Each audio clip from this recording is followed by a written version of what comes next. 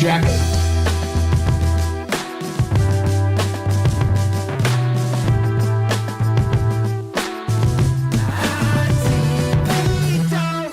Good morning. Sorry for the late start today, guys. My bad. Thanks for hanging in there. Let me move more to the middle of my camera frame. There we go. Appreciate it. I forgot I was supposed to take some snacks to the school, and so I was late doing that too. Camera mic. I don't know what that means. Neat. I sound like I'm in a tunnel.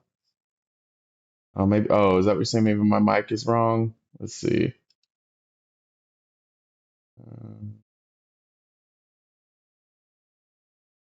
How about now? Did that change it? Tinny?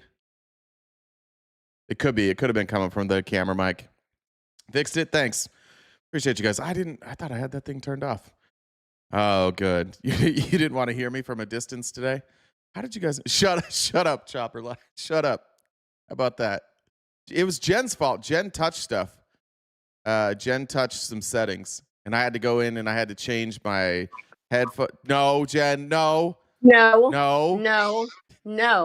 I didn't touch anything with your mic. You didn't know anything was changed until I told you about 4 or 5 minutes before the show started. Don't lie. So you didn't change shit. Can I just blame you one time? Just once? No. All right. Because no one likes a liar pants. Not first thing in the morning. Well, I didn't really lie. I just said that you did touch things. No, but you said you had to go in and change shit, is what you said. I did have to go change shit. I don't know why that happens. It like every once in a while, like this morning I went to like just test the audio and it wasn't coming through my headphones. I have no idea why anything ever happens, but it happens. So right. So can we just say this time? It's been a tough morning. I'll let you have this one. That's it. It's been a tough morning for me. Can we just blame you one time? Fine. Thank you. Appreciate it. You're a team player. You want to say anything while you're here, since you're here? Probably.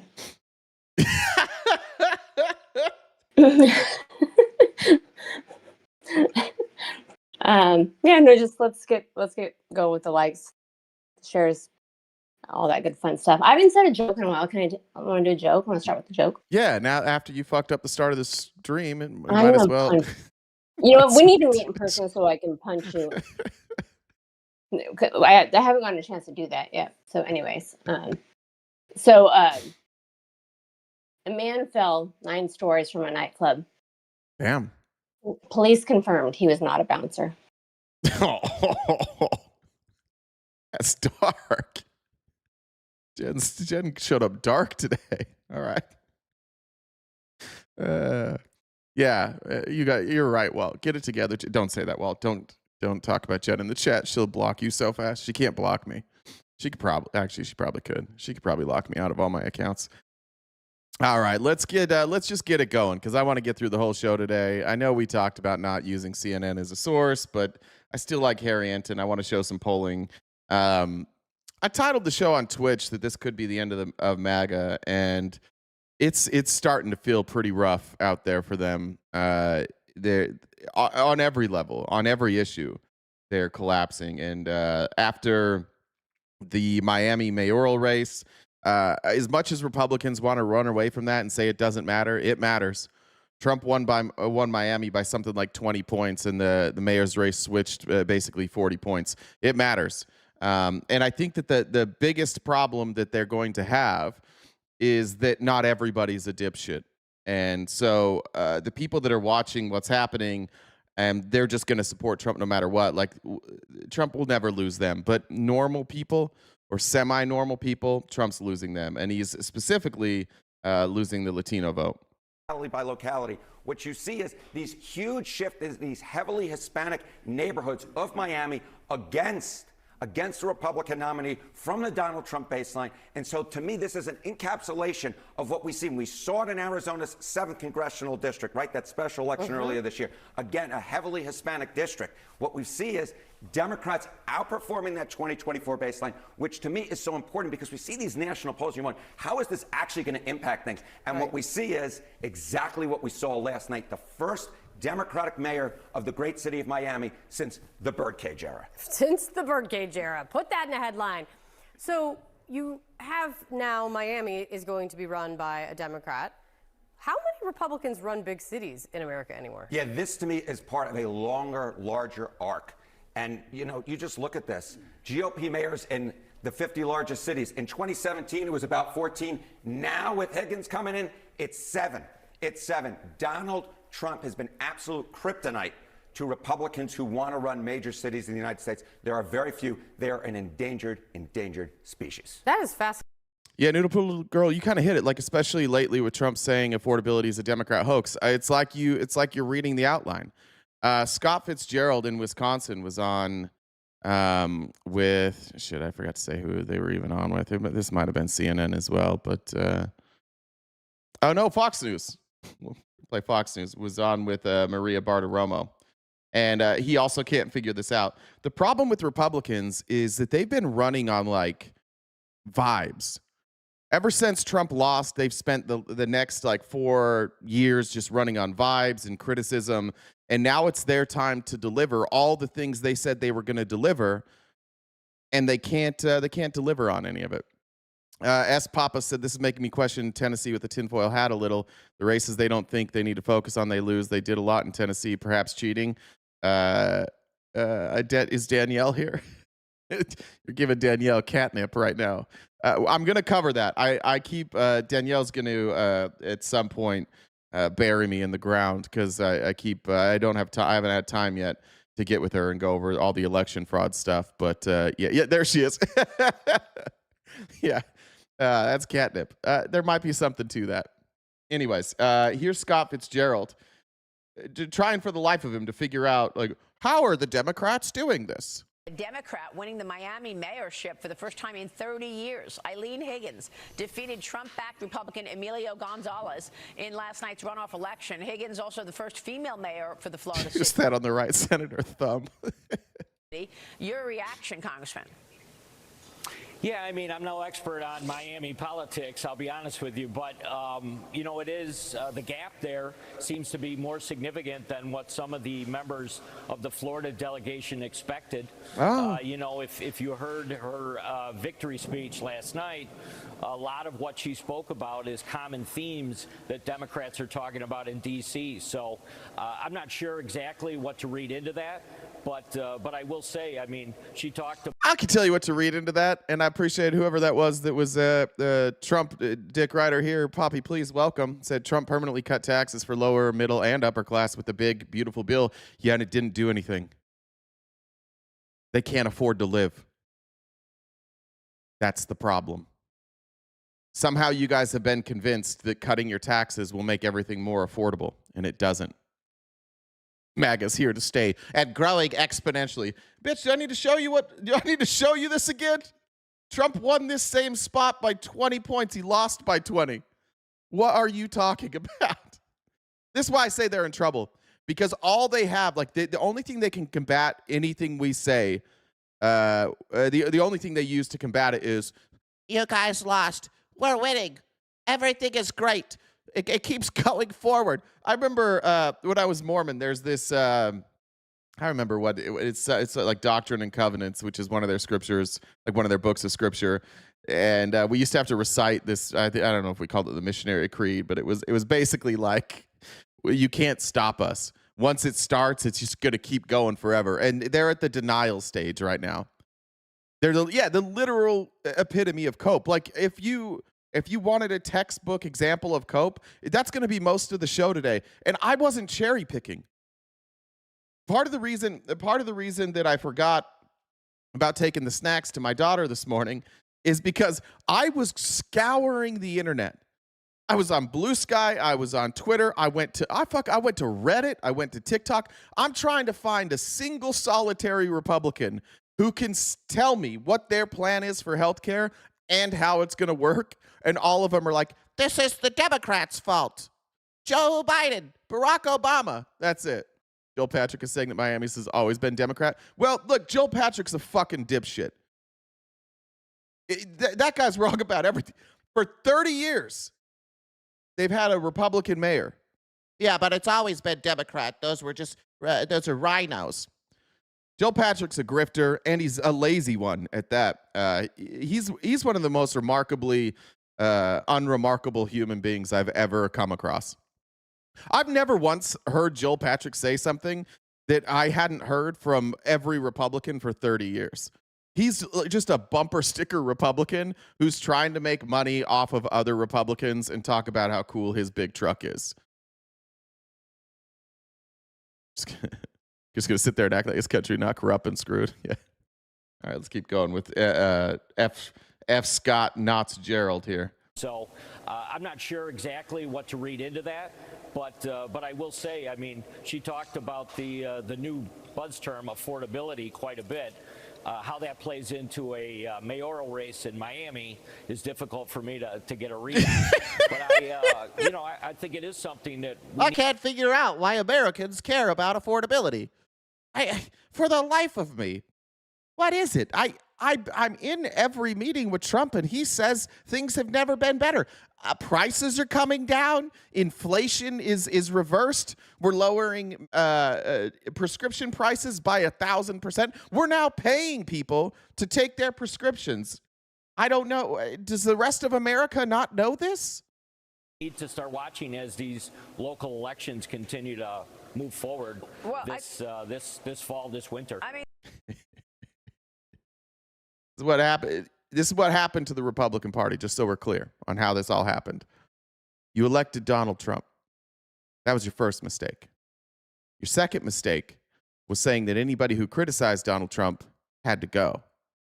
And then your third mistake was replacing those people with dumbass loyalists. So now you got some of the dumbest people on earth running your party and legislating for your party. And the problem with dumb people is they can't figure shit out. They can't fix problems. The solution to all of them is, what if we just trust Trump a little bit more? That's the problem. You guys can argue all you want, like about policy. You can argue all you want about elections. You have dumb people running your party. You only elect dumb people. I mean, I'm not even. This sometimes, admittedly, I call you dumb to make you mad. I call Republicans dumb to make them mad. Sometimes I'm just trying to poke the bear. Sometimes I'm petty. Sometimes I'm an asshole. Sometimes I'm being mean and I shouldn't be mean and I cross a line. But what I'm saying today is not meant to be an insult. Weirdly, like, I kind of feel like I need to reach out to my former brethren and say, you guys got to stop electing idiots. You need to stop electing dumb people. This whole show today, I'm gonna give you the best of your folks. I'm gonna show you clip after clip of your people who can't figure anything out. They don't know why everybody isn't worshiping Donald Trump. And the reason that you guys are bleeding support right now is that people do love Donald Trump. MAGA folks do love him. White Christian conservatives love him. Men who are more on the like traditional. We would call it toxic masculinity. You would call it like traditional gender roles. Those people liked Trump too. But you know what they like more than Trump? Being able to pay their bills. And if you can't help them pay their bills, and if you're making it harder on them, they will abandon you. And as soon as they abandon you, they're all going to realize the same thing that we've realized. Your party's full of idiots. And perhaps the dumbest person in your party is the one that makes all of the decisions. I don't even know, perhaps. Is there any, could we name somebody dumber than Donald Trump in the Republican Party? Boebert, for sure. I mean, Arizona's giving you guys a run for their money. Paul Gosar is probably dumber. Kristi Noem, yeah. Not many. I think Nancy Mace she's awful. She's smarter than Trump. Yeah, Hegseth's smarter too. Awful, but Kennedy's smarter too. Kennedy is actually a smart guy. He's just putting on an act. Every Democrat, Good one. Good one. Yeah, Marjorie Taylor Greene's smarter than him. Marjorie Taylor Greene did something that Trump wasn't able to do. Both of them kind of had a similar situation. They're Nepo babies, and their daddy handed them a business. Marjorie Taylor Greene grew that business. Donald Trump destroyed his daddy's business. She's a little bit smarter. DeSantis is smarter. Mullen's close. Yeah, Mullen's close. Mark, Wayne, Lee Harvey, Oswald, McMullins. Ted Cruz is smarter. Johnson's smarter. Lindsey Graham's smarter. Marsha Blackburn's smarter. I mean, look, these are all good. These are all good suggestions. But no, they're all smarter than Trump. And I'm not saying that they're smart. Alina Habba, yeah, she's smarter than him too. There is no chance that at any point in his life Donald Trump could have passed the bar. No shot. Tom Holman. All right, maybe Tom Holman. All right. I think we'll get more of this. What is today? The 11th, 12th? What is it? The 11th? So we'll get more of this as we get closer to the 19th. But there's a lot of fear now, not just from Democrats, but from Republicans, that there is some fuckery going on with the release of the Epstein files. And Scott McFarlane, it's just a teaser. I don't have a lot on this, but I just wanted it out there. And I want, if you guys find videos or interviews talking about the concerns about the release of the Epstein file, I would love it if you, files, I would love it if you would tag me or send it to me on Discord. I'd love to see those. They're not coming across my timeline. I tend to have to search them. That might be an Elon thing. I'm not sure. I don't see a lot of it on Blue Sky. But none of my other algorithms are showing me that. So I'm kind of having to go and look for Epstein stuff. So if you come across stuff, please send it to me.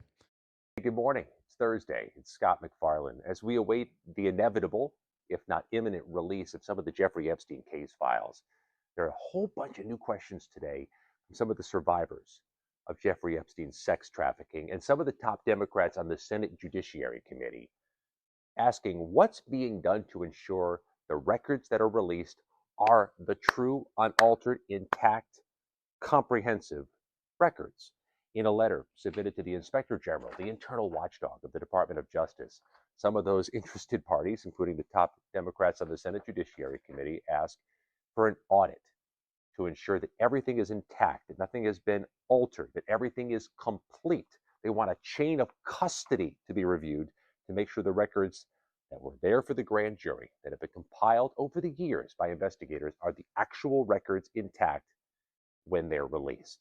In fact, this letter to the Inspector General asks several questions, that an audit be conducted to... Can somebody that knows more about this maybe enlighten us in the chat? This chain of custody is going to tell us a lot. But if these records are scrubbed, because they've all been digitized, is there any way to entirely scrub the record that you've edited them? So can anybody tell me the answer to that question? I understand that they might be able to release, and they're going to release probably if they do it like they've done all the other Epstein stuff, it's going to be a really hard to read document. Does anybody know? Is Bree here? Bree would probably know this shit. Is there any way that you can get rid of that? There's always a record, Chuck. This isn't something that I understand very well. Just inject bleach. Yeah. Hillary Clinton poured bleach all over her server. If they're using Adobe, there is for sure. Yeah, I'm asking, can they scrub the scrub? Not without a ton of work. There will be signs. Digital forensic auditors will see. Okay, cool. So that's what they're asking here. That's why they're asking for these audits of the chain of custody. They're looking at the forensic audit case. Because remember, there's that story that came out like a month ago. I don't remember who did it, and I don't know if it was ever confirmed, but that there was some spot in Virginia where they were scrubbing Republicans off the list. By the way, if this list comes out without Republicans, at this point, there's not enough support for Donald Trump and Republicans. It's not there's not enough cult protection that enough people will believe that. The majority of Americans, if this comes out and people that we know are supposed to be in those files aren't in those files, we'll know. Like, people will be upset. Not everybody's that dumb. It wasn't confirmed. Yeah, I didn't ever see it confirmed. I don't think I think it was just an idea they were floating. Well, the Epstein estate records, I don't know if the Epstein estate records have all these same records. We know how far audits get up. Every blacked out line, you can kind of assume it says Donald. All right. Thanks. Hey, Johnny. Good to see you, buddy. Johnny said just on YouTube to send a super chat. Balls. Thanks, buddy. Hope you're feeling well. I saw you were hanging out on Twitch today. Greg said the bar is low. Greg, during Facts Live today, he had that cartoon in the background. I don't even know what it was. I was going to come up this morning and pretend that was you. And I'm glad I didn't do that because that would have been mean, but good to see you, dude.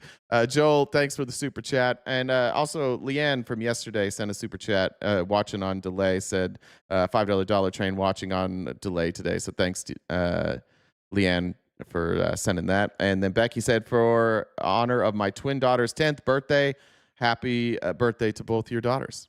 Happy 10th birthday. To find out how many agencies have had custody of the materials since January 2025. How many individuals have had custody of the material since January 2025? Are there irregularities in the chain of custody forms for evidence that's released in the Jeffrey Epstein matter? And one of the attorneys for a group of Epstein survivors told me there absolutely should be concern about the chain of custody of the Epstein files. He said, these records have been passed through too many hands, behind too many closed doors, for anyone to simply assume they're intact, unaltered, or complete. And the Department of Justice's Inspector General spoke with them, and they don't comment on their communications with the Hill. They had no comment for our reporting. The other problem is if we drag Pam Bondi in before a committee hearing, she's just going to lie. We already know, like, she's lied a million times already. They always lie. Nor did the Department of Justice immediately respond to our inquiries. But you can see the baseline issue here, can't you? That even when these Epstein case files are released, it is possible the questions linger. And you see this an immediate concern from survivors about whether the records are going to be the true, comprehensive, unaltered records. There's also going to be conspiracy theories that are difficult to kill, questions that are difficult to kill, even when the files are finally released. This is going to be chaos when those files are released because everybody's going to go through them with a fine-tooth comb. And there's going to be some people on the right that are some big creators on the right. Candace Owens, Ryan Mata will go after it. There's Tucker Carlson. There's going to be a lot of crossover. It's going to be kind of shitty again when we have to find ourselves showing research that Candace Owens or Tucker Carlson has done. Fakest pearl clutch ever. How dare you, Pam? Yeah, the how dare you, Pam that should be her new nickname. How dare you, Pam? And also, Pam, how dare you? I think we should put that out there too. How dare you, Pam Bondi? Just existing. How dare you exist? Go away, Pam Bondi. All right, let's talk about this real quick. Paramount, we talked last week, I think, or maybe we didn't, about Netflix acquiring Warner Brothers. And now, Paramount on Monday launched a hostile takeover for Warner Brothers Discovery, initiating a potential bruising battle with rival bidder Netflix to buy the company behind HBO. CNN and a famed HBO, CNN, and a famed movie studio, along with the power to reshape much of the nation's entertainment landscape, emerging just days after top Warner managers agreed to Netflix's $72 billion purchase, which did not include CNN. The Paramount bid seeks to go over the heads of those leaders by appealing directly to Warner shareholders with more money, $77.9 billion, and a plan to buy all of Warner's businesses, including the cable business that Netflix does not want. Now, this merger, just in general, it sucks. It sucks for all of us. It sucks for anybody who has their content is with Warner Brothers. It's going to change the way that they're paid. All of this sucks. But Paramount said its decision to go hostile came after it made several earlier offers that Warner management never engaged meaningfully with, following the company's October announcement that it was open to selling itself. In its appeal to shareholders, Paramount noted its offer also contains more cash than Netflix bid, $18 billion more, and argued that it's more likely to pass scrutiny from President Donald Trump's administration. You guys like the Republicans? I'm sure you like this, but how would you feel if Joe Biden was weighing in and got to be a decider on whether or not a merger like this could go through, and the deciding factor was, did you let my friends buy it or did you let somebody else? I don't think you'd like that very much. Over the weekend, Trump said Netflix Warner combo could be a problem because of the size of the combined market share and that he planned to review the deal personally. That's bullshit. He doesn't give a fuck about the size of it. He cares about how much he can control. And he's just on the record now saying that. This is the other problem that Republicans are having going forward, is that Trump changes his story every day. He keeps tattling on himself. So while the line is like, oh, we've just got to make sure that this is done properly, that we don't have a monopoly, which is like, no matter how this shakes out, it's a monopoly. And the Trump administration is going to do nothing about that. But Trump accidentally tells on himself all the time. Settled. But it takes two to tango. Mr. President, Warner Brothers, the new owners of Warner Brothers Discovery to make changes at CNN, big changes, and have you spoken to Jared about it? What are you doing with him, or get you sort of wall him off a little bit? So what do you want to know? What changes do you want to see at CNN under new owners? Well, I'm not involved in that. I will be probably involved, maybe involved in the decision. It depends. You have some good companies bidding on it. I think the people that have run CNN for the last long period of time are a disgrace. I think it's imperative that CNN be sold. I think it's important with this Fox News logo here down in the corner that only Fox News has ever been sued for knowingly lying to their viewers, like on purpose. CNN's been caught either lying or getting things wrong. Every news organization has. I've been caught getting things wrong. Although I will say I can't think of a time when I've ever lied on purpose. But like, people get things wrong. News organizations do too. But Fox is the only one, when they went through Discovery and they went through their emails, Fox was the only one that behind the scenes, they're like, we know we're wrong about this stuff, but if we tell the truth, then nobody's going to watch us anymore. They're also the only news organization I'm aware of that when they go to court, their defense is, we're not a news organization. We're entertainment. Anybody who thinks that we're a news organization is silly. Nobody, literally in court, they say nobody should take us seriously. And then you guys watch it and take it seriously because it confirms all of your biases. Host wants socialism. Host wants socialism. Just stay on topic today. We're playing this new game over here. It's a fun game. MAGA doesn't like it. The rest of us like it.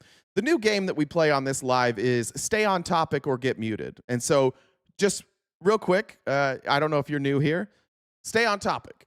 That's your warning. You can address anything we're talking about here. Right now, what we're talking about, Mr. Nice Guy, is that Fox News is not a real news organization, and they've been caught lying. They've been sued almost $1 billion. And they consistently claim that they're not a news organization in court. So you can talk about that, Mr. Nice Guy. Yes, censorship. Full-on censorship over here, Mr. Nice Guy. You can go and open up your own platform, but you're here, and I think you're here talking because nobody wants to listen to you. So you can be a human being and talk about the stuff we're talking about, or you can be censored. This is much like a classroom. If your teacher if you're in a classroom and your teacher is teaching about math and you say, why aren't we talking about Mount Vesuvius? Your teacher will say, you need to stay on topic or be quiet. And you will go, censorship, because you are a bitch. But we don't allow bitches like that. And we're now training MAGA to have conversations like human beings. That's what we're doing now. You guys have forgotten how to be human beings. So. Hey, Mr. Nice Guy won't stay on topic, so he'll end up being muted. If you're not familiar with him, that's what he does. I'm not familiar with Mr. Nice Guy. That doesn't seem very nice, though. That's what he does. Okay. So. All right. Well, do your best, bud. Yeah, I was yesterday during my show, I admitted that I was wrong. The title of my show yesterday, TT Sucks 25, was I Owe Jasmine Crockett an Apology. That was like a 20-minute segment yesterday of what I got wrong. And actually the day before, I don't even remember what it was. The day before, what were we talking about? We were talking about, that's what it was. Josh Hawley was talking about tax refund, or that people will be able to, or tax write-off.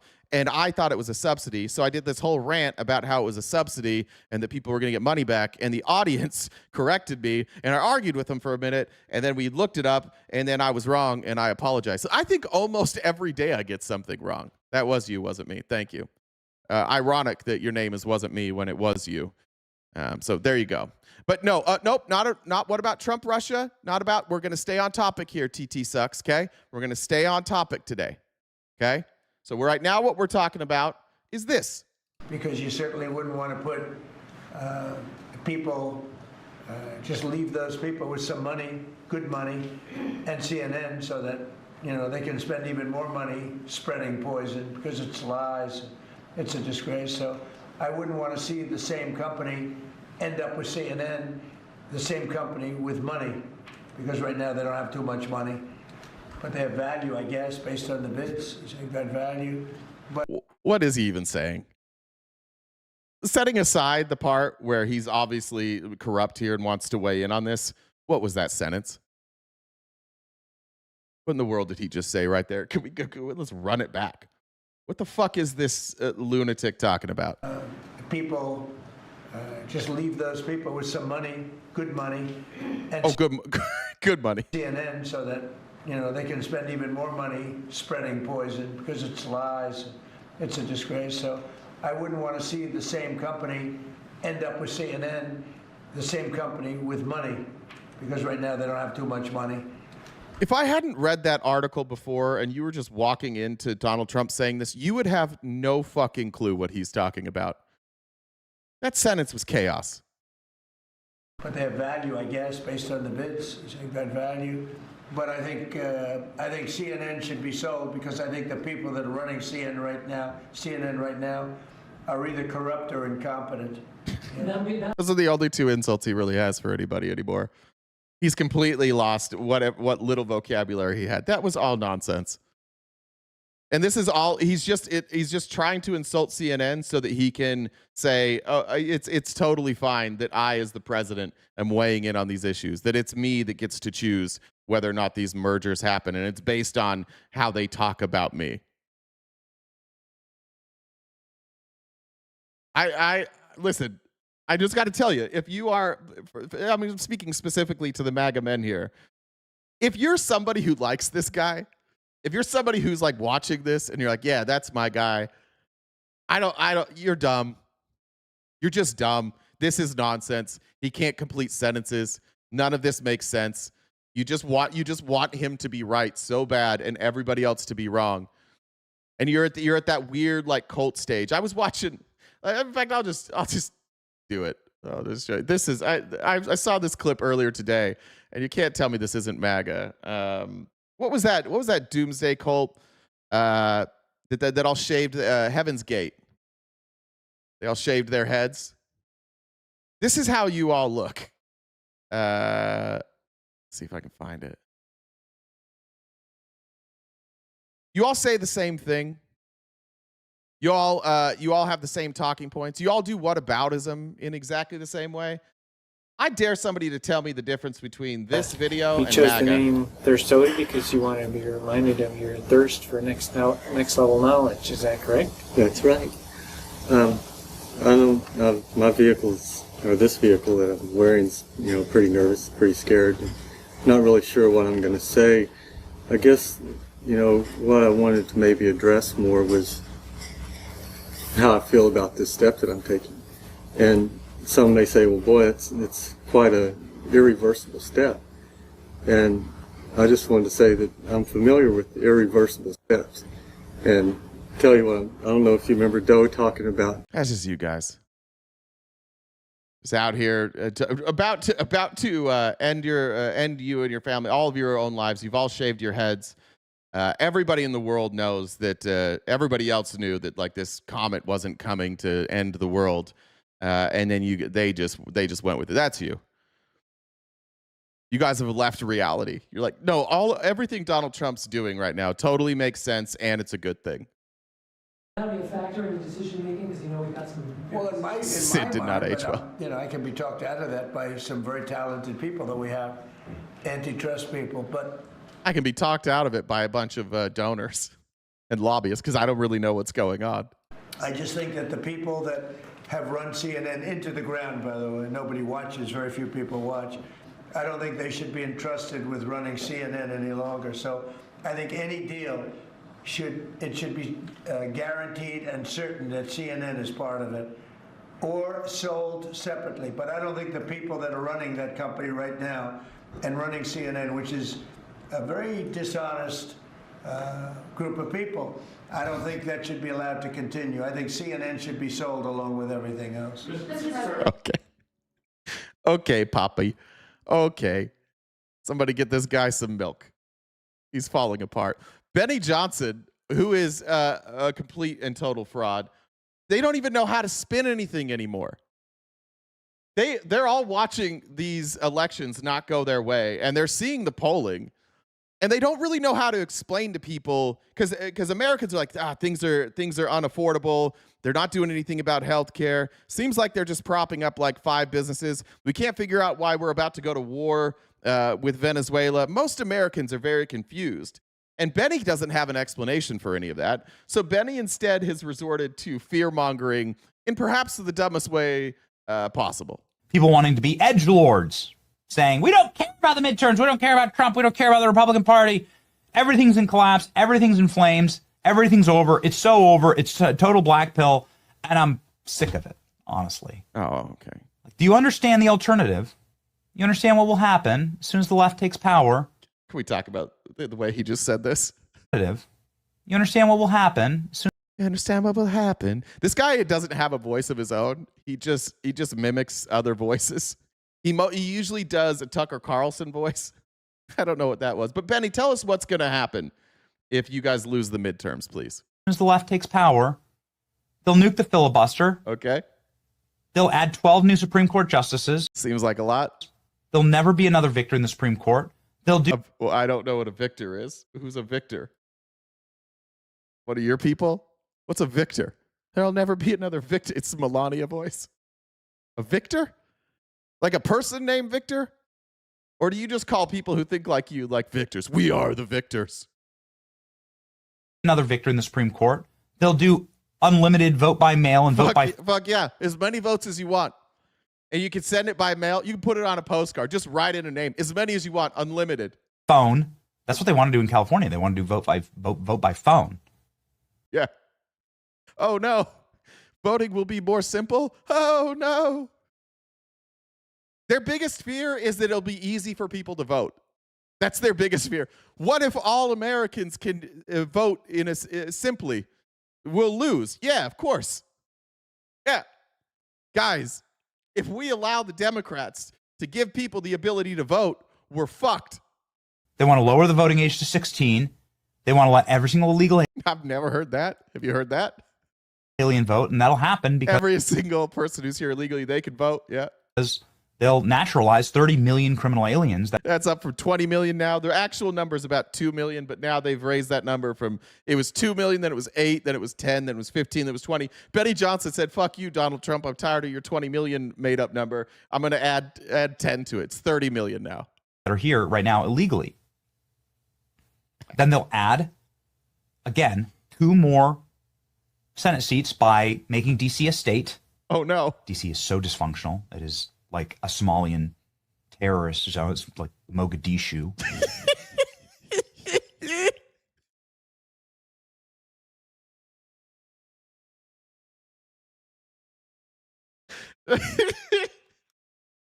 Guys, DC is Mogadishu. It's a fucking war zone out there. You can't walk through DC without stepping over bodies, and there's IEDs everywhere. It's roaming street gangs. I thought you guys fixed it. Didn't you fix it? I thought you fixed it. But once again, they'll let DC be represented. Oh no, not DC getting representation. Oh no. Puerto Rico, they'll do the same thing. Oh no, Puerto Rico will get to vote too. What the fuck are we going to do? Look at all these people that are voting. And then they'll pack the Senate, they'll pack the court, and they'll make it so that Republicans will never win an election ever again. Yeah. Well, not only that. I hope so. The last time the conservatives in this country ran a fascist, and ran on this same agenda, but they called themselves the American Nazi Party. It's not politically correct anymore, so we call ourselves MAGA. But the last time Republicans did this, where they ran on this agenda, and they also were like, we should do tariffs, and we need to make sure that the rich people keep all of the money. They lost power for 50 fucking years. 50. I can't believe I'm saying this. He might be right. He might be right that if Democrats do continue on this pace, that you guys are fucked for a very long time. And that what it's going to take is then like enough people have to die in America that people forget what fascism looks like. And then they'll take it. We'll cycle back through this in 70, 80 years. I can't believe I'm saying it. Betty Johnson might be right here. They'll trans the kids. They'll make, they'll make it mandatory. They're going to trans your kids. I don't even know what it means. But they're going to trans your fucking kids. Okay? That's really what they're doing. Now, look, I know that as a content creator, Betty Johnson, I should be talking about perhaps some of the policies that would make somebody want to vote for a Republican, but we don't fucking have any. All we have is complaining about Joe Biden, so they're going to trans your kids. That you have transgender bathrooms. Well, isn't that what you guys want? I thought you wanted transgender bathrooms. I thought you wanted men's, women, and transgender bathrooms. I think that'd be what you guys do. Men and women's sports. Yeah, that's what we're clamoring for. That's how we won the Miami mayor's race. She's like, listen, men, all of you need to play in women's sports, and we need to also trans your kids, and then we're all gonna have our own bathrooms. They'll make it mandatory that your children are forced into propaganda schools. Sure. They'll probably criminalize homeschooling. Yeah. And of course, they'll take down channels like this one. They'll crack down on all free speech. They'll fine into oblivion. I'm going to get to it, but this is actually what the Trump administration's doing. This is actually what they're doing right now. This feels like a little bit of projection by Benny. In every single free speech platform. And they'll take away your voice. They'll steal it. It'll be gone. And by steal it, he means they'll let people vote, and the people will vote you out. That's what he means by stealing, is that people will vote, and they won't want to vote for you. And so we're at a precipice right now. We're at a turning point right now. And it's something that we have to be critically laser focused in on. Now, run on it. Please run on it. Every Republican run on. They're going to trans your kids if we don't win. Please run on that. We're fine with it. We'll have this. We won't even oppose it. Every time you guys go out in front of a crowd and say they're going to trans your kids, we'll just play it and laugh. Please run on all of this. Pretty please.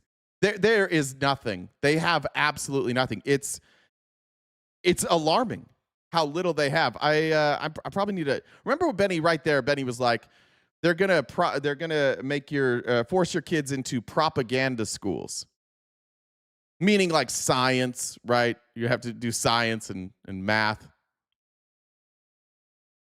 Certainly, Republicans wouldn't do that. Certainly, Greg Abbott wouldn't advocate for propaganda schools. As TPUSA, as Club America seeks to expand chapters in schools across the state, let me be clear. Any school that stands in the way of a Club America program in their school. Club America is a partnership with Turning Point USA, in where they are going to try and put a Turning Point USA chapter in every public school, which is dragging politics into school. Like, that's what we need to do for sure, is we need to indoctrinate our children in schools about politics. And then he's going to threaten you if you stand in the way of them indoctrinating your schools. In their school should be reported immediately to the Texas Education Agency, where I expect meaningful disciplinary action to be taken place for any stoppage of TPUSA in the great state of Texas. Since Kirk's... Yeah. If you oppose us turning your school into a propaganda arm, then we're going to throw you in jail. But that's us. It's us, though, right? We're the ones that want to propagandize your children with like reading and English, math, social studies, history. When will that? I don't know. Texas probably loves it. Everything Benny just said is just mostly projection. Let's talk about the economy.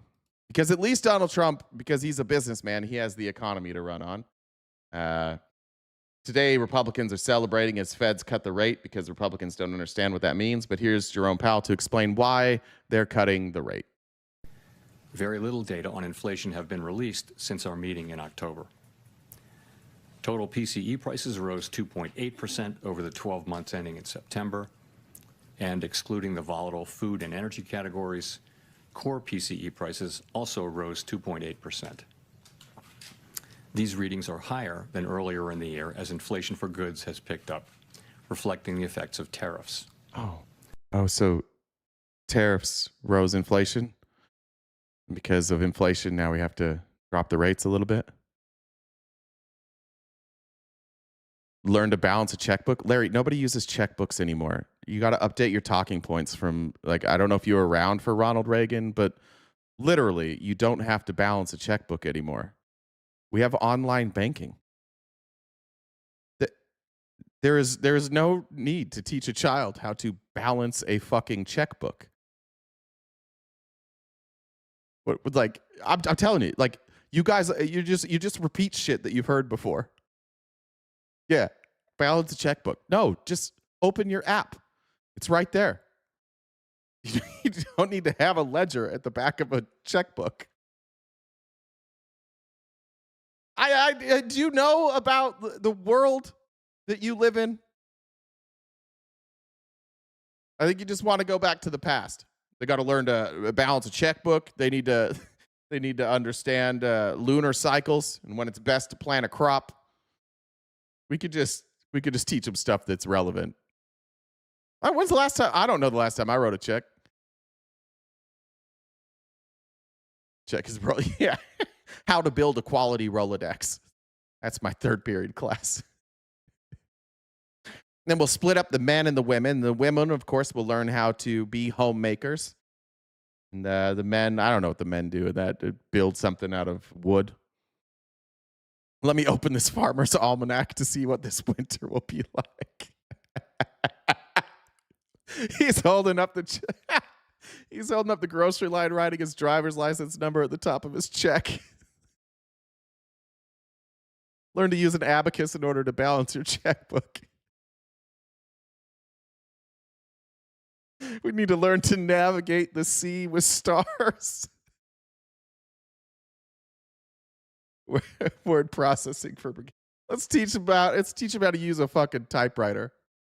Tell them about the benefits of using the Pony Express.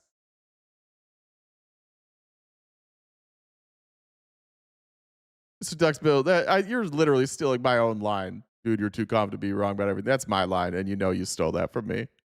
Look, it's alarming to watch MAGA in here, like, just watch you guys get so upset and just insult. You have no counter to any of this. That's why nobody, like, the chat doesn't even really get upset at you anymore. Like, you can't even troll. You just come in here and insult. We're laughing at you. We all know what you're going to do. We all know you're going to come in here and talk about anything other than what's happening and just insult people. We don't care. Nobody, you can insult all you want, but please try and stay on topic.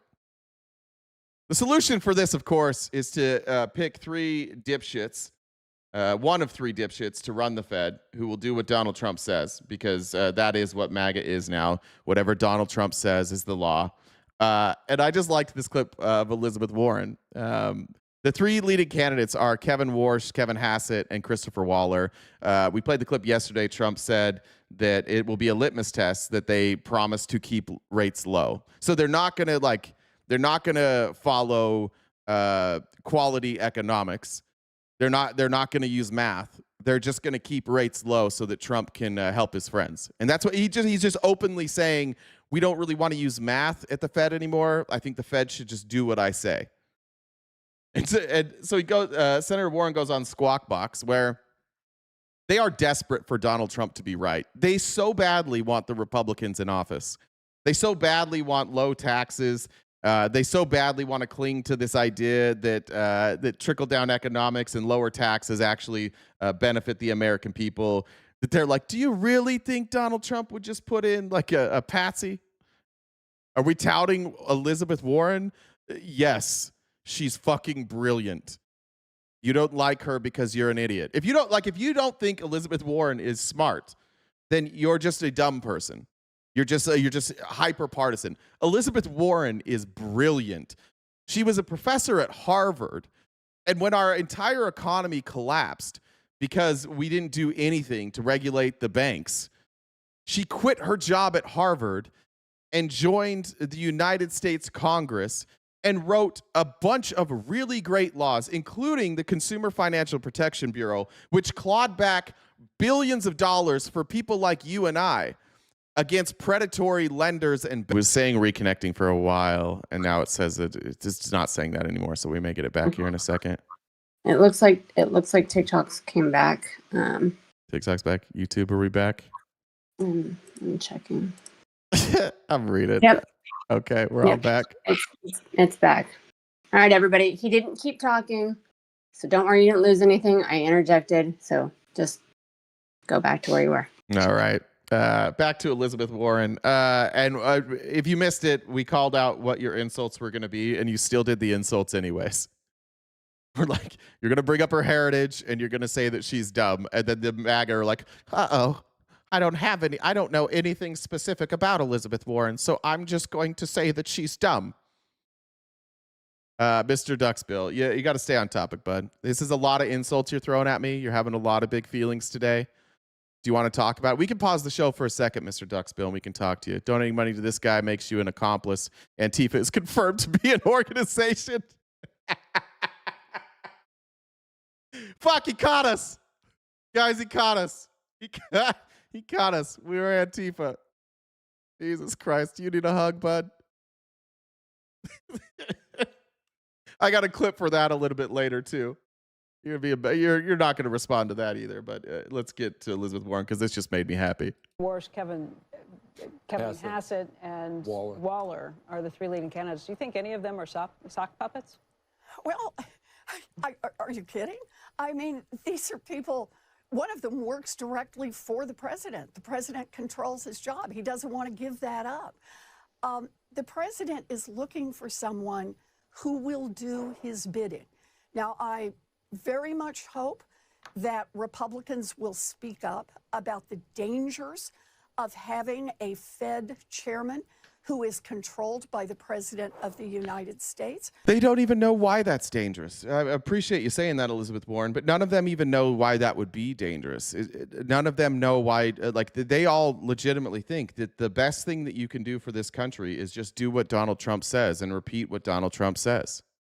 So far, all right, but Duxbill, you're muted for a little while. 5 minutes for Duxbill. Duxbill, you got to come back and stay on subject. You're muted for 5 minutes.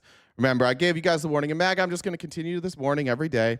We're going to put you over in the corner every time you act up, okay? This is a classroom setting, and we need you to stay on topic. So if you're coming in here every day to bother people instead of stay on subject, then we got to put you in the corner. So, Mr. Duxbill, you're going to be in the corner for about 5 minutes. And when you come back, I hope you come back with a good attitude and can stay on topic. Republicans have spoken generally about independence of the Fed. But all right, Bud Russell, you're also going into timeout because, again, got to stay on topic. Bud Russell, we're going to give you 2 minutes, though, okay? 2 minutes. And when you come back, when you're unmuted, please don't let the first thing you guys say is censorship, coward, because we've seen this before. And then we got to send you right back to timeout.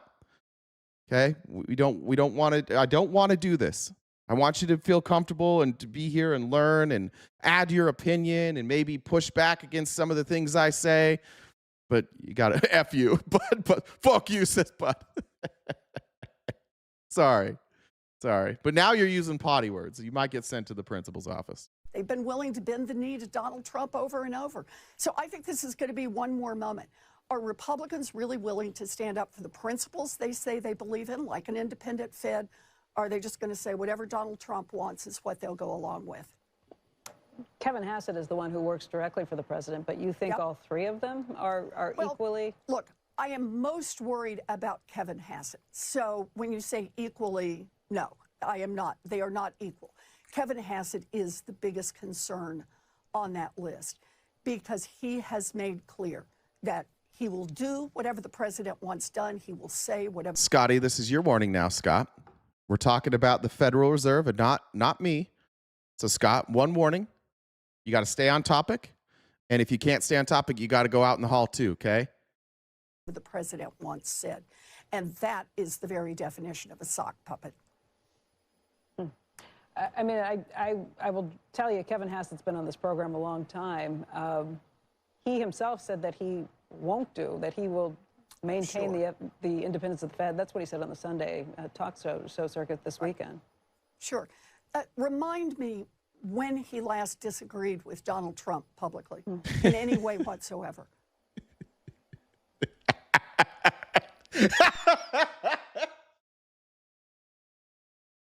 Somebody. Does anybody have an example? Anybody over there? Good example? Somebody tap in here. I think since going into the administration, his job has been to come on and... All right. Rickster, now you're getting muted. I'm taking away your freedom of speech, you whiny bitch. 2 minutes for Rickster, too. Stay on topic. Present the president's view. So I hear you on that. Right. He has not disagreed with him to this point. That's not common just to this administration. And I was going to say, Senator, that... Yeah. CNBC is just giving up. They're like, fuck, I don't know. Yeah, you're right. You're right. These are all just little cucks. All right. The solution for this for Republicans seems to be, fuck. In December we don't have any ideas, so let's gerrymander. I found this morning. This is from Rogue, YouTube channel Rogue. 5,000 subs and got 200,000 views on this. That's dope. So shout out Rogue YouTube channel. I'll give you a little subscribe there. I highly recommend you guys do as well. But we kind of talked about this the other day, but I'm a graphics person. And since there is MAGA here too, we got to give you some pictures. Larry, good to have you back. I want you to see another example of why the people that you follow and you believe in are dumb.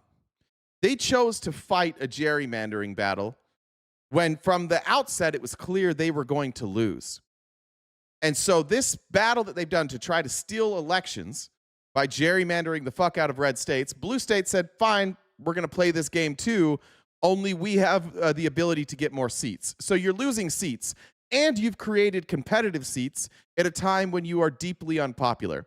But this gives you graphics too. So Larry, you might learn something here. And you might want to reconsider, even if you keep your Republican beliefs for any Republican here, you may want to reconsider in the future voting for dipshits. You may want to have a litmus test that isn't, do they suck Donald Trump's taint or do they not? The litmus test perhaps should be, did they ever say anything that isn't just a repeat of what Donald Trump says? Have I ever heard this person explain anything in detail, or do they just show up with a microphone and tell us that we're victims and Dems are bad? I would rethink that because your party just fucked you. In December 2025, a special election was held in Tennessee's deep red. No, CNC, I appreciate it. Like New York, New Jersey, Illinois, every other blue state haven't done the exact same thing. Nobody's ever done this ever before, CNC. This is new. This midterm redistricting. Nobody's done this before. So Texas said, we're going to do it. And Texas and many other red states said, we're just going to fucking do it. And some of them did it illegally. But blue states, because we can read and our lawyers go to law school and we understand how the courts work, blue states did it in a legal way. For example, in Indiana, in Texas, in Tennessee, when the legislature just chose to gerrymander, They didn't do so with the support of their citizenry. So now there are lawsuits, and the citizens of those states can sue, and they are suing. And what that does is it wraps up these gerrymandered redistricting plots. It wraps them up in court. But most of these states, they have a deadline of when the map has to be approved before the election. And for most of them, that's at the beginning of the year. Unfortunately, these cases are tied up in court. And so even though some of these states have gerrymandered, it won't work for the midterms. But blue states said, we're going to do it by including the people. Like California allowed the people to vote on it. And because the people voted on it, if it goes to the court, you can't really make the argument that Gavin Newsom did this. Because the people voted. They were given the opportunity to make a change, and it has held up. I think the Trump administration has tried to sue them 7 times now, and they're 0 for 7. So once again, you played a game against Democrats, and it's true, Democrats and Republicans are playing the same game, but with different players. You're playing it with dipshits. We're playing it with people who can read. So this fight that you picked, you lost. And you lost because your people that run your party and the president at the head of your party are all very, very dumb. So you can be mad at me. You can say that both sides are cheating. I agree. This is cheating. I hate this. I don't like gerrymandering. But one side has a brain and the other side is dipshits, and you've lost this battle now. And they're going to explain it here with pictures. 7th Congressional District. And while the Republicans prevented a devastating upset, Democrats improved the result by a whopping 12 points compared to 2024. That's the kind of swing you often see in special elections right before a midterm wave wipes out the president's party. The Democrats may not have won in Tennessee, but the result is the latest piece of evidence pointing to a blue wave so big that even gerrymandering won't be able to save the Republicans. See, for the last month or two, we've been seeing polls that show Democrats doing around 7 points better than they did in 2024. No, I said they were gerrymandering. Gerrymandering's not illegal. I said that they did it in a legal way, CNC matrix. Try and keep up.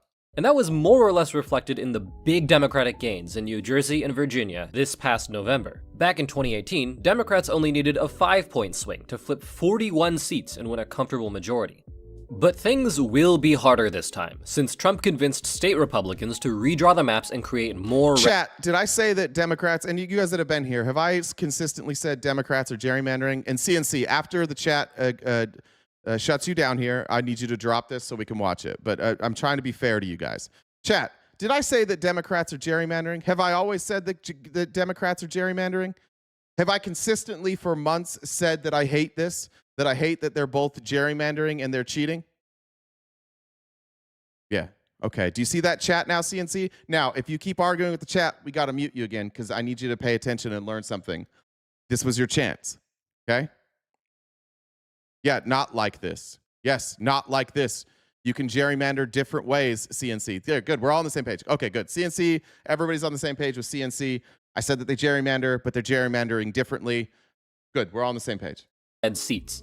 That set off a redistricting war, with blue states gerrymandering back. And even though most of the new maps give Republicans an edge, the Democrats are leading by enough right now to beat the gerrymanders and hold a lot of their old seats. In some places, the whole thing could backfire, allowing Democrats to win in districts they couldn't before. Let's take a look at the 6 states that have redistricted so far this cycle and see how each party is doing. In Texas, where all of this started, Republicans drew 5 new red districts. They took a risk by creating a few new majority Latino districts that would have voted for Trump in 2024. But 2/3 of Latino voters oppose Trump's mass deportations, not to mention his handling of the cost of living crisis. In New Jersey, where 1/5 of the population is Latino, they swung back to the Democrats by double digits in 2025. If that happens in Texas, it would put 3 new districts in South Texas back into contention. It even gives Democrats an outside chance in a seat that was already held by Republicans, meaning they could end up only 1 seat down rather than 5. But the worst consequence for Republicans of gerrymandering in Texas is California's response. While Democrats were winning in New Jersey and Virginia, Governor Gavin Newsom was winning a ballot measure that added 5 new Democratic seats in California. All 5 of those seats are likely to go blue, especially in a wave election. Then we have Ohio and North Carolina, who drew 3 new Republican districts between them. But all 3 districts have long-time Democratic incumbents, and like Texas, they'd probably hold on, especially in a blue wave.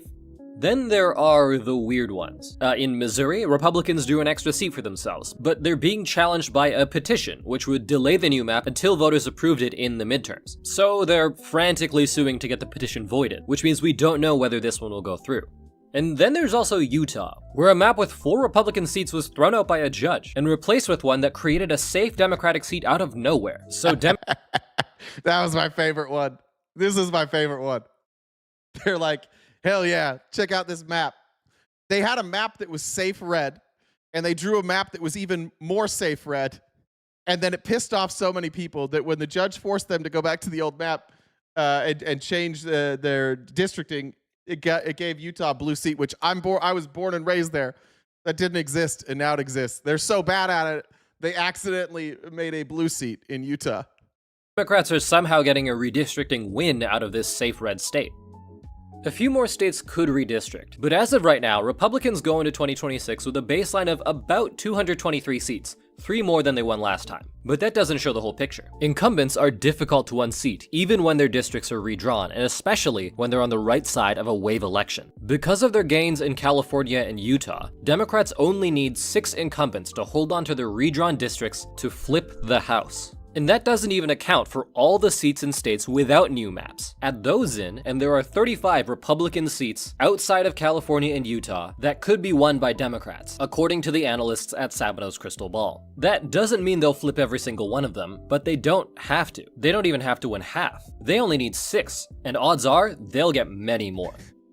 With a future like that, it's no wonder so many Republicans are retiring before the next election. Many House Republicans already hate their jobs and complain that their leader, Speaker Mike Johnson, has turned the body into a rubber stamp for the Trump administration. Marjorie Taylor Greene, a far-right Republican who fell out with Trump, has announced she's resigning before the end of her term, and claims that multiple other Republicans are considering joining her. If just 3 seats flip in House elections in 2026, or if enough Republicans resign, Democrats could take control of the House before the midterms even happen. That's right, the Democrats are winning so big right now that there's a small chance they could win the midterms before a single vote is cast. But that's all hypothetical. For now, Democrats can be happy with their performance in 2025, from New Jersey to Virginia to Tennessee. If Trump wants to stop a blue wave in 2026, he needs to find a way to stop the bleeding and win voters back who have given up on his party. That probably means some big, fundamental changes to how he communicates and governs. Whether he can do that or not is anybody's guess. So he went out and he started screaming racism. That's his plan. That's the Republican plan, to just keep doubling down on blaming Democrats and being racist. Rory said, "Thank you, sir. You've taught me a lot, even when I check behind. You're spot on. Thank you." Amy said, "Voting, representative democracy, i.e. a form of democracy." Kristen said, "Diagnosed heel spurs watch you to deal with pain." Oof. Yours is real too. Imagine. I guess you could be, if it was fake, you could run for president. RGZ just sent a donation just to piss off Duck's bill. And FOMC was bad news for our economy. Powell basically said that the administration is lying about their job gains. High inflation plus job losses equals here comes stagflation. I think we're already hitting that. Amy Lynn said if the left takes over, get rid of electoral votes, go straight popular vote. They'll finally know what popular vote really is. Perfect. Got that one. Dolphin, said, "Dolphin here. I think I saw you pop in my live last night. Got to say, you came in at the wrong time. Stop by anytime. Plus, I think your kid would get a kick out of me, the tiny dancer." I might have. I was scrolling through TikTok, so I might have popped in. I don't remember. But that's possible. Jen said Antifa bail fund. Good. Thank you. All right. Let's actually go. Yeah, I want to talk about this. I want to talk about another thing that this administration's doing that is going to cause them problems, and something that we should definitely continue to bring up. I think it's overlooked, but it should continue to be brought up. Donald Trump keeps talking about all these countries where he wants immigrants to come from, places like Denmark and Norway or Sweden, and they're not coming to America anymore. There are a lot of states, red states, like Florida, who rely heavily on people coming to visit their state. Nevada, Arizona, where I live, California. A lot of states rely on tourism. But if you look from all of these European countries and you look at their willingness to travel to the United States, it's down, 22% from Austria, over almost 40% from Denmark, almost 30% from Germany, almost 40% from Iceland, 25% from Norway, 25% from Spain, almost 20% from Sweden. Even the UK, we're down 15%. I thought we were respected again. Are we not respected again? I thought everybody loved this guy around the world. Yeah, tourism in Vegas has taken an absolute beating. I get so many emails for cheap hotel rooms in Vegas. Yeah, when you fuck over the allies, when they view you as on the side with Russia, and Russia's threatening to invade all of them, yeah. Just another way that Donald Trump is destroying our economy. Did we run off all the Republicans when we started talking about numbers? Are they mad because we won't let them just sit here and insult? Yeah, good point, Fender Funk. Wait till they start checking social media. That's the next story there. Wait, is it? Where is it? Did I not put it on here? I'll jump to it. It's whoever's doing the outline today. It's number 22. I'll jump to it now. Trump administration is proposing to ask visitors from several dozen nations that enjoy visa-free travel to the United States to submit additional personal information before entering the country, including 5 years of their social media history. Cool. Ted yelling, it's all being done by an illegitimate president. Love it. Citizens of 42 countries enrolled in the visa waiver program can generally come to the United States for up to 90 days for tourism or business without needing to apply for a visa at an American embassy or consulate, a process that can take months or even years. The list of countries in the visa waiver program includes many European nations like United Kingdom, Germany, France, as well as some U.S. allies around the world. So you can see here Chile, I guess that's part of France there, basically all of Europe, Australia, New Zealand, Japan, South Korea, Taiwan. If you were going to another country and you knew that country was willing to lock people up for what they found on their phone, would you be willing to go to a country if you had ever criticized the president there, or criticized their party, or criticized the country? Are we now the country where if you come here to visit, you have to love Donald Trump?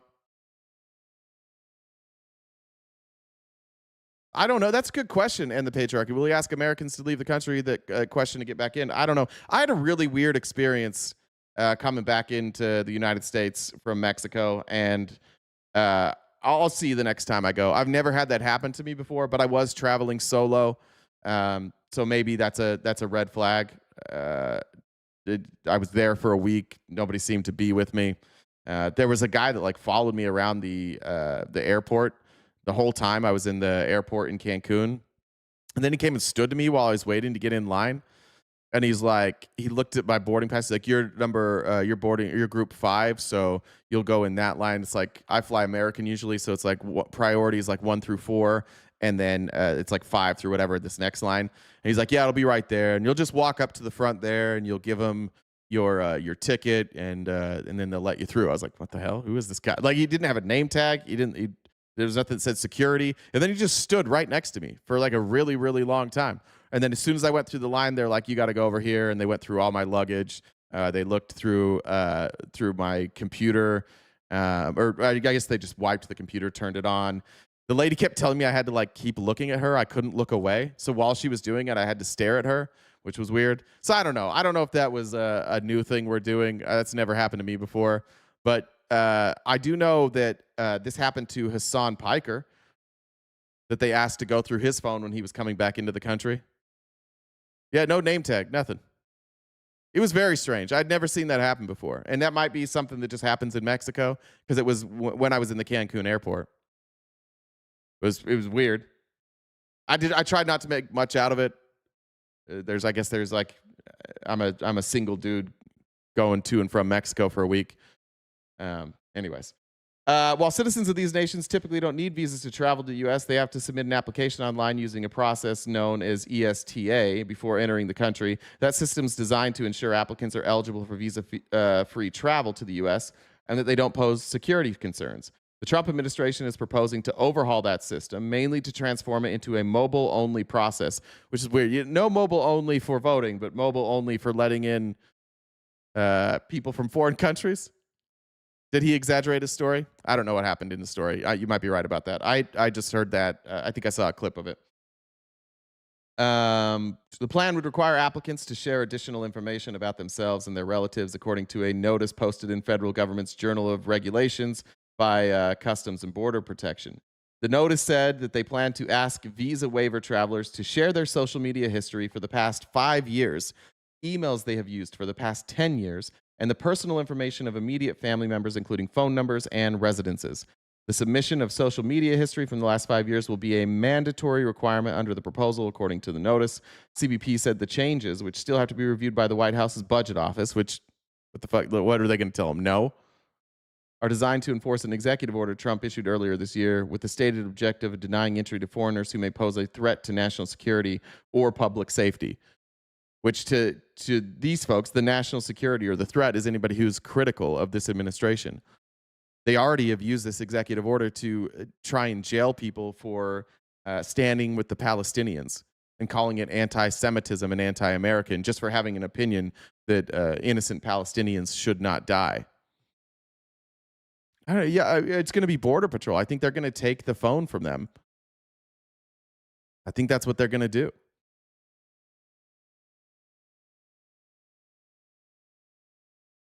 Notice provided an encounter. I don't know who you're talking about there.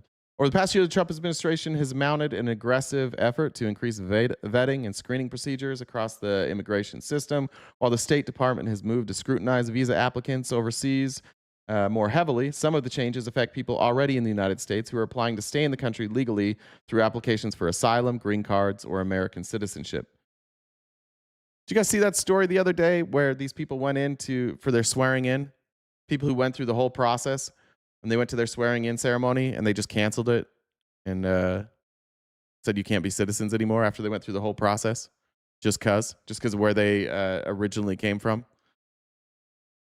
How about I delete all my socials and submit a get fucked record?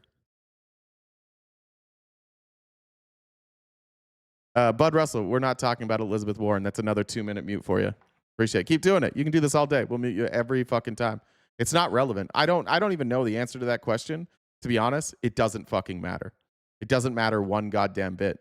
If that happened, it doesn't make her any less smart. And I'm not going to hear anything about corruption and lying from somebody who supports Donald Trump. Not a thing. We're not doing that. When we see Donald Trump's records, you get to talk about other people's records. When we see his records, his grades, his admissions, then we can talk. When we see the application for Melania's visa or Einstein visa, then we can talk. I'm not interested in litigating Elizabeth Warren's law application, but enjoy your 2-minute timeout and come back and try and stay on subject the next time. Appreciate it. Going back in my state, because the cool thing about Donald Trump is he always does the right thing. He's not partisan and he doesn't punish people, and neither does Pam Bondi. This is our Attorney General, Chris Mays. I think she does a good job. Republicans in this state don't think she does a good job. But one of the things that she does do is she deals with a border state. And she has asked for resources from the federal government to help deal with cartels. And because she's a Democrat and because she has sued Kari Lake and because she is seen as a thorn in the side of this administration, they take it out on her. They don't help with drug enforcement because they don't like her. Here's a story. You could have the resources you wanted. What would they be? What would you be doing in order to truly limit the amount of fentanyl that is coming in this country?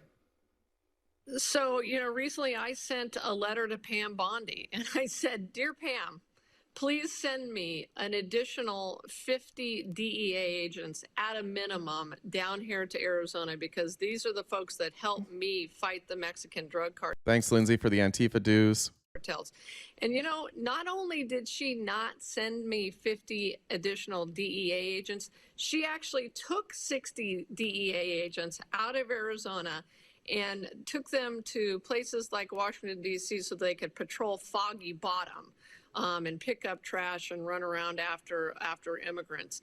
That is not what we need. What I would call upon Pam Bondi and Donald Trump to do is to bring us back these agents and bring them back to do their actual jobs. And I will tell you, I know these folks. They want to be going after the Mexican drug cartels. They want to be protecting this country against the scourge of these drugs. They want to be going after money laundering. We have one out of every, Why do you guys think, if there's Republicans left in here, can you explain to me why we think it's a good idea to take law enforcement, DEA, people who are working and fighting against the cartels at a border state? Why would we send them to Washington, D.C. to go walk around the streets and pick up trash and chase down people who might be undocumented here? Do we want to explain that? It seems to me, and we have a hard time creating a counter argument to this. It seems to me that almost everything the Department of Homeland Security and ICE are doing is publicity stunts.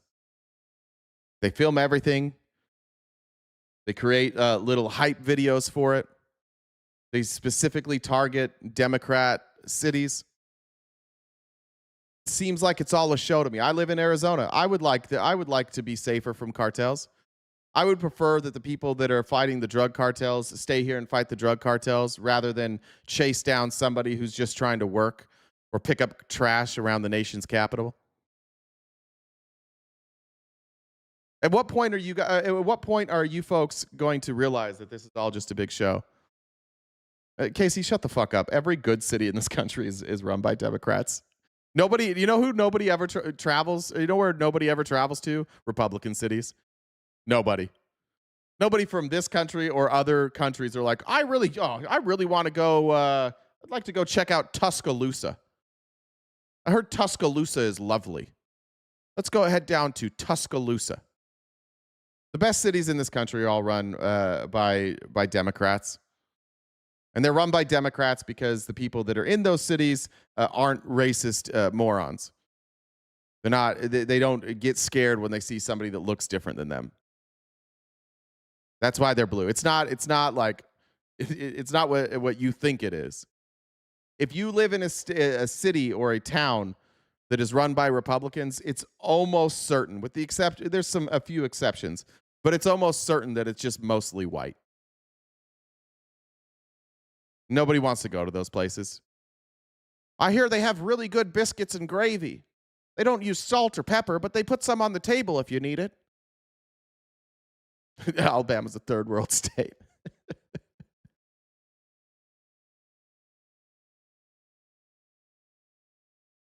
Have I been to San Francisco? I go all the time.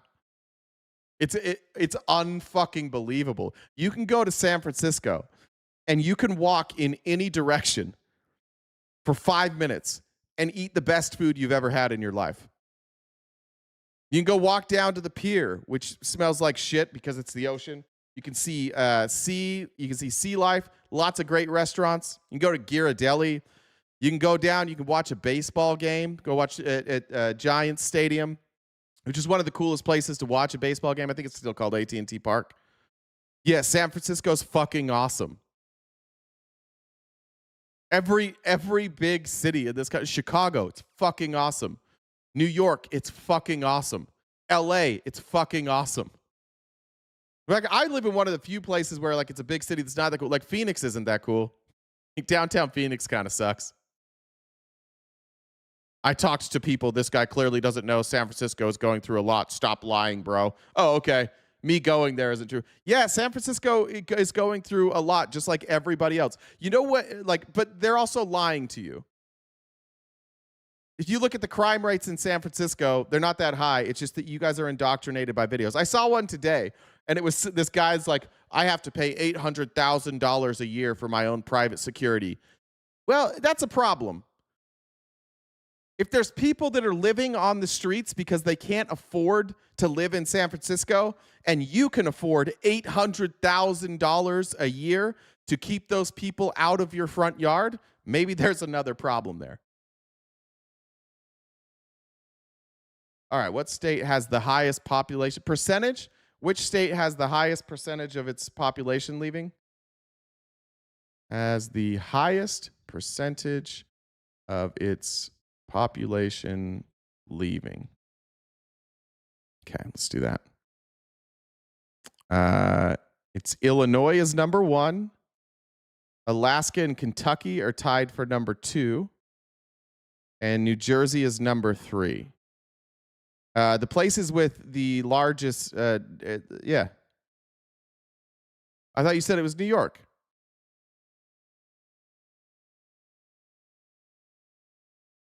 What happened? Or are you just counting total numbers? Because if it's total numbers, that doesn't make a lot of sense, right? Because people are going to leave. And who's leaving New York? Old people who want to pay less in taxes. Let me ask you this question. Where are you? Who has a higher, who has the highest crime rate in this country? Which cities have the highest violent crime rate?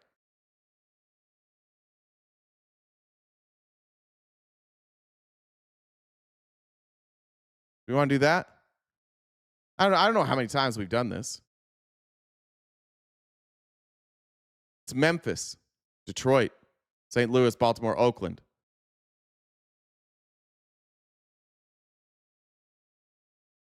But then if you take like per capita and you include smaller cities, like, because really what you want to know is how likely are you to be hurt in that city? So now you want to look at like incidents per 100,000, right? So if we go to Schmurder and manslaughter, I can show you the number. Like if you look at, we can sort this. Birmingham, Alabama, St. Louis, Missouri, Memphis, Tennessee, red state, red state, red state, Baltimore, Maryland, Detroit, Michigan, Cleveland, Ohio, Dayton, Ohio, Kansas City, Missouri, Louisiana, Shreveport, Louisiana, DC. Where do we get to New York? Syracuse is higher than New York City. Rochester is higher than New York City. Buffalo is higher than New York City. When do you even get to? I don't know. Have you ever been to New York? New York's awesome too. Same deal in New York. You can go anywhere and just get great food. Let's look at like grape. Anchorage, Alaska, Salt Lake City is a red state, red state, red state, red state, red state, red state, red state, red state, red state, red state, blue state. Finally, the first blue state is Colorado Springs, which is like a very Republican area. Red state, blue state. Finally, a solid blue state in Michigan at 14. What about like robbery? Oakland, not San Francisco. Baltimore, DC, Cleveland, Minneapolis. Now you're starting to see a connection here. Where do you see most robbery and property crimes? Places with high wealth disparity. What about assault?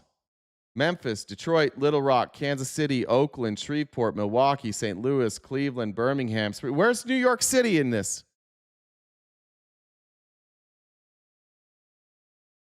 That's all. It's because blue cities won't charge people.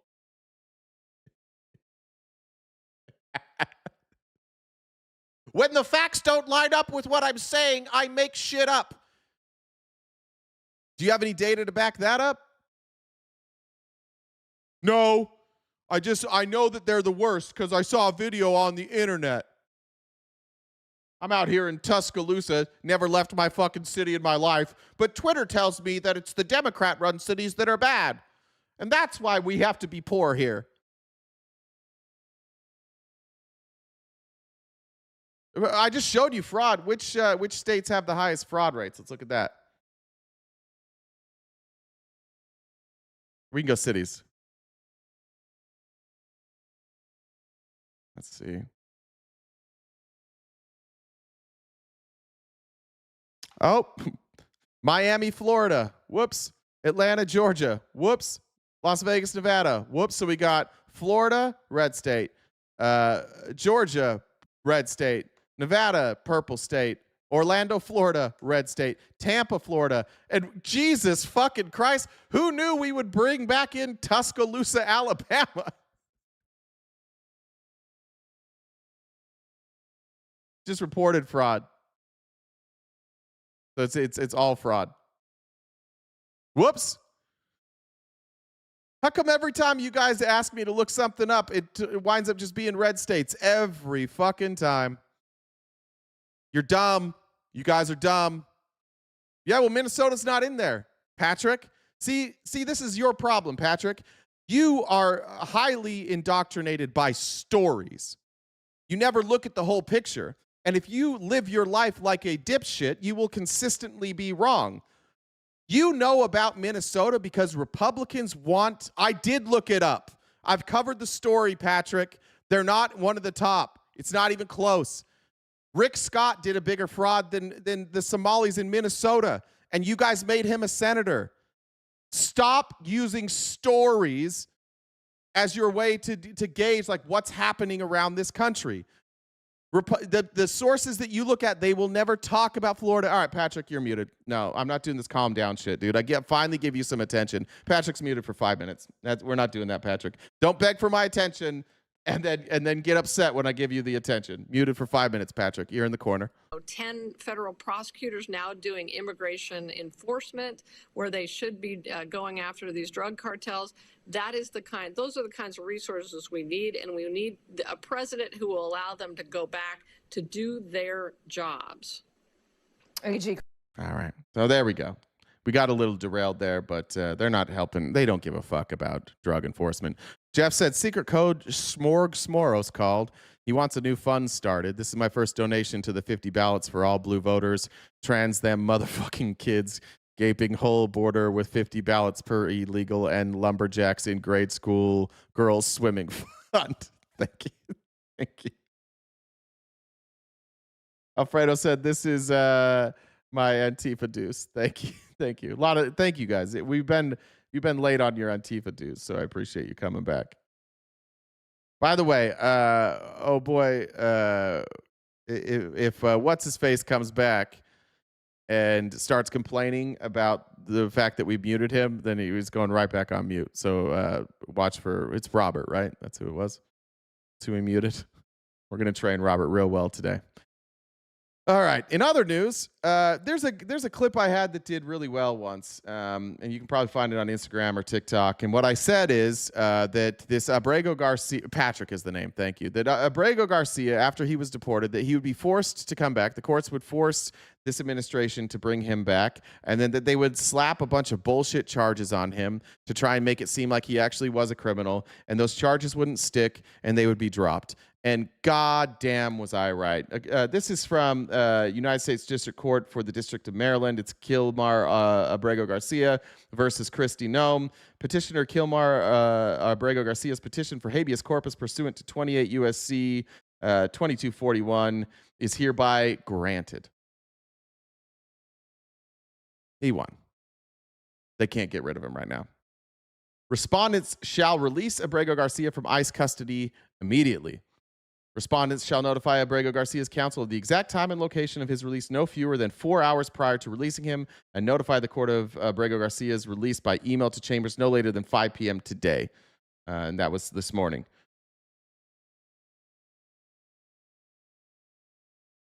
Remember, you guys told us this was all lawful? I need you to go back and I need you to go back and you need to watch Pam Bondi and Donald Trump and Kristi Noem and Tom Homan. They all said that this was all above board. It was all legal, that he didn't have the right to due process. They were wrong, weren't they? Republicans, were they wrong? Here it comes. Radical activist judges. Yeah, there you go. Salty one. We know what they're going to say. It's the judges. Who is this judge? Anybody know the judge here? Who's the Abrego Garcia judge? Let's see.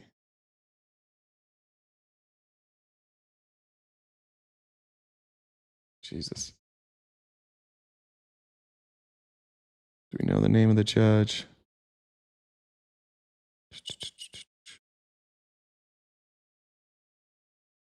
Paula Zinnis? Oh, yeah, Obama appointee. Short hair. That's a lib for sure. 11 million people weren't let into this country. There were people that came in through a legal process of asylum. No, it doesn't bother me. It doesn't bother me. And you guys, by the way, we're in month 11, and you guys still haven't changed the law for asylum. So it must not have bothered any of you either, because you haven't advocated for them to change that law. You just want to be whiny little bitches like always. I want to complain about shit that happened during the Biden administration and never address what's happening now. Why didn't you fix it? Bull crap. We were flooded. Yeah, dude, I saw it. You seen the videos? Who flooded? Flooded with what? OC surfer. What were we flooded with? Asylum seekers, right? Asylum seekers, right? Because that's how we know the number. No, you didn't. You did not try to change the law. You're lying now. You guys shut it down. Republicans and Democrats wrote a law, and Trump killed it. And you guys haven't wrote a new law since. Go ahead, tell me what the law was. Who proposed this law? No. You're staying. You have to talk to me now. We're going to try this again with one of you. All right, C Surfer. What was the name of the law and who introduced it? You can only answer that question.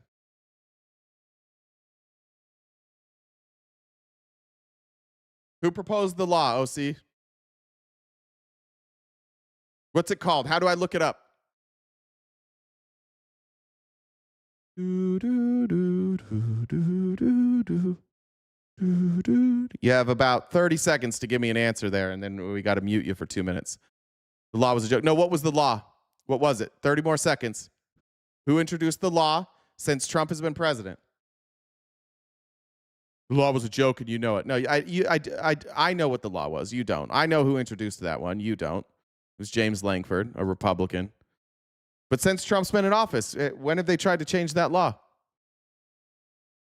20 more seconds. Your next answer better be I don't know or what the law was, who introduced it.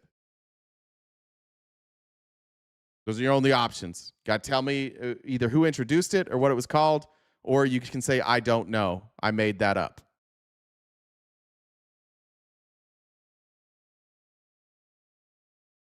Oh, he's going to go to the corner. 10 more seconds.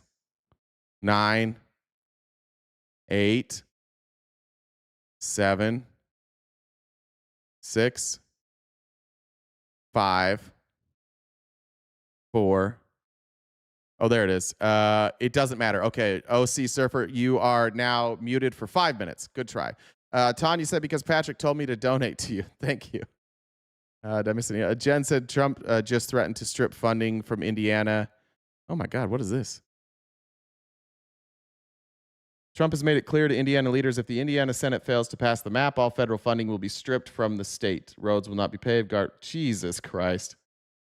This is from Heritage. Guard bases will close. Major projects will stop. These are the stakes, and every no vote will be to blame. These people have had their lives threatened. Republicans are being threatened with their life, and now that they are going to shut down the state if they don't do what Trump tells them to do to try and steal the election. Indiana has roads?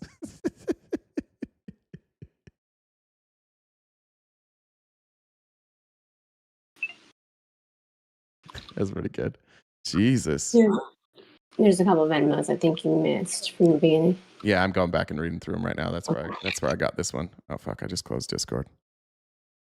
Sorry, guys. That one was from Tanya. Let's see here. Candace said Linda McMahon is at least as dumb as Trump, if not dumber. Thank you. Love the show. Love you. Ryan said BAGA is fucking stupid. Please insult them. They deserve it. They put us in this spot. Fair.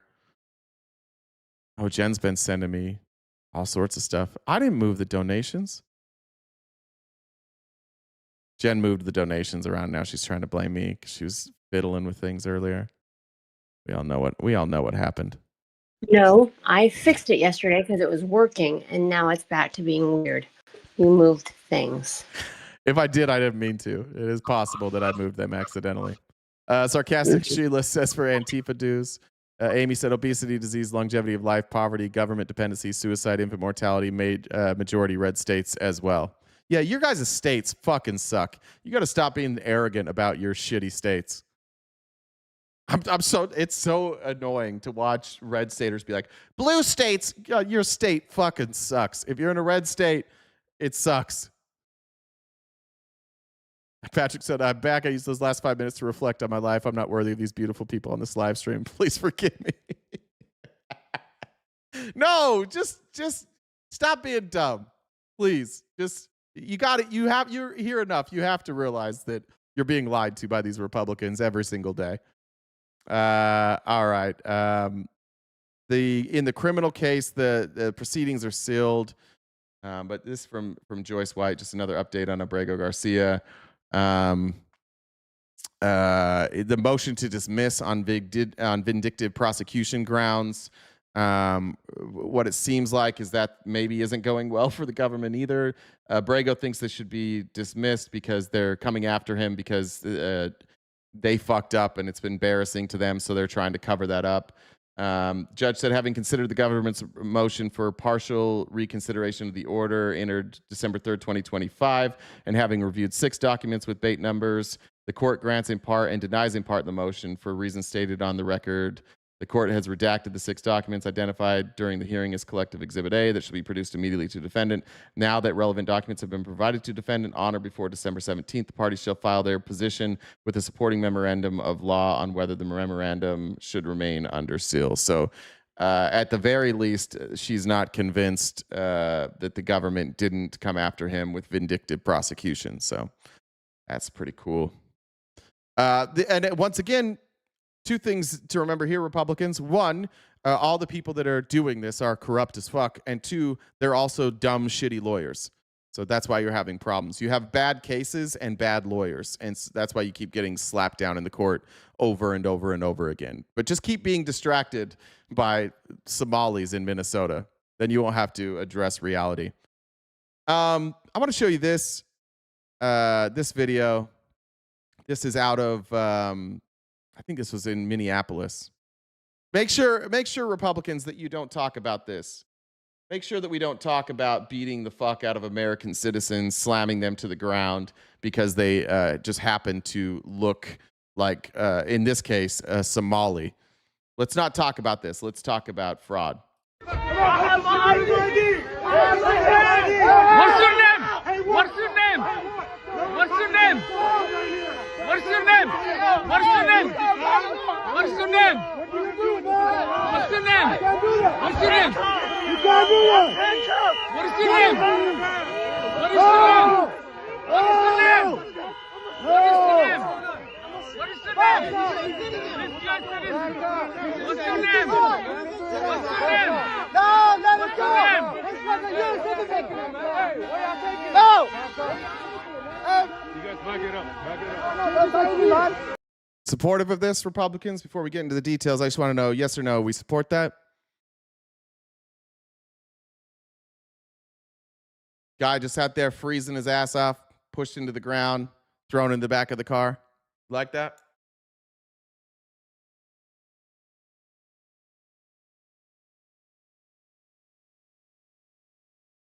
Yes, you like it? Yep, total support. Cool. That's a U.S. citizen right there. Let's meet him. Let's hear what happened. My name is Mubashir, and I never expected to be standing in front of all these thanks, Bakari, for the Antifa dues. Cameras and microphones. But what happened to me cannot stay quiet. What happened to me was unjust, uncalled for. I was simply on my lunch break. I literally went downstairs from my building. I wasn't even outside for mere seconds before I seen a masked person running at me full speed. He tackled me, pushed me inside the restaurant, like as you can see in the video. I told him I'm a U.S. citizen, what is going on? He didn't seem to care. He dragged me outside through the snow while I was handcuffed, restrained, helpless, and he pushed me to the ground, and he put me in a chokehold.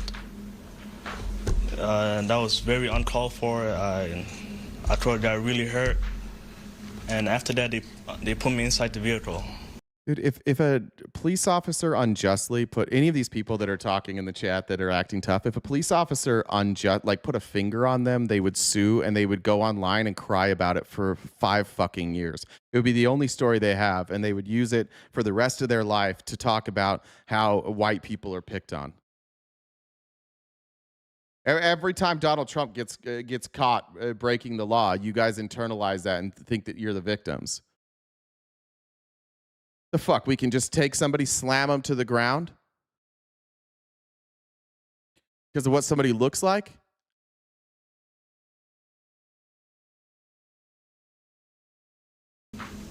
And they asked me, we have to verify if you're a U.S. citizen because I believe you're an illegal citizen. They're tough, like older millennial pissed himself. Yeah. I can't stop peeing, but online I'm very tough. Because you ran from me, but as you can see in the videos that will be released, I'm simply just standing still. I asked them, okay, they said, let me take a picture of you to scan your face to see if you're a U.S. citizen. I declined because... So they kidnapped him and wanted to scan his face. They took him, they threw him in that car, they drove him away, they kidnapped him and said, we get to scan your face. They have no right to do that. Just to be clear, ICE has no legal authority. If ICE comes up to you and says, show me your papers, you can tell them to fuck themselves. You can tell them that they have tiny dicks and that they can suck your ass, and there's not a fucking thing they can do about it. They have no authority to do any of this shit. So regardless of what you think about immigration, what you're beating off to right now is big government. A police state. Oh, we love police states. Oh, I love that. But if this, like, you guys cry about January 6th. They put them in jail for beating up police officers. It's not fair. This guy's just having lunch. No, Larry, it's not. Larry's muted for 2 minutes for being a dumb fuck. No, Larry, it's not on him for saying no. Just comply. Just be a cucky little bitch. Just do whatever ICE tells you. They're not allowed to tell you to do that. They have no, it's the same way. Can I just, if I came up to you and I was like, I need to scan your face, Larry, and you're like, no, and I slammed you to the ground, you would cry about that the rest of your fucking life. And I have the same authority to do that as they do, meaning I don't. There is no difference between what these people did and a random stranger doing this to this guy. They don't have authority to do it. They're not law enforcement for U.S. citizens. They can't cuff you. They can't detain you. They can't put you in the back of the car. They can't do any of this shit. There's no jurisdiction for any of this. And you cucky little fucks every day, they should have just complied. No, you wouldn't comply either. I'm tired of you. I'm tired of you little bitch boys. You are the bitchiest little boys that ever did exist. Bunch of titty milk boys. It's fair when it happens to somebody who's black. How will a picture prove I'm a U.S. citizen? I told him I have my passport. It's in my phone. Can I open it and show you? He declined. I told him, can I give you my name and my date of birth? He declined. So he took me on the other side of Cedar, and they kept me there for 45 minutes. Just asking, we have to scan your face, we have to scan your face. After about a whole hour, they said, okay, we can do your fingerprints. Bud Russell, you got it. Sorry, you're muted again. I don't know how many more times we have to do this. Got to stay on topic. Nope, we're talking about this right now. Learn to be uncomfortable, you stupid little bitches. I'm uncomfortable uncomfortable with what I'm seeing. Please talk about something else. Nope. Now not only do you have to watch it, you can't comment and be a dipshit. So Bud Russell, muted. 2 minutes. Appreciate it. There's 2 minutes left of this. 2 minutes for Bud Russell. On our phones. And drowning, 2 minutes. Pay attention. Watch the video. Don't attack me right now. I'm showing you your government taking U.S. citizens and kidnapping them. And it's the only thing we're talking about right now. The only fucking thing we're talking about right now. the fingerprints were not working. So I guess they waited on 20 more minutes, and they said, we're going to take you in. By the way, it's crazy. They're like, this guy should just comply. You motherfuckers cry when I mute you. This is fine, but I got muted on a YouTube stream. This is unfair. Freedom of speech. I'm such a victim. You got muted on a YouTube stream. You're a fucking adult. You're complaining about it. This guy got kidnapped. He got slammed to the ground and kidnapped. But I'm the real victim because you muted me for 2 minutes because I can't stay on topic. Into Bishop Henry, all the way in Bloomington. While they were driving me all the way there, they were wasting time. They kept going back in the same highway. I told them, are you guys lost? But they said, yeah, this is our first time taking someone in. And I told, they had the maps out. Mark Rizzo says, Grateful Ice is doing a good job. Mark, I'm assuming that you say the same thing to whoever's plowing your girlfriend while you're sitting there begging your dick to get semi-hard. He's doing a great job. I really appreciate him doing this. Just cuckery, bud. Out and everything. They were trying to intimidate me.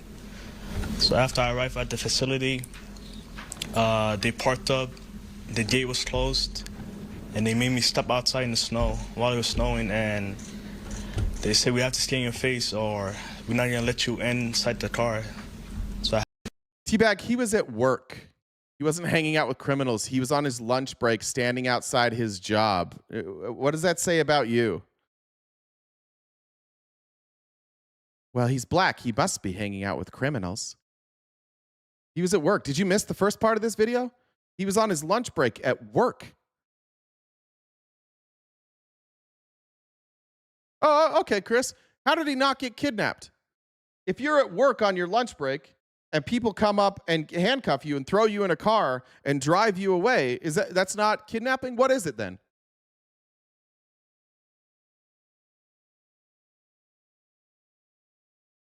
OC Surfer, you've been complaining about getting muted. You don't get an opinion. 2 minutes for OC Surfer for being a bitch still. You've been complaining about getting muted. It's no big deal. He was detained for a couple hours. You had to shut the fuck up for 2 minutes and you pissed your pants. No, you're a bitch too. None of you who complain about being muted get to say like, oh, this guy should just toughen it up. You're the most thin-skinned little bitches around. Stop cucking for the fucking government, you little cucky bitches. I love big government. Stop it. Have some self-respect. Who else is this happening? Actually, that's not true. When this happened, we say only when precious minorities are affected. First of all, it's disproportionately affecting minorities. But we also said this when people were being detained for saying free Palestine who were white. No, I don't think the government should be able to come in and kidnap you. There's something called due process. You can't kidnap somebody for standing there. Only pussies mute the opposition. Okay, bye, Sterlo. Somebody get Sterlo. You're not opposition. You're whiny bitches. Opposition is somebody who would come up here and debate something. You're not opposition. You're somebody in the crowd screaming out nonsense and you're distracting everybody else. You're too big of a pussy to be opposition, all of you, because you can come up here and talk, message GenDub1 on Discord. You could have a conversation. You're not opposition. You're in the crowd cheerleading. You're not part of the game. If you want to have a conversation with me, come up and have a conversation. But if you're going to cry from the chat, you get muted. We're not playing this game with you guys anymore. And you're going to come back. That's the crazy thing. I mute you and you all come back. You have nothing else going in your life. Nothing. You sit there on mute and stew for the full 2 minutes and then you come back here. Unfair. Unfair. I'm not going to be insulted by any of you losers. You can come up and talk to me, or you can continue playing the game and you get muted and everybody kind of likes it. It's fun for me. It's admittedly a little fun to watch you come back and just keep going through this process over and over. I'm not a cuck, but I'm still here. All right. I want to go to Benny Johnson. Now, admittedly, Benny Johnson is not Benny Johnson, excuse me. Fucking, what is his name? Is it Benny Thompson? Benny Thompson. He's not great in congressional hearings, and he regularly stumbles or uses words incorrectly, but so do I. So I don't want to focus. I do want to point out here that he incorrectly uses a word, and he gets a lot of heat for it. But I also want to point out that everybody knows what Benny Thompson was trying to say here. And Republicans ignore everything that he said and just try and be offended. Because that's what you do. All the things that you claim that the left does, it's actually what you do. You just try and be offended. So he had I don't know, one of the like associate FBI directors here, assistant to the assistant to the assistant, and Kristi Noem, and he's just going to ask them really simple questions, which they're not going to answer. The unfortunate accident that occurred with the National Guardsman being killed. You think that was an unfortunate accident? I mean, It was a terrorist attack. wait. Look, I'll get it straight.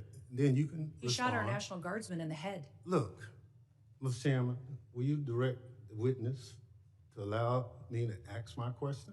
He clearly meant incident, right? You think he thought that was nobody thinks that was an accident. He's not trying to sell it as an accident. But this clip is going to go all around right-wing media today. They're going to clip it right there, and they're going to say, Kristi Noem destroys Benny Thompson. And that's all anybody on the right is going to know. It's the only thing that they're going to hear. They're not going to watch this whole clip. He asks a question, and she doesn't answer it. But right-wing media will hide that from all of them and try and make Benny Thompson out to be an idiot. It was an unfortunate situation, but you blamed it solely on Joe Biden. I want you to know who approved the asylum application for this same person. Is it all over Twitter already? I told you. Yeah. They're the most predictable humans on earth. Bud Russell, muted again for 5 minutes. Actually, ban Bud Russell for 24 hours. Sorry, Bud Russell, you're not coming back. Thompson, this individual that came into the country. No, I want to know who approved. Congressman Thompson, I want you to understand when this individual came into the country, he came under I'm not going to let you. Evacuation of Afghanistan under Operation Allies Welcome, was thoroughly vetted by the Biden administration. This is not, Jeremy, this is not an illegal immigrant here. This is somebody who's here legally. And if I were him, frankly, I would also probably hate this country. Why won't she answer the question, though? Who approved it? Republicans here in the chat, let's do this. We're going to see if you guys are better than Kristi Noem. Republicans in the chat, who approved the asylum claim for this man? Which administration?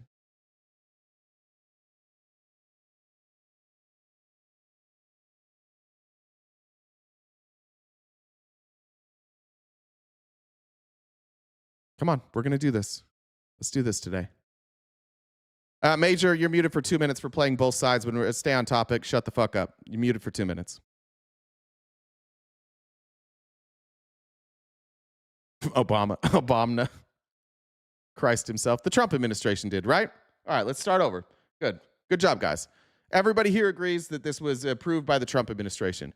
Now the next question is, why will Kristi Noem not answer that question? Ask my question. It was an unfortunate situation, but you blamed it solely on Joe Biden. I want you to know who approved the asylum application for this same person. The Trump administration. Somebody that worked for her. She could say a name. She could say us. She could explain why we did it. Why won't she answer this question? And why are you guys so comfortable with her doing this?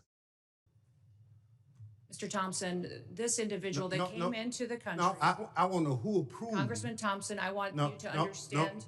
When this individual came into the country, he came under I'm not going to let you. Evacuation of Afghanistan under Operation Allies Welcome was thoroughly vetted by the Biden administration. I didn't say he was a citizen. I said he was here legally. He was on an asylum claim, and the Trump administration approved his asylum application.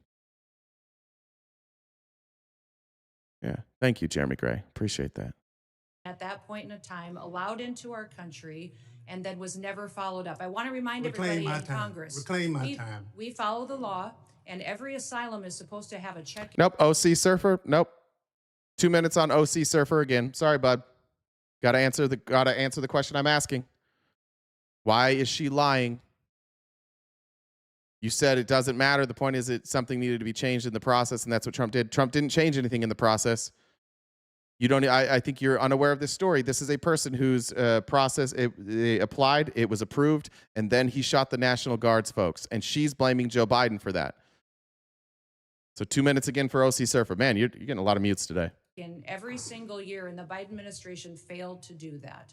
They vetted this individual, allowed them into our country, and did not do due Witness will allow the gentleman to ask his question. Yes or no? Who approved the asylum claim? The application. It's not a yes or no, so he's going to get killed for that now too. And that's all they'll focus on. They'll focus on the fact that Benny Thompson used a word incorrectly, and then he did the yes or no. And they won't bring up the fact that she won't answer the question. On the asylum was thoroughly filled out by information that was gathered by the Biden administration. Sterlo's feeling it discriminated against. 5 minutes now for Sterlo for being a whiny bitch. 5 minutes in the corner, Sterlo. We'll see you in 5 minutes. We know you don't have anywhere to go. The Biden administration approved the asylum. The asylum application was put into place under the rules established by the Biden administration. Reclaiming my time. I don't want to file perjury charges against you, but I'm of the opinion that the Trump administration, DHS, your DHS, approved the asylum application. The asylum application moved forward under all of the information and vetting processes that were put in place under the Biden administration, which is when vetting happened. You would never let any human in your life live like this, where every time it's her job. She's accountable for this. She never takes accountability for anything. It is the thing that MAGA fears the most, is being accountable, of saying the buck stops here. There is nothing that you will ever take accountability for. My point is that the majority of the illegals are here not to improve their lives, it's to destroy this country from the inside. However, no, you don't know that, Jeremy. You're making that up. And I'm just being honest here. You have no evidence of that. So these are your thoughts. And these thoughts have come to you through indoctrination, through watching videos, and from hearing things. You don't know that. It's silly. I live in a state where we have a ton of both documented and undocumented immigrants, and they commit crimes at much lower rates than American citizens do. You have no data to back that up. That's why people call you racist. That's why people call you xenophobic. That's why people call you a bigot, because your opinion flies against the facts, but you're convinced of it. Stop doing this shit, man. Stop it. Nobody's trying to take the only person I know of recently where we've had like an instance where they're like, I'm actually trying to take down the United States. Vladimir Putin, who Trump seems to be in bed with, and Hernandez, who he just pardoned. Stop that. You have, if you hold that opinion that you know what these people are thinking, you sure as shit better have some sort of data to back that up.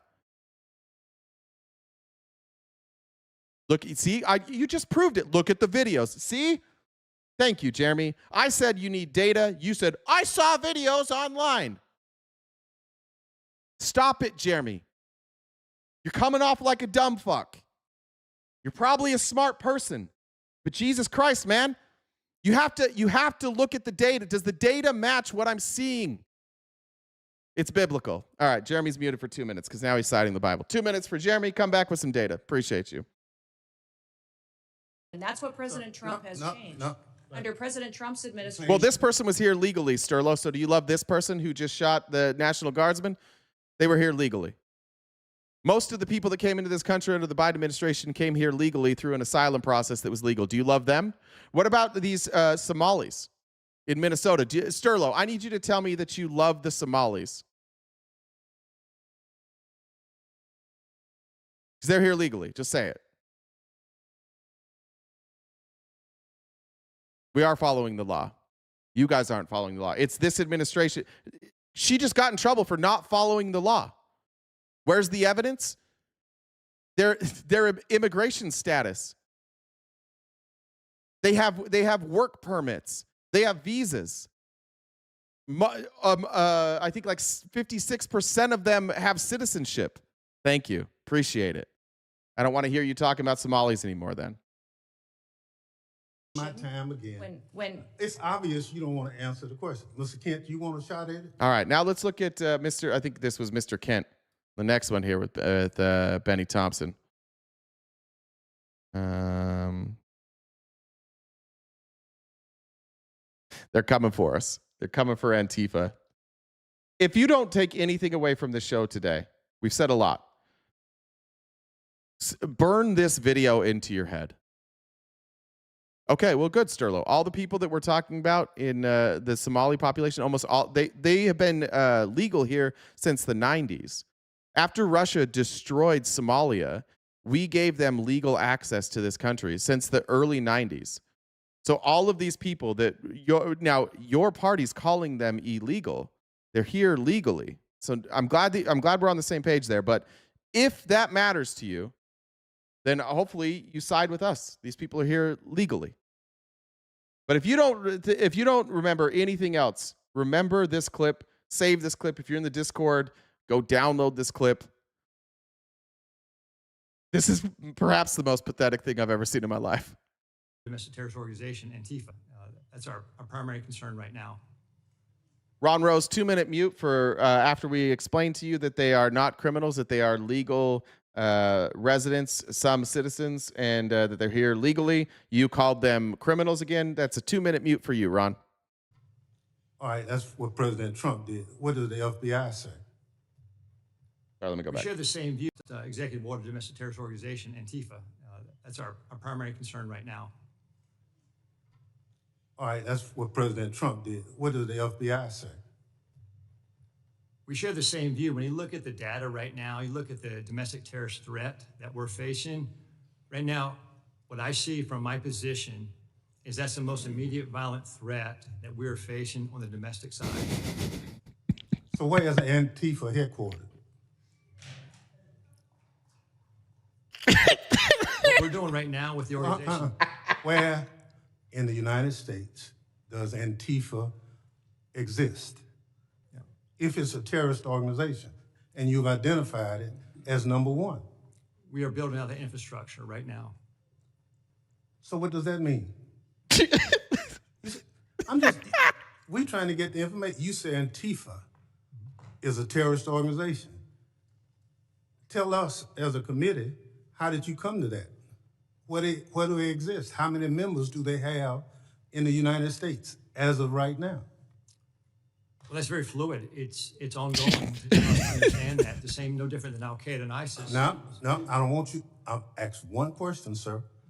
I just want you to tell us. If you said Antifa is the number one domestic terrorist organization operating in the United States, I just need to know where they are, how many people. I don't want a name. I don't want anything like that. Just how many people have you identified with the FBI that Antifa is made of? Well, the investigations are active. Sir, you wouldn't come to this committee and say something you can't prove. I know. I know you wouldn't do that. But you did.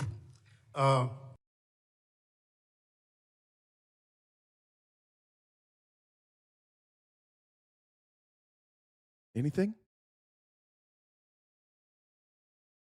This is what happens when you believe Donald Trump and Kristi Noem and Pam Bondi. This is what happens when you believe bullshit stories. Antifa is not a domestic terrorist organization. It's not even an organization. It doesn't fucking exist. It just means anti-fascist. So if you are a fascist, then the people who are anti-fascism are Antifa. If you are a Republican and you say, I'm anti-fascist, then you are Antifa. It's made up. They're lying. They're telling you about a terrorist organization that doesn't exist. And you just saw in real time, they don't have a fucking, let's go back.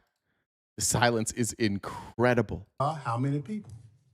I don't want a name. I don't want anything like that. Just how many people have you identified with the FBI that Antifa is made of?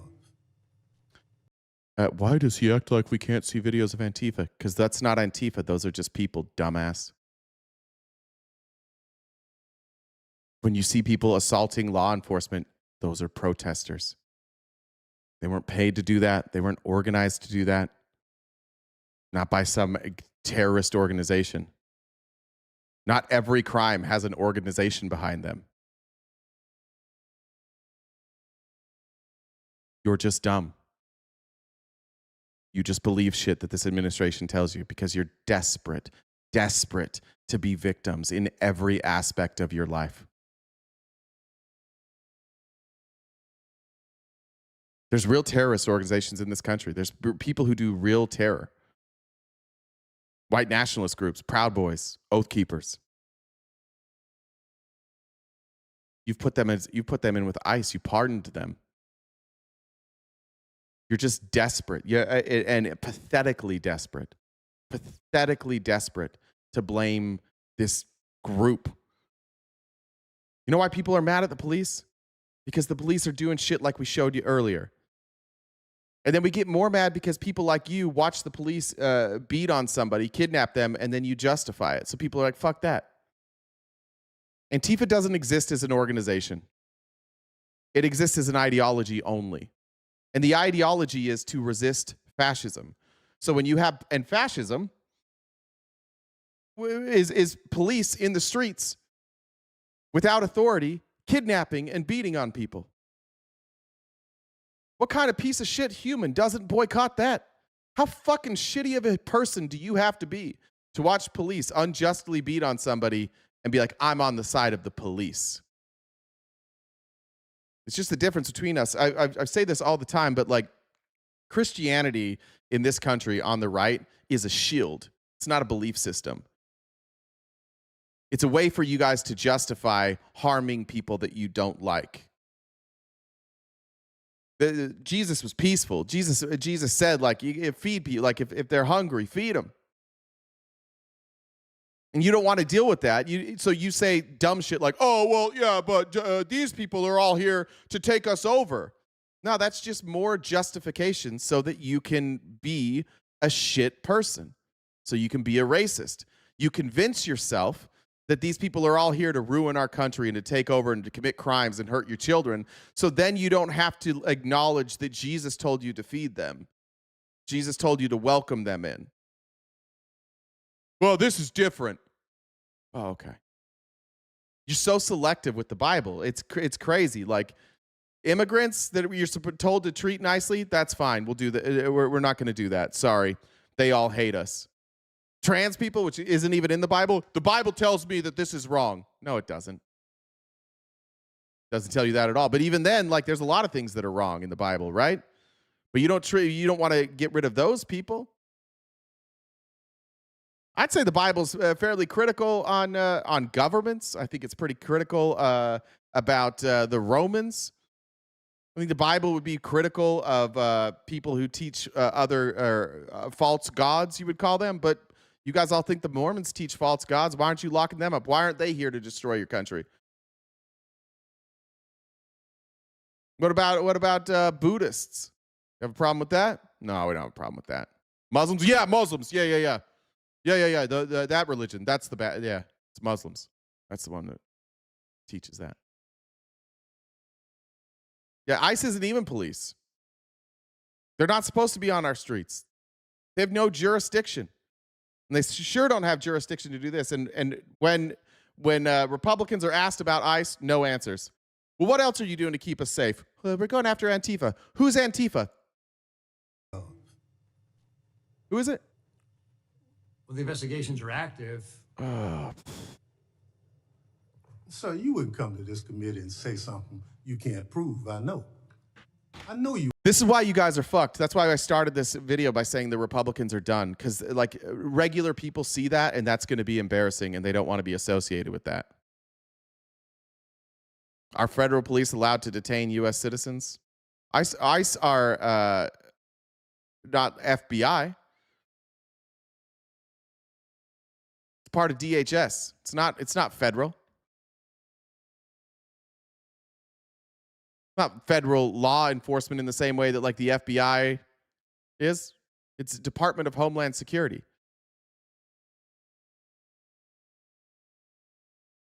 What do you want me to speak on white crime?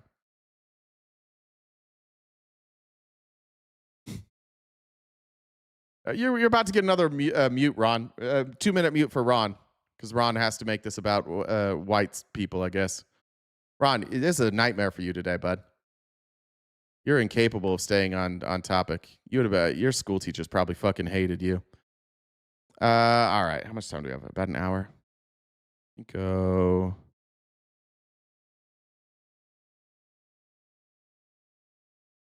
Let's go to this. I want to go to that same Senate hearing. I want you to see Richard Blumenthal here. 5 minutes. While Republicans brought up ICE agents, and Democrats had brought in the victims of the ICE agents. And I want you to hear their stories. And since I'm not going to be talking that much during this, MAGA, this might be a mute fest for you. If you're not addressing what's on here, if you're any whataboutism, we're muting. And I'm going to call it out. I have questions, and then we'll turn to members of the House who are here. It could happen to anyone in this great country, the greatest country in the history of the world. And we're here to uphold the values and rights that make it the greatest country in the history of the world. Real quick, Stick, if everything Republicans didn't disproportionately go after marginalized groups, I wouldn't accuse you guys of being bigots. But everything you do disproportionately goes after marginalized groups, and you don't have data to back up that those marginalized groups are more of a threat. So what I'm doing that you say, like I bring up race, I'm holding up a mirror. I'm pointing out that every time you guys do something, it seems to be going after a marginalized race or brown people. Go look at where we're banning immigration from. Look at that last video we showed you of that guy being detained and slammed. Do you think if that was a white guy, the ICE would have come and slammed him to the ground? Honestly. Do you think that would have happened to a white guy? You know it wouldn't have. And they were wrong. He was a citizen. So what? Tell me this, MAGA.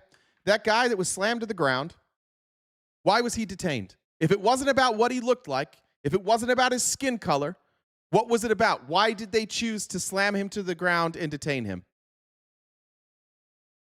Give me a better explanation. They're banning people from those countries because they're racist, Michael. Do you have a different explanation? Have they given you a different explanation? I haven't heard a different explanation. They say these are bad countries, and that's all they say. They're not showing that they're more violent than others.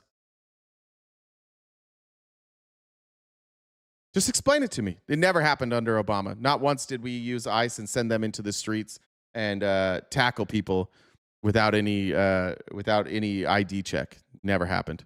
Where we go? Where? Explain it.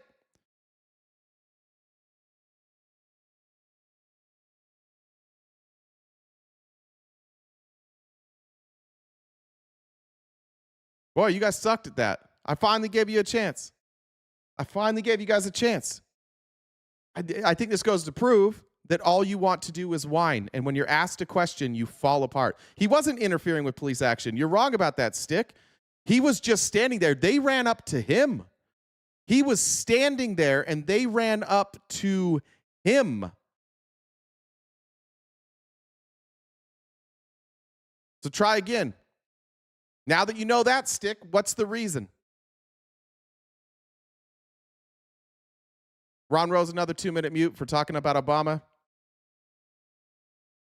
Somebody get Ron Rose, please. 5-minute mute, actually. Ron Rose needs 5 minutes. We're not talking about Obama right now. We're talking about this.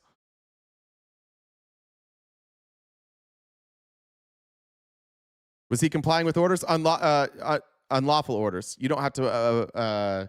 You don't have to comply with unlawful orders. But they didn't give him any orders. They just came up and grabbed him, and then they gave him orders. But those are unlawful orders.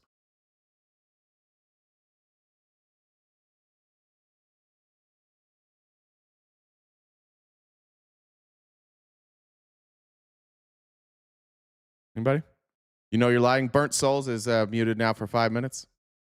Appreciate it. Because you don't have an answer. Anybody else? It's what happened before being taken down, dumbass. All right, Stick, 5 minutes for you. What? Unless, Stick, you have 30 seconds. What did he do before he was taken down? Tell me what happened before he got taken down. So you only have one shot. Actually, muted for the rest of the day, Stick, if you don't answer this question. If you either say, you have to say, I don't know, I was wrong, or you can tell me what happened before that. Go ahead, Stick. See how I have to like force courage into them? They can't just come up here and talk about it. Come on, Stick. I want to play this video real quick. I have to decide if we're getting rid of you for today.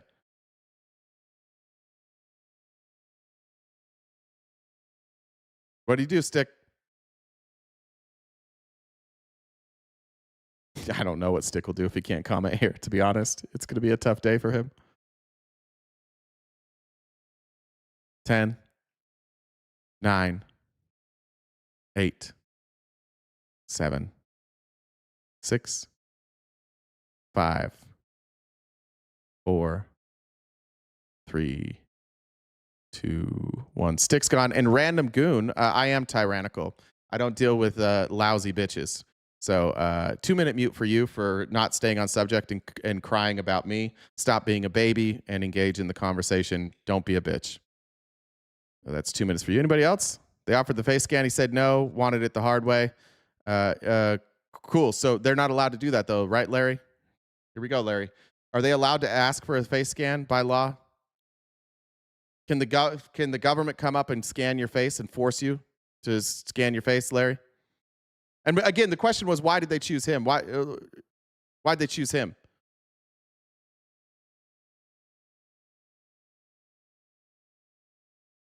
Stick could go do his regular job cleaning butt plugs. MT Clark said for the muting game. Amy Lid said we're giving U.S. farms to white South Africans. Good point. If you're black and from Africa, you get slammed to the ground. If you're white and from Africa, here's a free farm. Jeremy said not all Jeremys are dumb fucks. Thank you. Danielle said she accidentally admitted they trusted Biden's administration. She said they used the info gathered during the vetting process. Whoops. Papa Baggett said, let's not forget that if Trump didn't illegally deploy the National Guard to D.C., the guardsman would still be alive. Your orange Fuhrer has blood on his hands. I maybe disagree with that. I do think he was within his legal rights to deploy the National Guard to D.C. Because they're not a state, so he's ultimately in charge. But I do think that he didn't have to put him there. Johnny said, free nonviolent drug inmates will have room for ICE.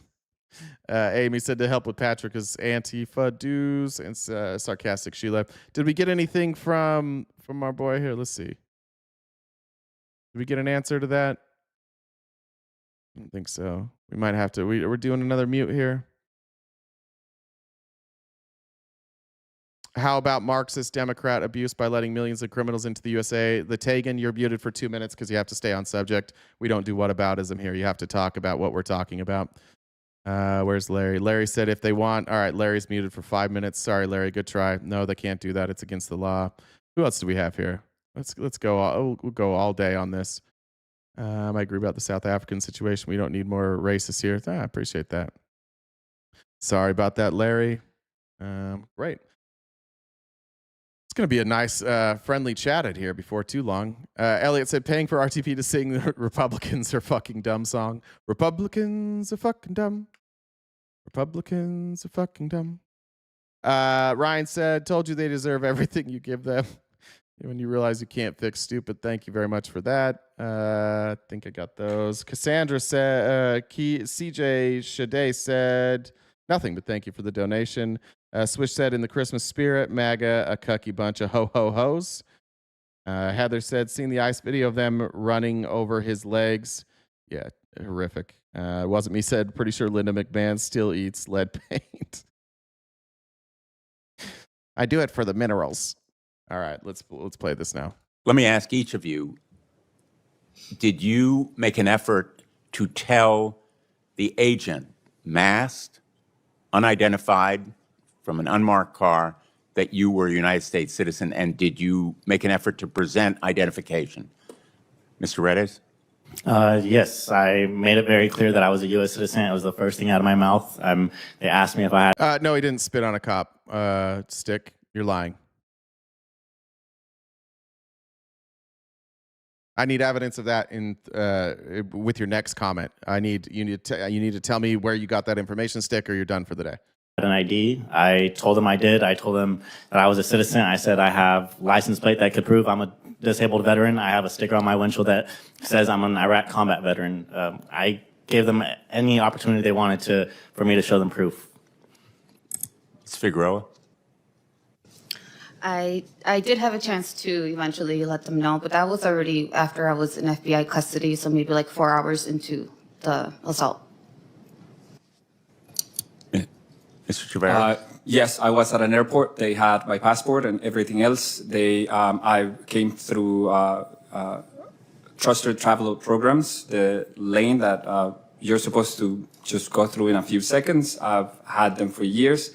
I've been extensively vetted. I'm an educator and superintendent. We go through lots of background checks. The government has a lot of information on me. They knew exactly who I was. Ms. Velez? Thanks, Ghostbusters. Yes, I told them multiple times I was a U.S. citizen. I gave them my real ID and my driver's license. And Gus Tex broadcast. Welcome, everybody, from the Gus Tex broadcast. Thanks for raiding over here. Good to have you. Mr. Ramirez? Yes, they do. I told them multiple times I have my passport. I had my passport with me, and I told them I was born in San Bernardino. They were just replying, you know what, we're not asking for that. So I was asking, what are you detained for? Ms. Velez, after detaining you for 48 hours, despite being a United States citizen, despite showing them proof that you were a U.S. citizen, you were then charged with assault. They allege that you hit the officer in the face. Now, we saw the video. You never hit that officer. It was a total lie. And after your lawyer... Good question, Jason. I invite anybody to come up and debate me, and they will not get banned if they come up here and talk to me and debate me. But I will not debate from the chat, and you have to stay on topic here. So if I'm talking about something and you bring up something else and do a whataboutism, we don't do that here. We stay on topic. And so if you refuse to play by the rules here, just like in school or at work, you can't just do whatever the fuck you want and interrupt people. We get rid of you. You get muted. We give you a warning, and then after, if you don't heed to that warning, then we mute you, and eventually we just keep muting you. But cowards debate from the comments. There's a way for you to come up here and debate me. If you don't like the rules, you're welcome to leave. But I don't debate from the comments. It's nice to have you here. If you do want to come up and talk to me and debate anything you want, you can message JenDub1 on Discord. She'll bring it right up. Requested the officer's body camera footage. Your lawyer requested it. The charge against you was suddenly dropped.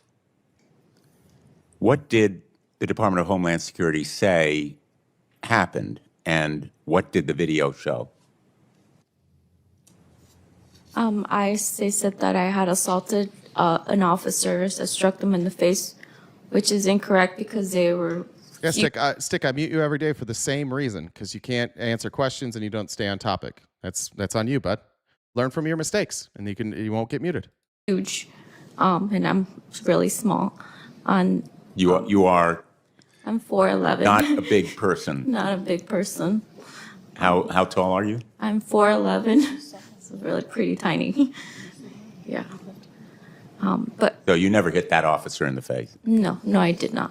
I want to ask each of you, as my final question, about the lasting effects on you, physically or in terms of trauma, whether you have suffered in terms of health. All right, or, still here. Now you're muted. Stop complaining. I've seen you do the same complaint a million times. Still here. Now you're muted. Somebody can mute still here for the rest of the time. We don't need whiny bitches here all day long. You can go somewhere else and be a whiny bitch. Emotion, your fears. Ms. Velez, you mentioned that you don't feel safe. Yeah, He does kind of look like the guy that plays Green Goblin. He does. Just a number said to keep the Antifa train chugging along. See Swanson said for your Antifa chairperson.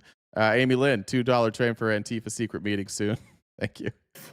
To this day. And Mr. Ramirez, you mentioned your diabetes. Did that have an effect on you being kept in detention without the William Dafoe. proper care? Yeah, as soon as I was released, I had to go to a hospital, get medical care. Ms. Figueroa, what effect did it have on you to be dragged from that car? We saw the video of you being manhandled and assaulted by those agents. Yeah, I feel violated. I've never felt this disgusted in my life.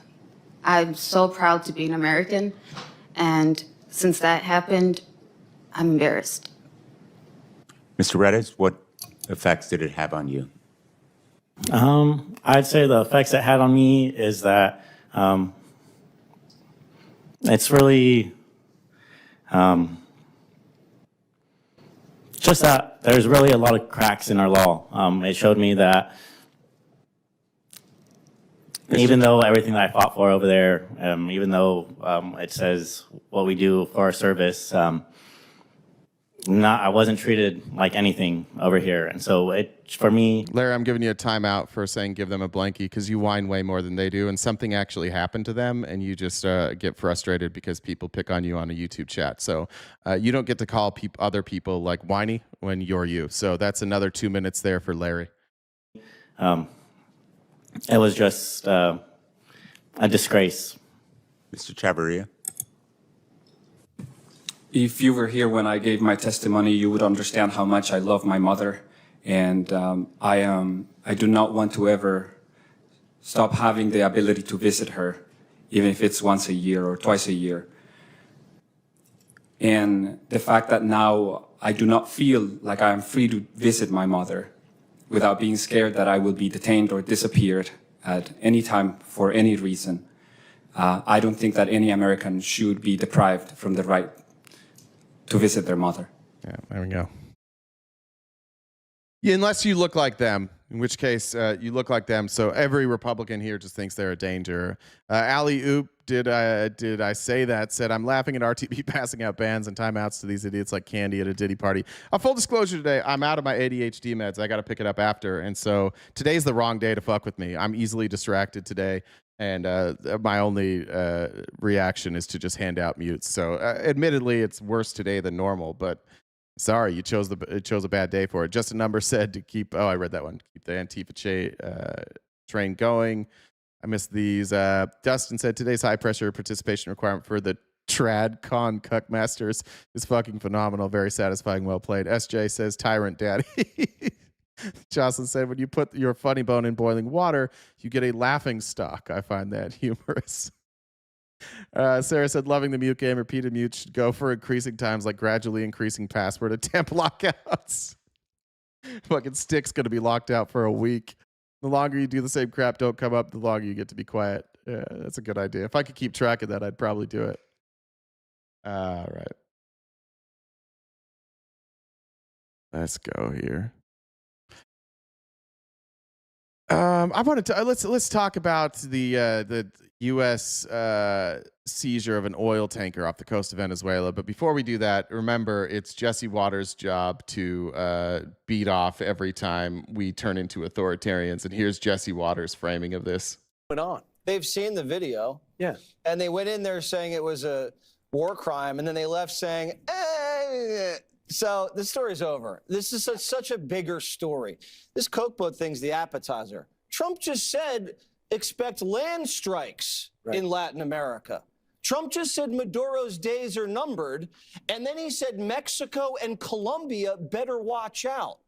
We just had 2 U.S. jets violate. I'm so hard when he says that. I love when he talks about invading South America. No new wars. No new wars. Give me all the wars.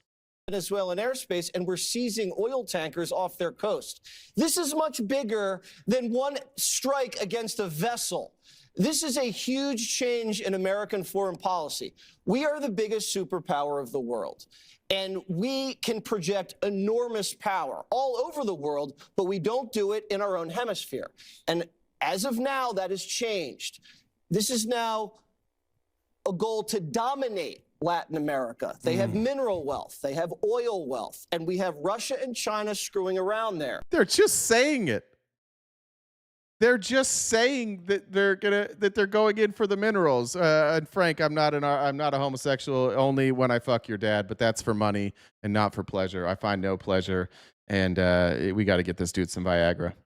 And the cartels are so out of control that it's causing mass migration into the United States, which brings guns, it brings drugs, and it lowers American wages. So it is connected to the economy, and it's connected to power politics. And this is just the beginning. I expect next year we're going to be talking about war down there. Right. And a reminder for our Republican friends here. Like, nobody's as soft as a conservative. Ladies, you know what I'm talking about. Those conservative men are soft as shit. That's why every time you go to a conservative podcast, it's like, and now to our sponsor, Blue Chew. Your dick can work again. You don't have to scream at women when your dick doesn't work. This'll fix it. I'll fix it. I'll take care of it, guys.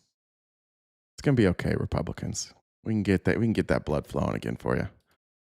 You can just get it online too. You don't even have to go in and tell a doctor. It's just some stranger. You just tell them, it's not working, doc. They'll take care of it, and then you don't have to be so angry. Let's talk about this though. Welcome to the News Hour. The United States today seized. This is from PBS. This is going to be the story, but just to briefly explain what happened, the United States has a rule, and for some reason, the United States thinks we can tell Venezuela who they get to trade with. And if they don't do what we tell them to do, we will attack them with the military. That's weird. We shouldn't do that. We shouldn't tell other countries who they can trade with. And if they do something we don't like, we shouldn't attack them with the military. I thought we didn't want to be the world's police. I thought you guys were no new wars, tired of being the world's police, America first. What is America first about this? Let's watch. Thanks, PBS. A tanker ship off the coast of Venezuela. Attorney General Pam Bondi said in a social media post that a warrant was executed for the crude oil tanker that was. That's a good point. Like, what's the difference between us and Somali pirates? What's the difference? Well, you see,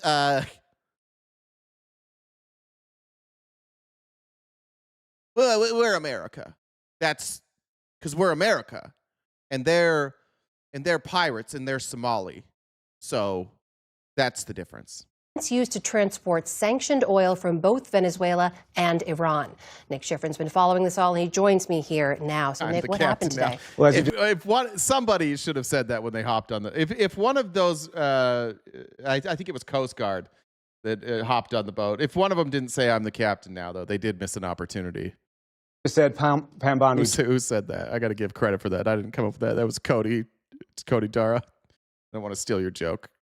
Just announced this, that the military with the Coast Guard and the FBI's help seized this tanker off the coast of Venezuela. And Bondi also posted this video. You can see it there, a helicopter hovering above the ship. You can see service members rappelling down on. The tanker was a sanctioned vessel and sending the oil to terrorists. Why do we get to tell them where they send their oil? We send oil to terrorists.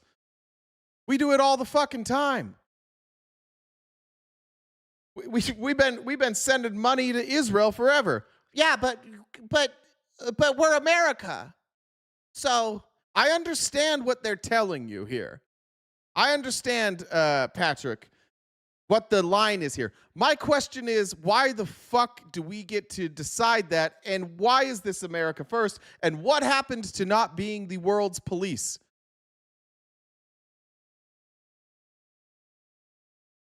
Onto the ship. Eventually, they draw their guns to seize this ship. I mean, it goes without saying, but this is highly unusual to see in the Caribbean, the military launching an armed seizure of a tanker. It was announced today by President Trump.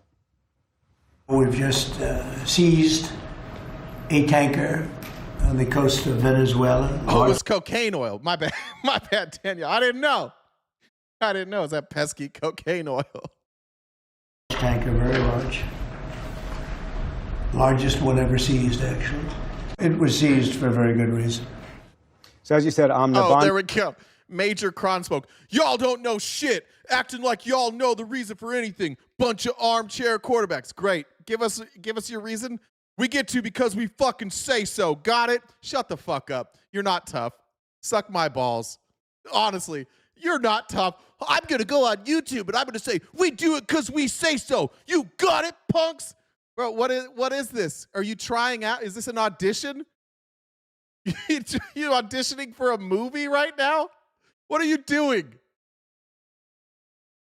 That's the way that it is. And if you don't like it, too bad. Shut the fuck up. I'll take a call. You can come up here.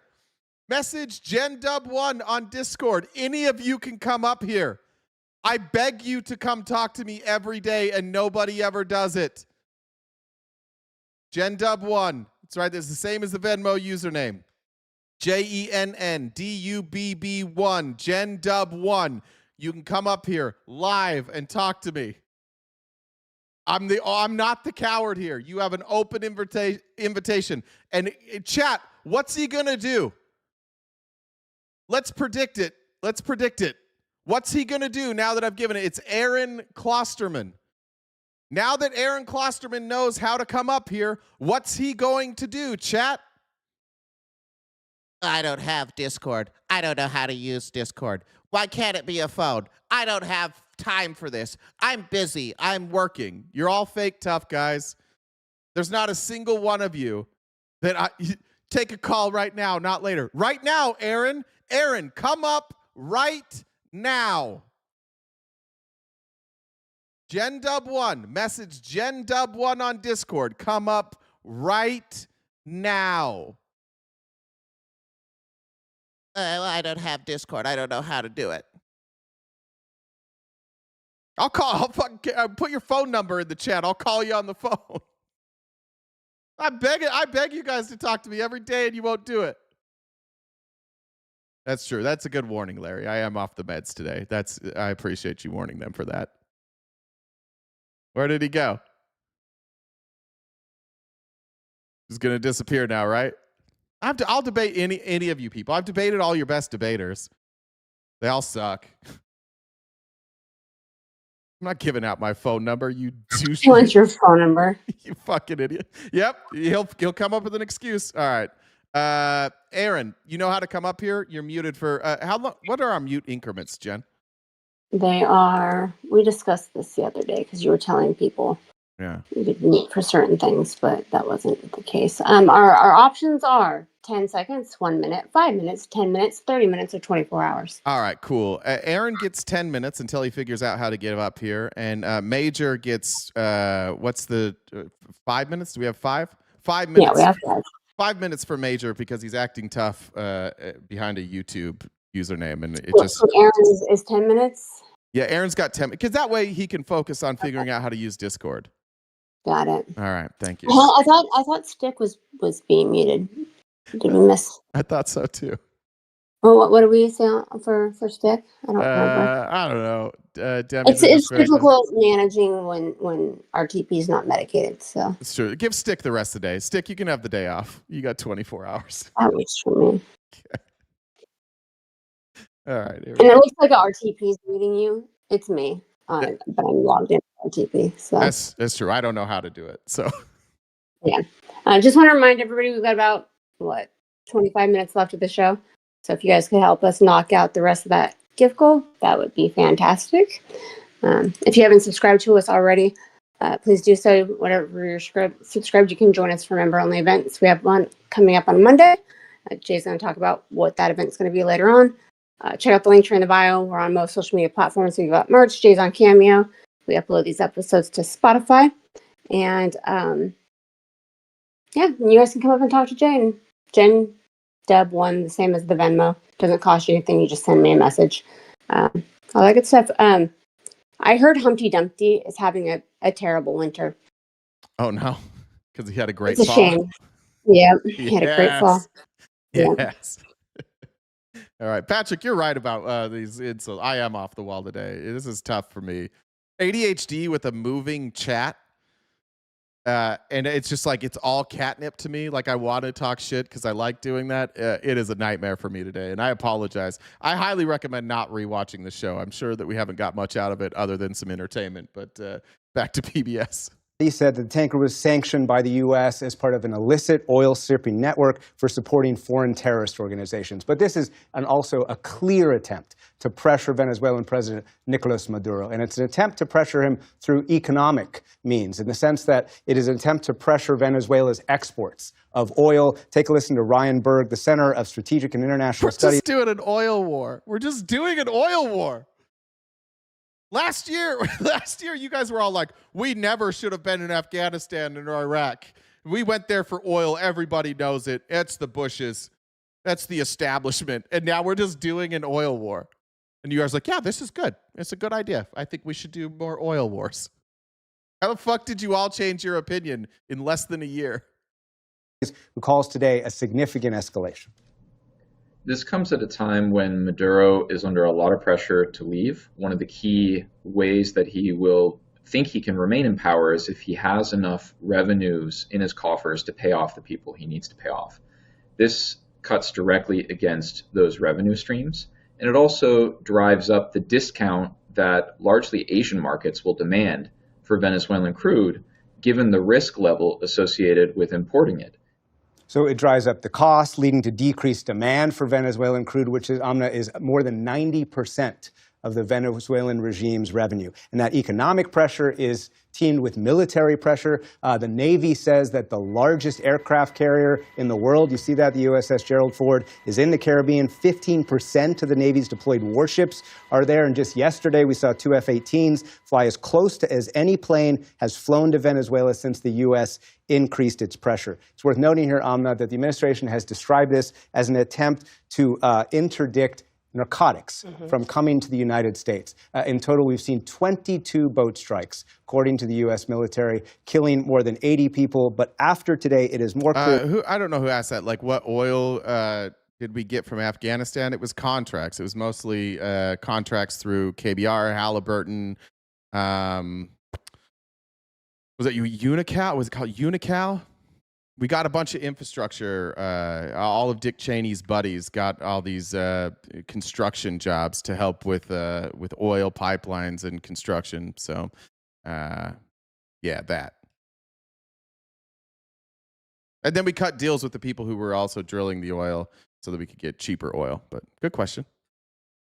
I think it's probably important for, and thanks for bringing that up, to clarify. It's not always that we just steal the oil. Like, we did steal the oil from this tanker here, and we're not planning on stealing the oil from Venezuela. We're just going to give contracts to Trump's buddies so they can make a bunch of money. It doesn't actually come to America. It makes it worse. Like, we're fighting wars for corporations. We don't even get the benefit of it. It's not even like we're going in and stealing their resources and then like we're all benefiting. It just goes to rich donors. I don't even know why we're doing this. Nobody's ever explained to me why the fuck we're going into Venezuela right now.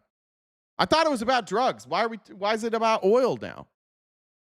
Than ever that this is as much about drugs as it is ousting Maduro. Meanwhile, we know there's another major event connected to Venezuela you've been following. That's the daughter of Maria Cachino Machado. The criminals are you, Jeffrey. What do you mean we're not on the side of you're the criminals. The Republicans are the criminals. If somebody is trafficking narcotics and I kill them, I am a criminal now. I can't kill them. That's illegal. The U.S. government can't murder people. That makes them the criminals. You are the criminals, and we are on the side that says we don't want our government to be criminals. I'm not on the side of the drug traffickers. I'm on the side of I don't want the government to be murderous criminals. And you are on the side saying, hey, we can do murder if other people commit crimes. That's the difference. Brad, 5-minute mute for Brad, UI7VD for saying 10% to the big guy. Joe Biden is not the president anymore. Stay on subject, you silly bitch. Machado, who accepted her Nobel Peace Prize on her mother's behalf. Tell us about that. Yeah, Maria Corina Machado is the Venezuelan opposition leader. She was campaigning in the election last year until she was barred from running in that election. She won the Nobel Peace Prize for her effort to bring democracy in Venezuela. But she's also endorsed President Trump's pressure campaign against Maduro. And today, Ana Karina Sosa, Maria Corina's daughter... Rickster says the House just voted 237 to 140 not to impeach Trump. Ha ha ha. You like that, liberals? Y'all tried to stunt on his first term. Didn't work. It's not going to work again. You're not on topic. You are now muted for 24 hours. Have a good day. Stay on topic, please. Accepted her mother's Peace Prize in Oslo and said in her mother's name that the Maduro regime had dismantled democracy and manipulated elections. Oil money became a tool to purchase loyalty abroad, while at home, criminal and international terrorist groups fused themselves to the state. We have built new networks of civic pressure and disciplined disobedience, preparing for Venezuela's orderly transition to democracy. That is how we... This is the bullshit we fall for every time. We're doing it for democracy. Everybody knows what we're doing this for. We want to destabilize people that are our economic rivals. We want critical minerals. Somebody brought that up earlier for Don Jr. for magnets. It's never about democracy. We don't give a fuck about democracy. Donald Trump tried to overthrow the election. It's not about democracy. It's never about democracy. It wasn't about democracy when Bush said it. It's silly. And by the way, what a dumb fucking reason to fight. We shouldn't fight for other countries to have democracy. They can do whatever the fuck they want. It's their country. If they want a dictatorship, fine. If they want democracy, fine. If they want an oligarchy, fine. If they want a theocracy, fine. I don't see us invading Russia. Russia sure as shit. Like, why are we... Maduro cheats in the elections. So does fucking Putin. Putin killed... The last guy that ran against Putin, he killed him. And we didn't do shit. Trump's like, well, maybe we should have better business relationships with Russia. It's not about democracy. If it was about democracy, we would always invade, but it's not. Don't let them play that bullshit game with you. There we go. This day, a day carrying the echo of millions who stand at the threshold of freedom. An official close to Maria Corina tells me tonight, Amna, that she has left Venezuela and that she is arriving in Oslo overnight. She'll speak to supporters at 2 a.m. local time. And on her call for a democratic future of Venezuela, the question, of course, is will today's efforts or will the overall administration efforts so far get Maduro to actually leave? Experts like Ryan Berg say not quite yet. There is an expectation among multiple experts I talked to that there will have to be military strikes inside of Venezuela to convince Maduro to leave finally once and for all. And until then, he's going to assume this is a bluff or he's going to really wait out the United States. But the bottom line, the U.S. military certainly has enough firepower if President Trump does order that. All right, Cody, thank you very much. That was very generous. Said, fucked up the first one. Love what you do. Jackie said, $5 holla. Republicans, this is your chance. Come on, don't let me down, please. Sterlo, this is your chance. You got this, baby. I don't know who else is left out of you guys, but what do you get out of this? I understand that you want to justify what Trump is doing. I understand that criticism gives you that, but set aside whether or not Trump can do. What benefit do you or we as Americans get from what Trump is doing here?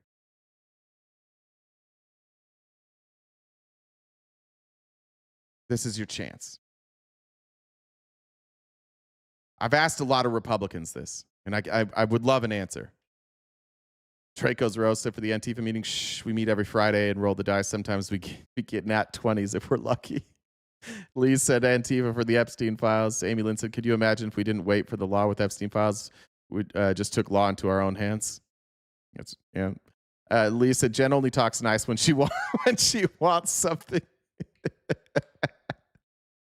Burned Out Medic said, shout out to the mods for keeping the cucks in check. Amy Lynn said, a Brazilian wax for Frank's dad. All right, let's see. Did any of you also potential for no federal taxes? What? No. What do you get? What? Go up. Cheap gas. The gas is more expensive, actually, Patrick.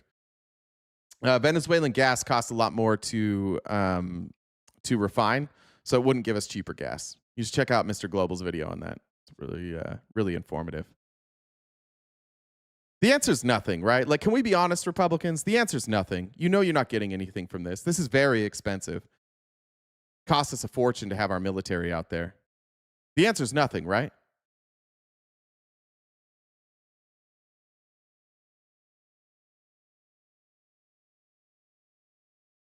Trump is weakening the countries that have ill intentions towards the U.S. Why do you guys think that everybody's trying to attack us? We're the ones that attack everybody else. They're going to attack us as we attack them. They didn't attack us. All these countries that you say are attacking us aren't. It's us. We're attacking. We're the ones that are attacking all the time. In my lifetime, we had like 9/11. We had like one time, and we've attacked everybody. We are the attackers.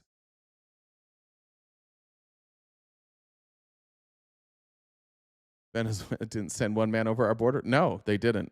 Can you prove that Venezuela did? You know who? Look, let me show you something. You want to blame somebody for Venezuela? Blame Trump. Let's talk about it. Pull this up. We haven't talked about this for a while. Let's see where this. I need the one from 2020. It was 2021. If you want to blame anybody for why there's so many people coming across our border from Venezuela, here's a memorandum on deferred enforcement departure for certain Venezuelans signed by Donald Trump on his way out the door. The autocratic government of Nicolas Maduro has consistently violated the sovereign freedoms possessed by the Venezuelan people. Through force and fraud, the Maduro regime is responsible for the worst humanitarian crisis in the Western Hemisphere, catastrophic economic crisis, and shortages of basic goods, yada, yada, yada. This administration imposed sanctions against Maduro and his regimes, and I have recognized that the president of Venezuelan National Assembly, Juan Guaido, is the interim president of the country. The deteriorative condition within Venezuela, which presents an ongoing national security threat to safety and well-being of the American people, warrants the deferral of removal of Venezuelan nationals who are present in the United States. Pursuant to my constitutional authority to conduct foreign relations with the United States, I have determined that it is in the foreign policy interest of the United States to defer the removal of any national of Venezuelan or alien without nationality who last habitually resided in Venezuela, subject to the conditions and exceptions provided below. And then it'll give you the exceptions. He gave them temporary protected status here. All those Venezuelans that came in during the Biden administration, they came under the protected status that Donald Trump gave them. Do you know that? Point the finger at the right place. If you're upset about it, blame Trump. Mentioned those boat strikes in the Caribbean carried out by the Trump administration. We've seen bipartisan pressure to release the full video of one of those strikes from back in September. Where does that stand? Yeah, so this is September 2nd, the very first strike in this campaign. Stephen, you're joking, right? You're saying that Trump is saying the F drug is coming from Venezuela. Because or maybe we need to cover this again if anybody's new. We're not getting fentanyl from Venezuela. And 90% of fentanyl is brought in by American citizens. The people trafficking fentanyl into this country are Americans, not Venezuelans. Almost no. In fact, I don't know really of any. I'm sure there's some. I don't know of any seizures of fentanyl that came from Venezuela. They're bringing in a small amount of our cocaine. a small amount. But the fentanyl, that's being brought in by American citizens, and you can look that up. In the Caribbean. You see right there, President Trump personally released this video back on September the 2nd, but the administration has not released any further videos than this, including of the second strike that U.S. officials tell me killed. Mike, all right, well, let's do this. Watch, Mike. What percentage of fentanyl?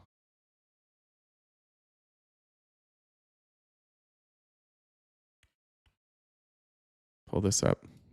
I'm glad we're doing this again. Now this is border. This is CBP. So this is our own source here.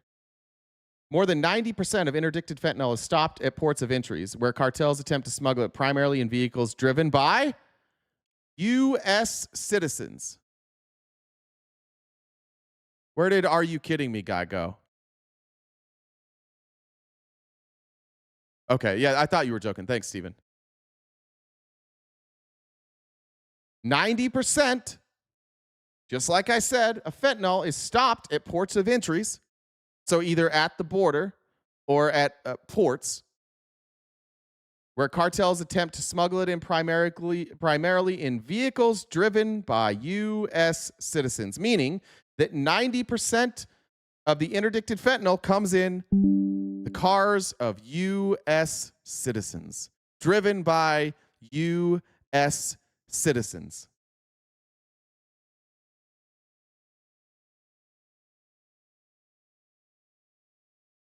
I'll take an apology if you want.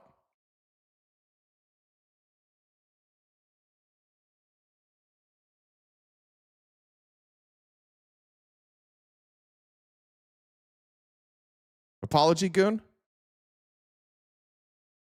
I'll take an apology. I'm sorry, I didn't know that. I'm glad I learned something new today. AI? Do you think this is AI? Bro, cbp.gov. Goon, if you don't apologize, you got to go. You're going to be muted for the rest of the day. You have to apologize to me now. You have to apologize for accusing me of using AI. Or you got to go. You have to say, Goon, your next comment has to say, I was wrong and you didn't use AI, or else you have to leave. No, not just let them bring in cocaine, Ron, but they weren't, we don't even know if that cocaine, we don't murder people. I just did? You said that? Where was it, random goon? I didn't see your comment. Sorry, I can't see the screen. Okay, but you need to say, yeah, not sorry, I can't see the screen. You need to say, I was wrong about fentanyl, and you need to apologize for accusing me of using AI. You have to do an apology. Come on, goon, you got this. Let me teach you some manners.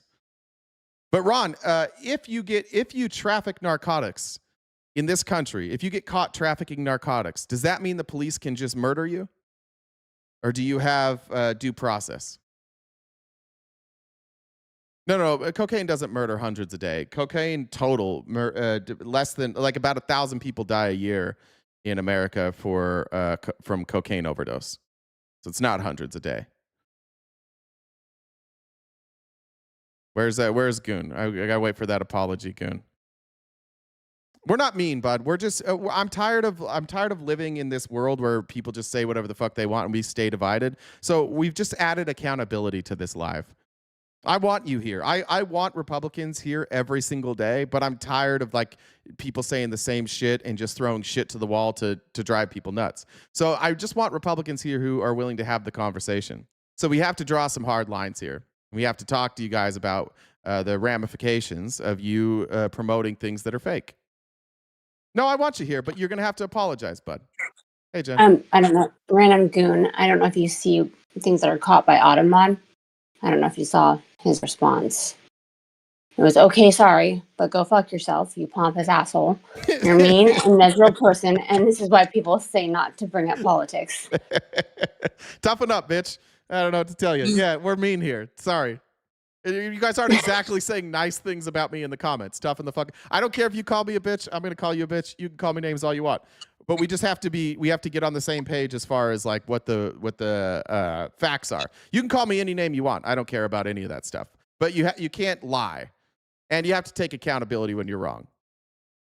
And we have Ghostbusters did join to come chat with you. They're waiting for you. Oh, great. I'll head on over there. All right.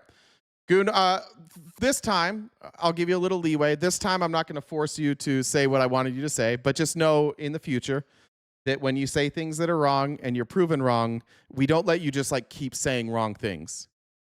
You have to correct it, and then you get to stay. But you can call me names if you want. It's not going to bother me. I grew up playing sports. We all talk shit.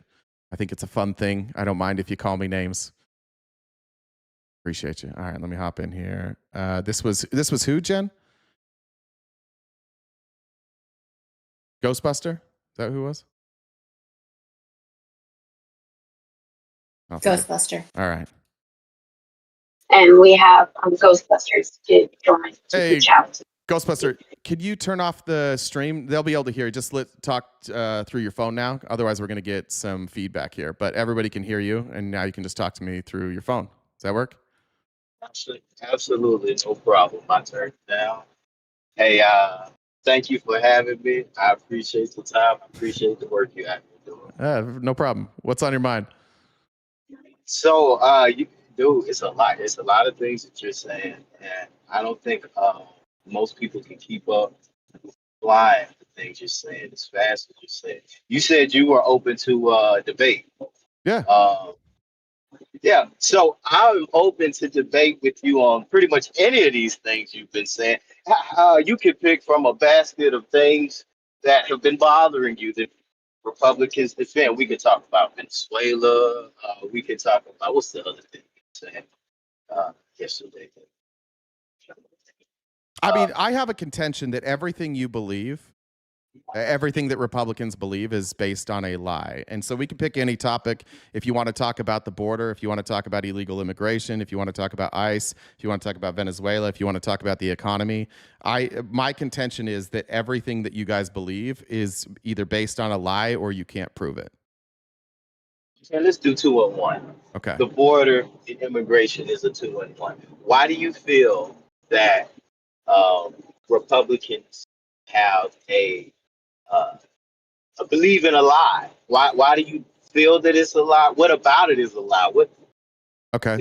Elaborate this to me. Sure. So I don't remember who we played earlier said that there were 20 million or 30 million people who came across the border during the Biden administration illegally. Donald Trump usually cites the number of 20 million. Do you believe that that number is true, that there's 20 million people that came across the border illegally during the Biden administration? Exactly. There's no way for them to count. Rough estimate. Yeah, I believe that. Why do you believe that? Because during Joe Biden's election specifically, I watched the cities that I lived in, frequented. I frequent Jackson, Mississippi. I frequent Atlanta, Georgia. I frequent South Bend. Sioux Falls, South Dakota. I frequent Minot, North Dakota. I frequent Dayton, Ohio. I used to do something they call SCAB, where unions go on strike, we come fill in and do the work, helping the company stay afloat. I'm also currently a truck driver. And just in those two industries, which are very isolated industries, but although isolated, very networked industries. I'm sure somebody on here can start asking questions to find out who I am. Those industries both were absolutely washed away by immigrants during Joe Biden's presidency. Okay. I can get further into that. These cities that I described saw a massive influx. Jackson, Mississippi has, for the life of Jackson, Mississippi, I went to an all-black high school. And you know we don't have to get into that. Well, let me ask you a question real quick, because the question is about the total amount of immigrants. So when you're saying, I assume what you're saying is that when you're in these cities, you're seeing that there seems to be more Hispanic people than there were before, right? It's not necessarily just Hispanics, but nationwide, yes, absolutely. Okay. How do you how would you determine whether or not those people are here legally or illegally? how would I determine whether they're what I stand where I stand on that is to answer your question directly, I can't look at a person to determine whether they're illegal or not. But where I stand on that is the influx. Oh, and the people I worked with, they were definitely illegal. Okay, but wait again because illegal is vague. Wait, hold on. But a lot of them. Hold on, my friend. On my screen, which you probably can't see here, I have the Republican, the House Committee on Oversight and Accountability, run by the Republicans, and by their own numbers, they say under Biden's watch there have been over 8 million migrant encounters nationwide, 6.7 of which have been at the southwest border, 1.7 million known gotaways. 8 million. Let me ask you. Wait. They're saying 1.7 million is what they can account for being here that got through here illegally. 1.7 million. Account for is very direct. It has account for does not mean account. Account for is more like then why would we say 20 million? There are ways of measuring populations. There are many ways of measuring population. Employment. Listen, brother, you're speaking generically, and you know that you're speaking. Can you just be honest? Things being bought at Walmart. Excuse me. I'm gonna be as honest as I possibly can. You don't know. I won't lie to you. So let's be honest. You have no fucking clue how many people. Absolutely, nobody knows exactly 1, 2, 3 the exact number. If nobody knows, and by the Republicans' own numbers, they're saying 1.7 million, then I think that what I said is correct. That Republicans are either lying or they're just making up numbers. When they say 20 million people came here illegally, they're lying. Let me ask you a question. No. Do you consider? Right? No, I disagree with you strongly. So how could their own numbers say 1.7 million, but they're saying 20 million? How are they not lying then? Okay, so let me answer that. Do you consider population count through various different census to be a lie? A population count does not factor in legal status, so it would be irrelevant. It is very relevant. No, it's not. And I'll explain why. Because people can be here, like asylum seekers. But the truth is most of the people that came in during the Biden administration came in through the asylum process, which is legal. So the millions of people that came here, they came here through a legal process. They're not here illegally. But Republicans don't want to be honest about that. They don't. Those lines. Excuse me. Are you aware that the term almost done. Legal was changed? Excuse me. No, it wasn't. It wasn't? Who changed it? Are you sure? Yes. Who changed it? Who changed it? Specifically, I do not know the name, but there are many states and counties. Who changed it? Wait, but who changed it? Many people. It depends on what county, what state you're talking about. Excuse me. Immigration is a federal. Immigration is under the responsibility of the federal government. Cities, states, counties, they can't change that. No, they can give a state, a county can absolutely give somebody an ID that is not legally allowed. That doesn't change their legal status. That doesn't change their legal status. To that state, it does. No, it doesn't. No, it doesn't. No, it doesn't. No, states do not. Excuse me. As an example. Excuse me. States cannot determine legal status. They cannot do that. So are you not seeing the discrepancy in these numbers through our conversation? You're not giving me any numbers. You're telling me stories. No, I'm not.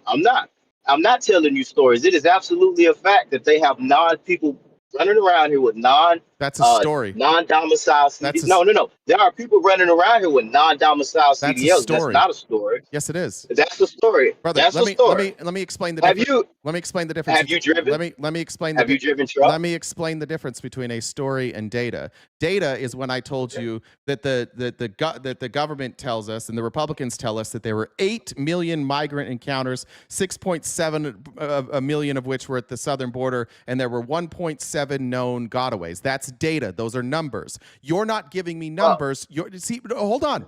Just understand the difference of what you're saying and what I'm saying.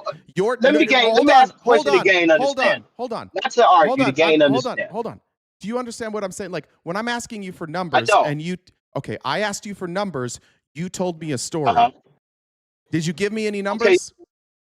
Okay, so what you're at, let me gain understanding. What you're saying to me is the fact that I'm trying to gain understanding, so let me ask the question. What you're saying to me is that the fact that Republicans in the nation see that there is a huge influx of migrants, which they see nationwide, which is obvious. You're saying that is not relevant. No, it's not the what numbers. it's not what I'm the saying. exact number is not relevant. No, to, that's not what I'm saying. That's not what I'm saying. The people. Okay, so what are you saying? You're saying that the number being exact is a lie. No. What I'm saying is. Okay, so what are you saying? What I'm saying is that Republicans are lying about illegal immigration numbers. They are using. So you say they're using the total number of immigrants, and they are calling all of them illegal. Okay. So you're saying that Republicans are just coming up with numbers, Yes. just creating numbers, Yes. and they're calling people who are not illegal. Yes. That's what you're saying. Yes. Okay. So so when there is 500,000 non-domicile CDLs issued as an antidote. What's a non-domiciled CDL? I know what a CDL is, but what's a non-domicile CDL is a CDL given to somebody for whatever reason, who is not a citizen of the United States for whatever reason. They have not completely gone through citizenship. Maybe they're on a work visa. Whatever the reason, it is. So it's for. They're not a citizen. So they're not permanent residents, but they have some sort of work authorization. So that's what you're saying? Well, no. A lot of these people don't have work authorization. Well, if they have a CDL, that's work authorization. A CDL is not work authorization. Yeah, that's what they're giving. They're giving them authorization to work. A CDL is not work authorization. A CDL is a license to drive. A CDL is a license to drive a commercial vehicle. It has nothing to do with your employment. No. Now, but you need that in order to work, right? You would have to have a CDL in order to be a commercial driver, right?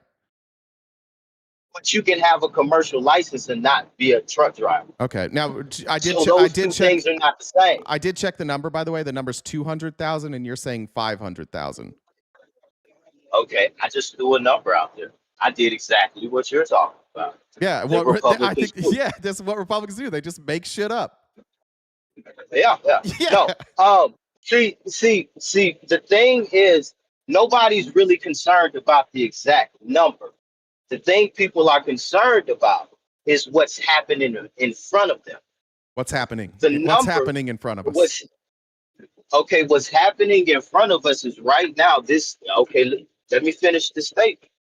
Right now, as an antidote, and I can go into many other things, but right now, as an antidote, there are so many people that are operating commercial vehicles, right? There's such a great number of people who are not born here, don't speak the language, not from here, ain't been here 10 years. There's such a large number of these people that, so say if we did have a conflict with, let me pick a place, Mexico, or we did have a conflict with 2 or 3 Middle Eastern countries. There are so many people from these regions. No, there's that not. No, most of if we did- no, no, let me most, finish my wait, statement. hold on. Let Wait, me finish my wait, statement. hold on. Let me finish my. I just need to Let me correct. finish I my just statement. need to correct one thing. Most I of didn't say most. I didn't say most. I said there's if such a number. if you'll just There's. I didn't even finish my statement, I but know. I'll be patient. This your time. This yeah, your time. almost I'm none. listening. Almost none of these people, like a very tiny portion of them, are from Mexico or the Middle East. Okay. As an antidote, there Okay. is such a number of these people from various regions. And I didn't use the Middle East as in one country. I gave you the example if we had a conflict with three. There's such a large We have number of these conflicts. people. We do have conflicts with the I ain't Middle never East. finished my statement. I ain't never finished my statement. Go ahead.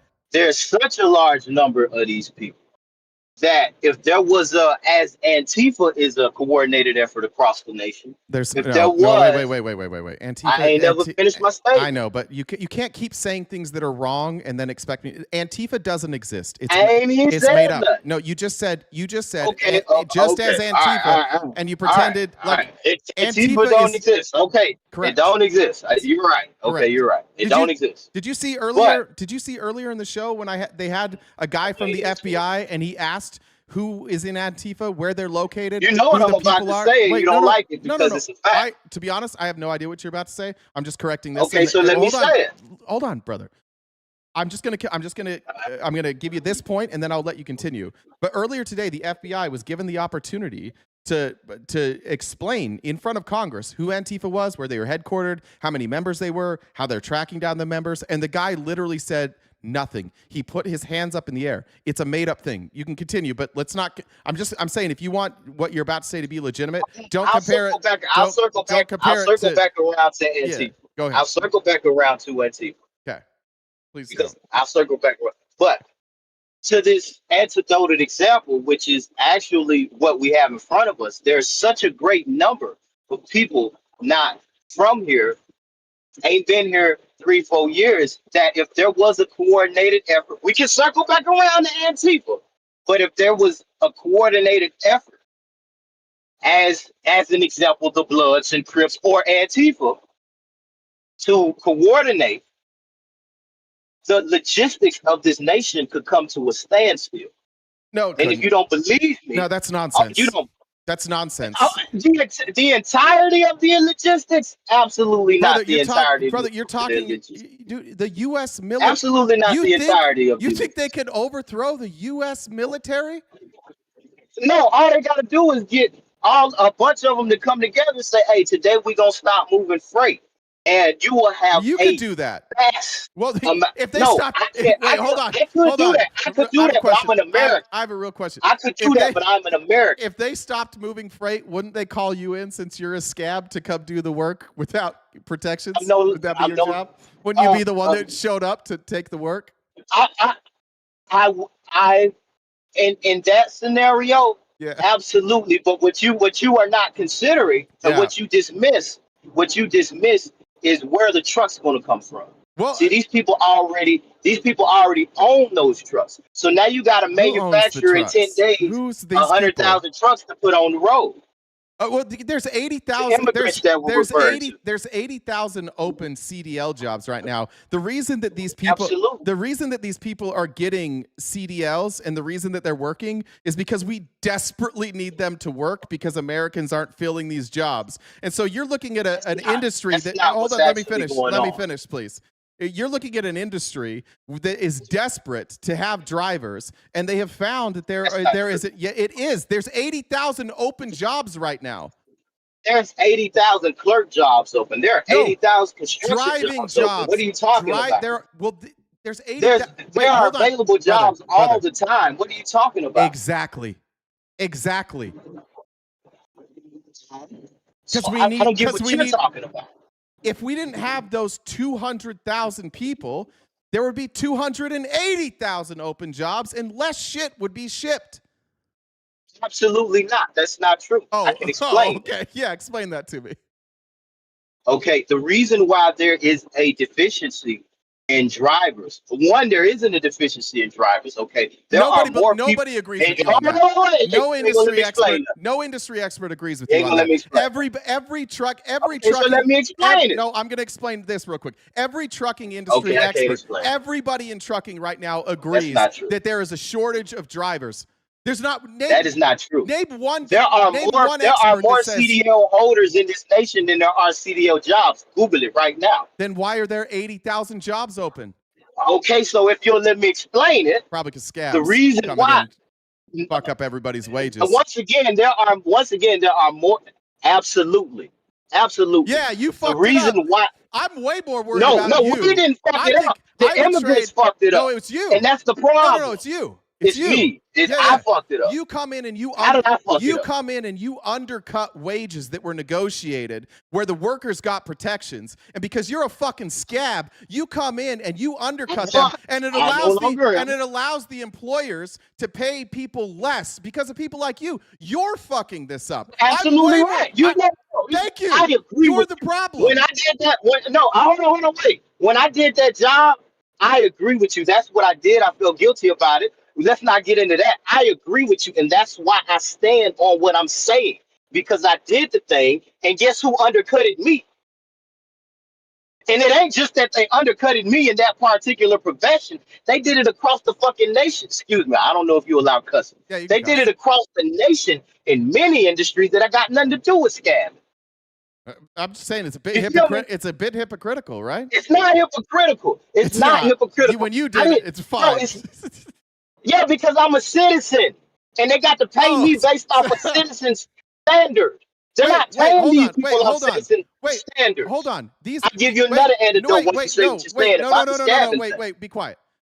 These people with work authorization, once you get work authorization, even if you're not a citizen, you still are under the same laws. They still have to pay them the same as they pay you. That's not true. It's that's not true. It is 100% true. I'm about to explain it to you. It is I'm about to explain. Excuse me. If you allow me. Be quiet. Okay. Be quiet for a second. Okay. If you have a work authorization in this country, you cannot be paid less. You can't.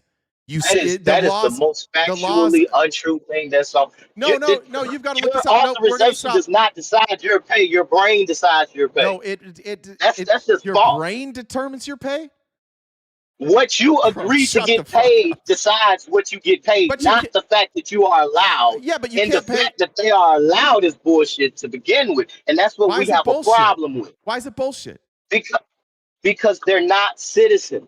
But they don't speak the language. They can't read the signs. Why are they driving the truck? That's bullshit. They can't read the signs. They can't read numbers. Are you? Bro, I don't have to read a stop sign. Yes, you do. No, you have to read a stop sign to know to stop. No, the shape could tell me to stop. The shape. That's crazy, man. That's crazy. Yeah. Now you being crazy. Now you being crazy. No, brother, listen. That's crazy. With all due respect, you're hysterical about nothing. I wasn't done. You're hysterical. No, I'm not. I wasn't done. I said. I ain't even able to say. You're hysterical about nothing. You can't point to any harm that these people are I'm pointing it out. No, you're just saying shit. No, you're just saying shit. I'm not. So let me provide. Let me provide you Let me give you an exact example about me scamming. No, I don't. And being I don't want that. No, I don't want that. You don't want. I'm going to ask you some questions now. I'm going to ask you some questions now. When I was scamming for Rivian, I was scamming for Rivian in Bloomington, Illinois. Shut the fuck up. You don't want the facts. No, I'm asking you don't want the facts. I'm going to ask you some questions. You don't want no facts. I'm going to ask you some questions now. Come on with it. Great. When you got your CDL, what did you have to do to get your CDL? What are the requirements to get a CDL? I had to be able to read and write English. I had to be able to comprehend traffic laws and many various questions. What was the reading comprehension? What was the reading comprehension part of, like, how did they test your reading comprehension? The way that they tested my comprehension is they gave me various sets of information: stop signs, turning signals, lines, speed limits, road conditions, following distance. They gave me a various amount of information. Okay. And then they gave me questions. Great. So are you telling So are you telling me? I ain't Right, answer the I question. appreciate that. I Yeah, ain't answer awesome. the question. Awesome. Well, I got the answer. I got the answer I needed. So now You ain't got no answer. you take way too long to answer these questions. So when people are coming, You asking me a question, I'm I know. giving you an answer, You then already- you stop me in the middle of No, it. you already answered. Whoa. You already answered it. I already got. I didn't answer nothing. Yeah, you did. I asked you I about. didn't answer nothing. You asked me about comprehension, and I didn't tell you Correct. nothing about comprehension. I just wanted to know what the testing was like. So are you saying that people that are here now that don't have citizenship, but they have They cash for it. Are you telling me that they don't have to pass any testing to get a commercial drive? Okay. Could you cite? Could you point me to a source that would confirm that?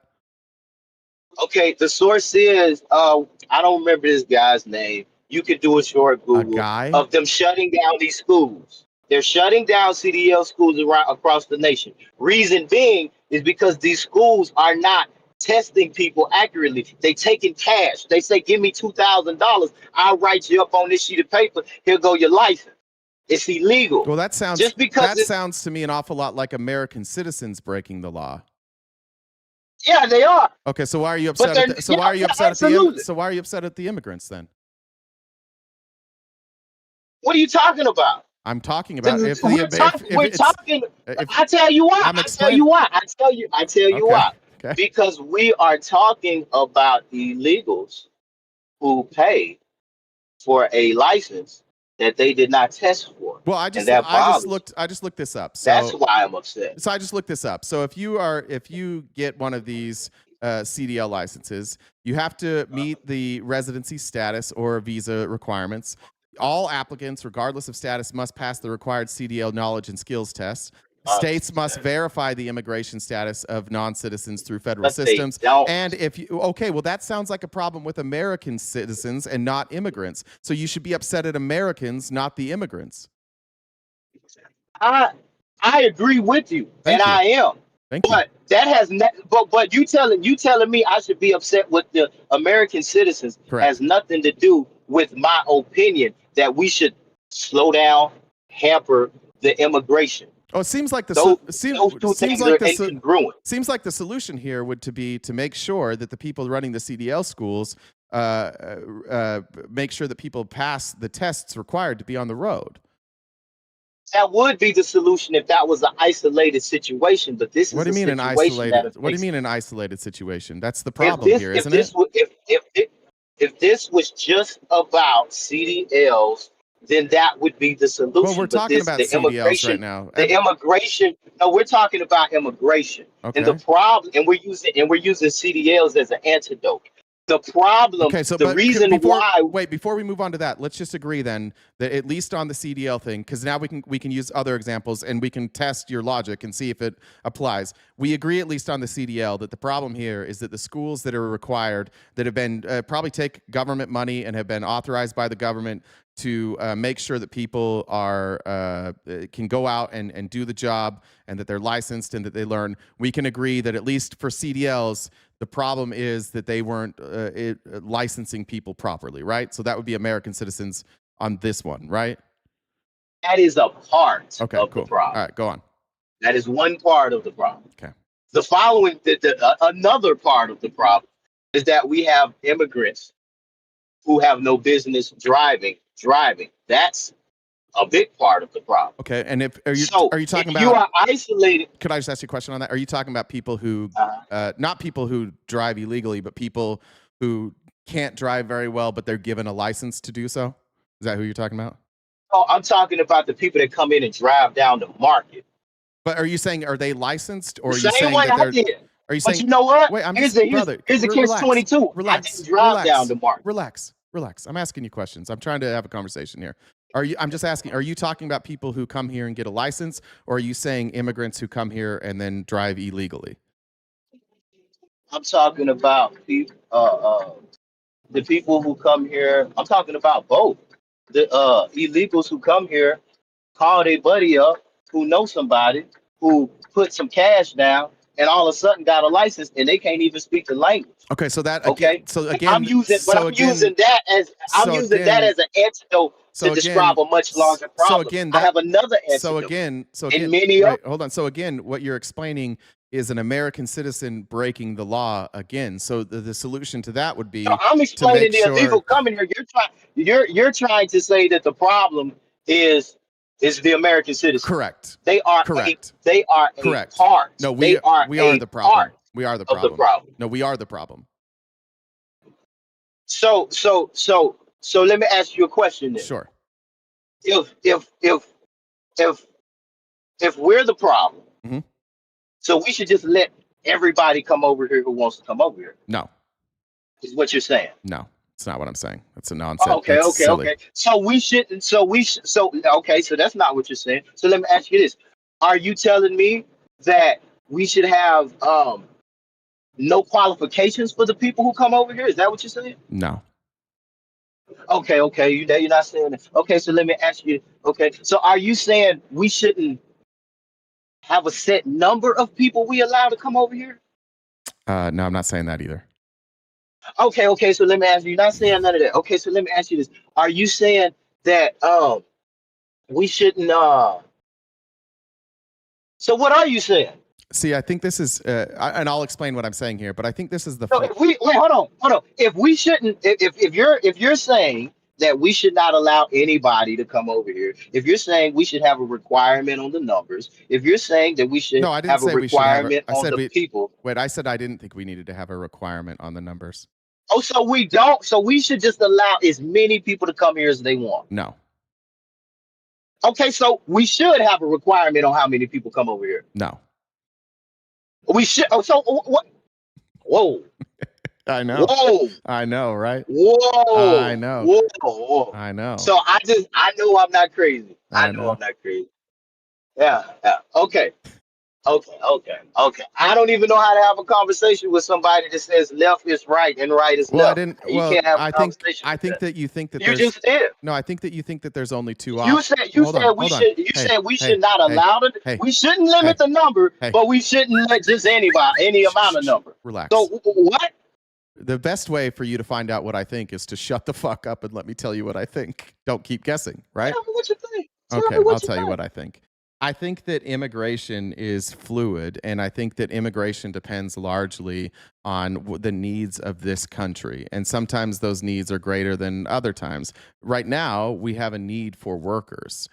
We have millions of, well, I mean, and that might change because of the impending financial collapse. But right now, like we talked about in the trucking industry, there is a need for people to come here and There work. There are more people with CDLs than there are CDL jobs. They don't want those jobs because they're tired of being treated like shit. They're tired of being paid like shit. Listen, my And friend. the reason they're Listen, being my friend. treated and paid like Listen, shit hey, is because you got scabs. Listen, Illegal scabs. if you want to know what I think, you got American scabs get paid a lot of money. If you want to know what I think, I would recommend being quiet while I'm speaking. All right, great. So I think that our immigration system should make sense, and I think that it should be a fluid number. If we need people here to work, then we should allow more people in, and if we don't need people to work, then we should limit that.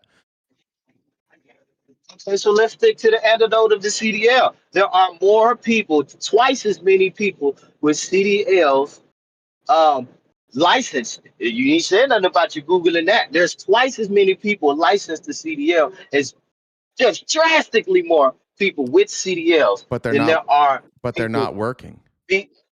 Because they're tired of getting paid like shit and talked to like shit because the illegal scabs come and make that possible. Wait, hold on. And you're talking about scabs, hold brother. on. As a scab, I Hold got on. paid $40 an hour and I got undercutted by some Mexicans. Hold on. Very rude of me. I got undercutted by some immigrants who were getting paid $15 and did not get paid per diem. As a scab, I got paid twice as much as anybody working in that factory. Okay. But I got undercutted Hey. by people who were not American citizens. Hey, who chooses what you get I paid? stopped working there. Who I did. Excuse me, dude. Yeah, who chooses? stopped No, working oh there. my God. Who determines how you get paid? Determination of pay is a market. It's something determined No, by the it's market. the owner of the company. It's the person who pays you. Jesus Christ. That's a very short way of saying it. No, that's the Because correct way of saying it. It's the correct way of saying it. It's a very short way of saying So if I own a company, oh my God, I'm gonna have to listen. I'm gonna have to listen. Shut the fuck up, brother. Jesus Christ, man. You speak, brother. No, you be got quiet. it. Be quiet. I just server muted you really fast. If you don't calm down and let other people speak, I'm not going to let you have a microphone. Thank you. Jay doesn't necessarily mute you. I just muted you. If you want to have a conversation like a real, a girl boy, a big boy, you need to let have other people speak. I'll take off your mute now if you can contain yourself. All right. Are we better?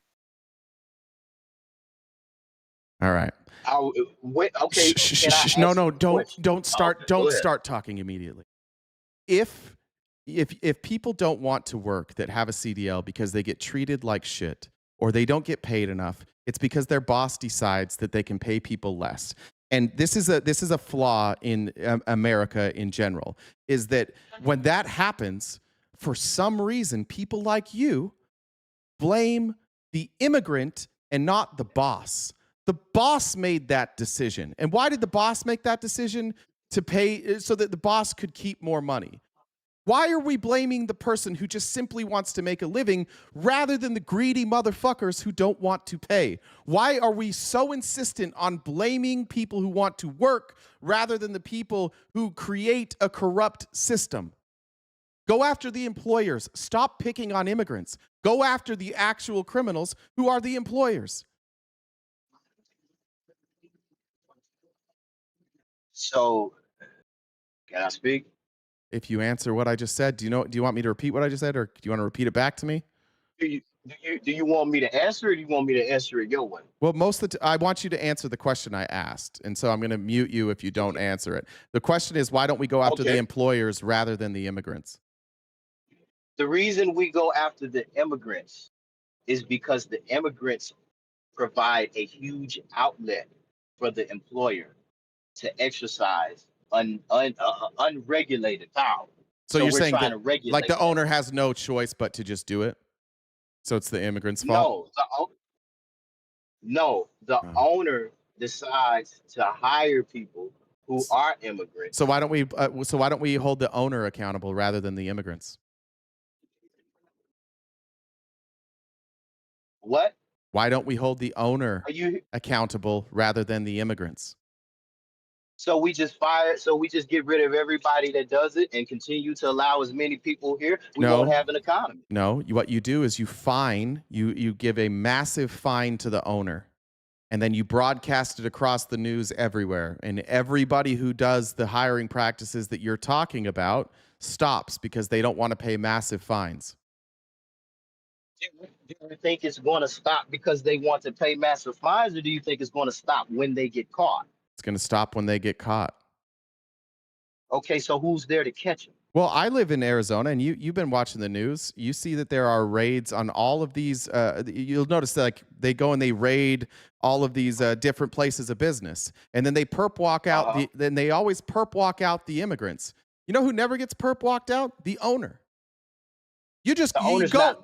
Well, then go arrest. Then go arrest the owner at his fucking house and put it on the news. Can I tell you something? No. Respond to that. Why don't we go arrest the owner and put it on the news? You don't think that would stop them? Why is the principle not the same? If we say we want to arrest immigrants and put it on the news to discourage immigrants from working here illegally, why wouldn't that work for the owners of the company who are taking advantage of immigrants? Because the owners are already fined for these things. No, they're not. They almost never get in trouble. Send them to jail. Send them to jail. Send one of them to jail, and it'll stop this overnight. One going to jail ain't stopping nothing. Oh, it'll stop it. Broadcast it, and they'll all stop doing this. Does people going to jail stop the selling of drugs? What?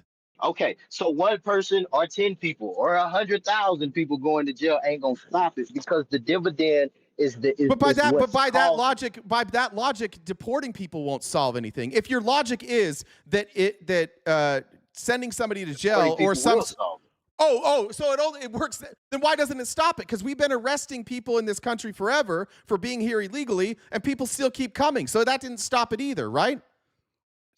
It absolutely stopped it. You can It see did? the immigration numbers you can see the immigration number change when you see the policy and the enforcement of those policies change. Wait, we've done this You can see forever. the No, change we've been in the doing this immigration forever. We've been doing this for No, you have decades. not. No, There was Biden and Obama deported way more than Trump. That's not true. It's 100% Obama true. did. Yeah. Obama So did. why didn't that stop it? Biden did. So why didn't that? No, Biden did too. Biden beat Obama's Biden numbers. deported more people than Trump. Yes, way more. That's absolutely not true. All right, are you going to apologize? true. Are you going to apologize Trump- when I pull it up? Trump has deported. Are you going Trump to has deported apologize more when I pull it people up? this year than Biden did all? That's not true. Yeah, pull it up. All right. How many Are you people going to did- How apologize? many people did? Hey, if I don't know something, I absolutely say I apologize. Well, you don't know this one. Unlike you, I will absolutely. I say apologize all the time. All right. Let's see, this goes through 2019. I What's that? apologize for being. That shouldn't be like that. I apologize for being. Well, I like a good debate. You're a hell of a debate. I'm not debating with you, man. Like I think that what you're doing right now is you're doubling. I'm trying to pull it up, but we're not getting updated numbers from our government. So I'm getting to 2023. Let's see if I can get here.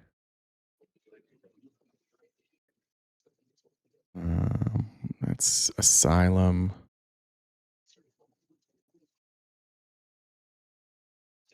Why is this only giving me to Homeland Security is only giving me till 2019? It's because he has deported more people. That's the reason why. That's why we only have numbers to 2019 because he's deported more people. That's what. Yes, that's the reason why. You know that doesn't make any sense. Stop it with that. It makes a lot of sense, brother. If It's you 20. if you Brother, it's believe- 2025. If you believe in deception, It's if 20. you believe that So people will Trump. not- So there's a Trump thing is that you- hiding the there's a thing numbers. that you- So Trump is hiding not the Trump. numbers. No, not Trump. He's the president. What are you talking about? Those numbers have already been removed before he got there. What are you talking about? He was president. Anyway. He was president in 2019. He was not. He didn't have any power. He wasn't the president in He didn't have any 2019. He might have got the vote then, but he didn't get any. He didn't get authorized any power until 2020. No, he Isn't that how that works? You get voted in, and then he got voted in. No, he got voted in 2016. He took office in 2017. He left you're office talking in about his first 2021. Yeah. Okay. I can't So get I'm up. not seeing I what you're can't. getting at. I don't know what you're getting at. You said that he didn't have power in 2019. That's what you said. I'm defending Republicans and their belief that we have an immigration problem that should be handled. All right, I think I might have found it. Let's see. These are encounters. That's what I'm doing. I might have found it. Hold on one second.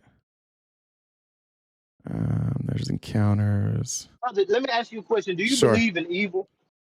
You believe in evil? What do you mean by? Could you ask that question different? I don't know what you mean. Do you believe that people do the wrong things? Sure. Do you believe that people doing the wrong things will try to cover these things up? Sure.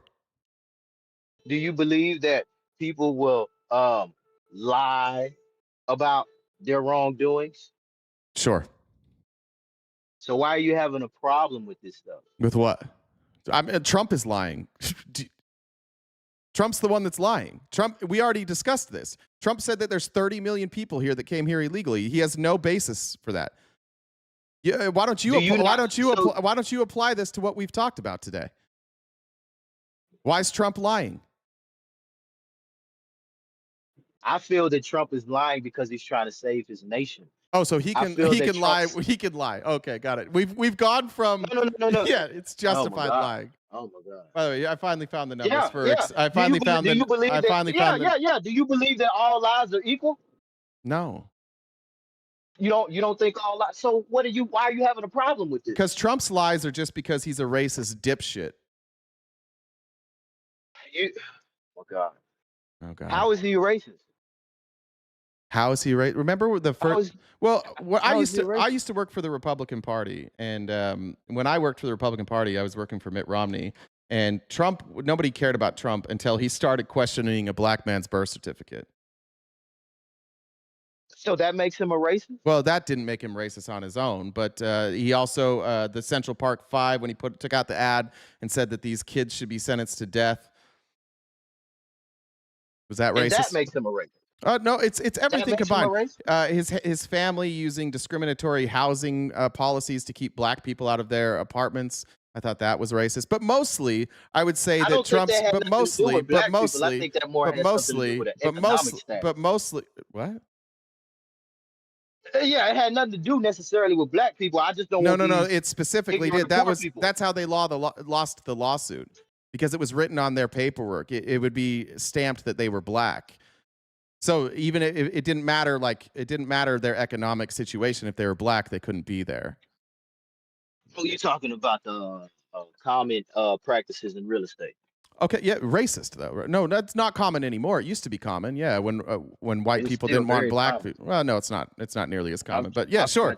Yeah, there's still a lot of racist. Yeah, there's still a lot of racist people in this world. But my problem with Trump, and we can argue whether or not it's racist. I don't know his heart, but effectively it's racist, right? I don't know Trump's personal feelings, but I do know, for example, that he complains about immigrants all the time coming to this country, but then he welcomes South African immigrants and gives them farms. Gives them jobs. I agree with you. But there's other people in South Africa that are black that are dealing with the same problem as these white South African immigrants, and he's not bringing them in. Why is it all white people from South Africa? Because it's okay. It's not. It's not. It's not. The white people in this. No, it's not. The white people in that situation. The white people in that situation are the minority. I don't. But they're not. The black people in that situation are the ones that are being persecuted. What are you talking about? So the South Africa. If you look at talking about South Africa, if you look at the death, if you look at the amount of people who have died in South Africa on these farms, the majority of them are black. So you telling me the black people in South Africa are being killed by the black people in South Africa? Yep. Oh, well then what are you talking about? So why are we only bringing in the white people working on that farm? You talking about the Boers? Why are we only bringing in the white people? Bring in the Boers. Okay, I don't agree that we bring in the Boers. Would we at least acknowledge, whether we know what's in Trump's heart or not, effectively he's allowing white people to come in who are facing the same persecution, actually less persecution than black people from the same country, but he's only bringing in white people. Effectively, whether we know his heart or not, effectively that's racist, right? That's factually not true. The Boers are the ones being persecuted right now. Listen, he's bringing in only white people, right? That's because they're the ones being. I'm not defending that. What do you mean persecuted? I'm just speaking on it. What do you mean persecuted? They're the. Oh my God! There is a national effort. There is a semi-national effort in South Africa to kill and take the land of the Boers because of some shit that happened a long time ago. And the people that are being killed the most are black South Africaners, and we are not bringing them. We're only bringing the white people. How do you talking about the most? You got a number on that? So I don't remember if it was the president or of South Africa. I could probably pull it up. He was in the White House. He said this in front of Donald Trump. The folks from South Africa, every one of them. Every talking about that dude that was lying. Every representative there said, including Ernie Els, the golfer that's like Trump's friend, every one of them said that more black people are dying. Due to their own problems, not through persecution. No, they were working on the farms.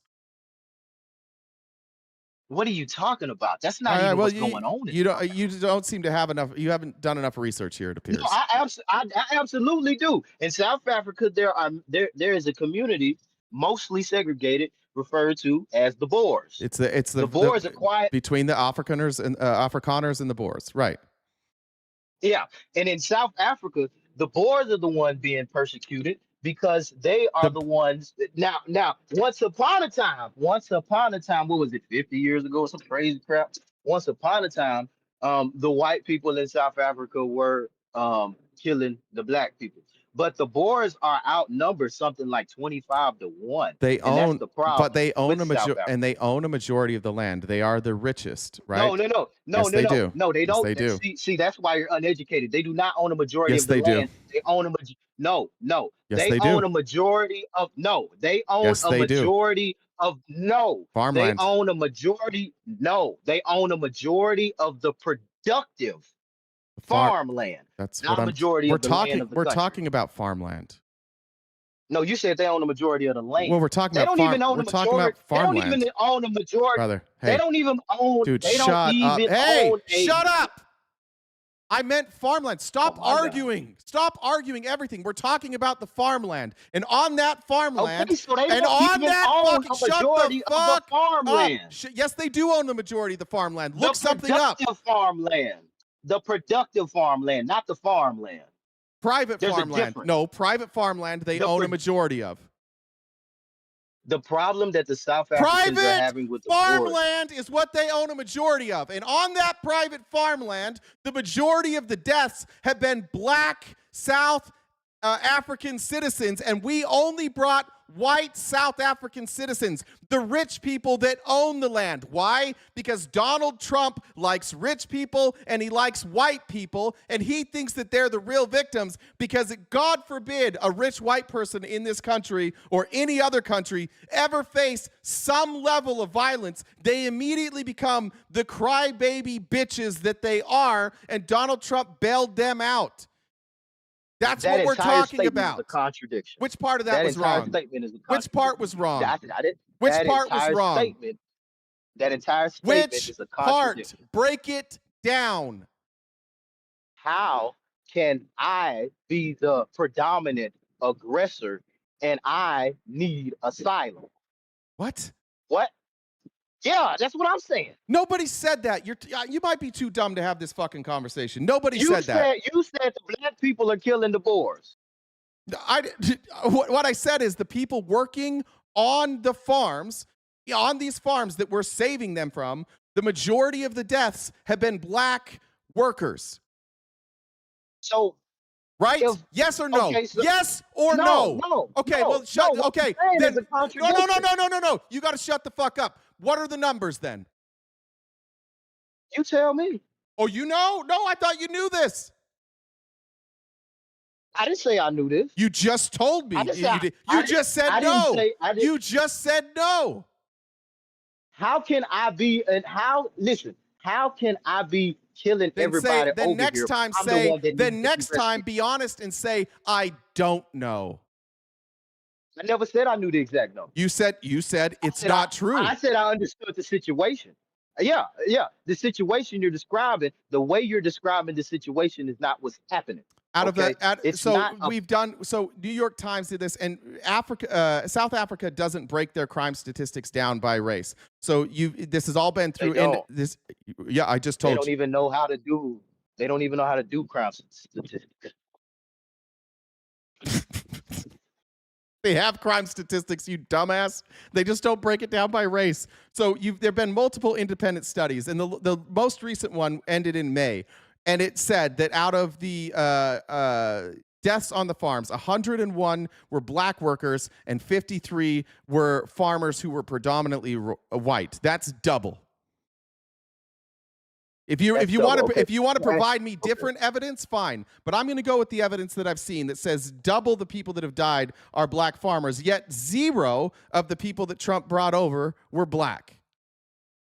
Okay, so let me ask you a question. Right about so what? Explain to me how, if double the people dying are black and Trump only brought over white people, explain to me how that's not racist. No, I agree. I'm not saying that. I don't think he should be bringing them over here because I didn't ask that question. What are you asking? Because what this conversation started as is you said, "How's he racist?" And I said, "I don't know his heart, but when he goes to he looks at all these countries And if you are brown or black, he says, we don't want immigrants from these brown and black countries. And then he looks at South Africa and he says, here's a problem. Farmers are being killed in South Africa, so we're rescuing the farmers, but then he only rescues white farmers. Effectively, that's racist, right? No matter what's in his heart, effectively, he's only taking care of white farmers, right? Brother, my time is Right, running out. right, Will you have me No, back no, no, on in no. about I 20 need you. minutes? I No, disagree. no. Okay. I'm at my shipper. I'm at my No, shipper. no. I I'm need at you work. to. Will you I have just me need you. back I on in need you to about 20 answer. minutes? I'm not going to be here in 20 minutes. I need We you can to pick this answer. conversation Did he up. bring up? Did he bring in What about anybody? tomorrow? Did he bring in anybody from South Africa who was black? Yeah, I'm sure there are plenty of black South Who? Africans that's No. immigrated. No. When he brought the farmers over, were any of them black? What are you asking me? Was there any of the farmers black? When Donald Trump sent an airplane and brought over those South African farmers and gave them a little celebration at the White House and brought them in for a press conference and paraded them around, were any of them black? I don't think either one of us know the answer. I know the answer because I watched it and they were all white. So if you watched every single one of them? Yes. You watched every single one of them. How many of them was it? What were their names? I don't know their names. There was like 50 of them. It wasn't like there was a ton of people. Are we having a discussion about 50 people? Oh my God! If I knew it was 50 people, I wouldn't even give a fuck.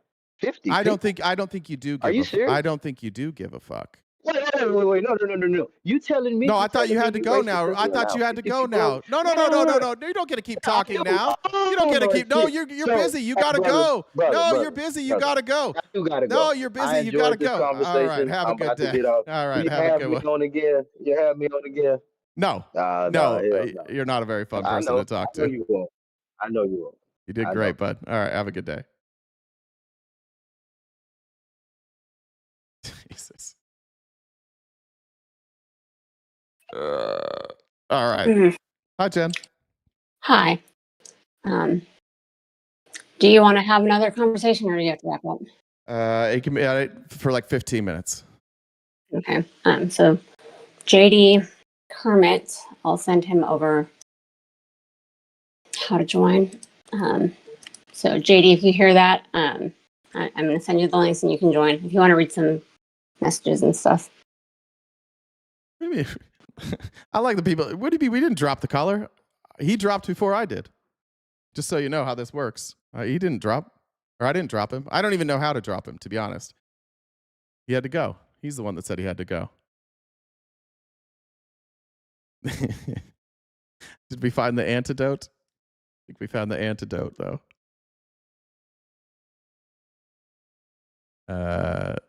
Let me see. Let me check comments. Queen Anne Lay says, I'm thankful to spend my afternoons with you. Thank you.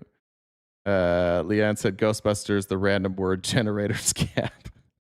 That was hard to follow. That was bizarre. That was one of the most confusing. I don't know if we would call that a debate. I don't know that we accomplished anything. We just went point to point to point, and none of them seemed to connect. Where is that? Lisa said, what about all the southern states we stole from Mexico, promised them a home, and now want to remove them all? Ace said, someone Googling Dunning-Kruger effect.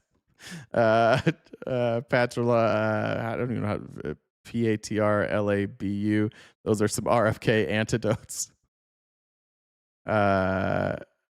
Evelyn said, my husband has a CDL. He holds one as a city waste operator. He won't be taking a pay cut to go drive a truck. To miss these. Thanks for being patient with this dumbass blog. I don't represent us, man. It's internal self-hate. Anyway, I'm here enough time to show you some support. Thanks, Curtis. Amy Lynn said, my sister verifies drivers for the largest load company in America, the continent. They have to be legal to work. He's wrong. Yeah, obviously. Like, you're not getting a CDL. Like, you just don't show up and be like, oh, yeah, I've got a CDL. We should fight for them to be a republic, said Greg. Danielle said, they think business deals Trump is doing are for the United States. Lee said Antifa for the Epstein files. I think I got that one. Check here. Let me know when we've got them, Jen.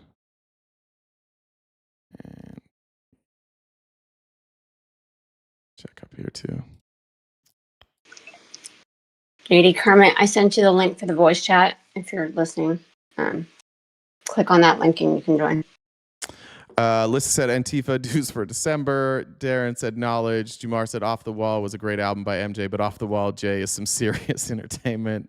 And also, if you've seen, you probably haven't, Minority Report, good movie. They did pre-crime to stop future crimes. MAGA wants us to operate that way. I have seen Minority Report. A lot of people chose that for the movie. That'll be a movie night. I know, Jen. I just didn't want to. I didn't want to correct it. Ashley said MAGA pattern every time. Big scary imaginary crisis. Pink said for band-aids after the scab picking. Ashley said they don't want to fine and arrest the business owners, but perfectly fine with slamming people on the ground and ripping babies from breastfeeding mothers. You can't convince me they're not enjoying this cruelty. I think the cruelty is the point for a lot of them. I think it's just a kind of a miserable existence to be a Republican.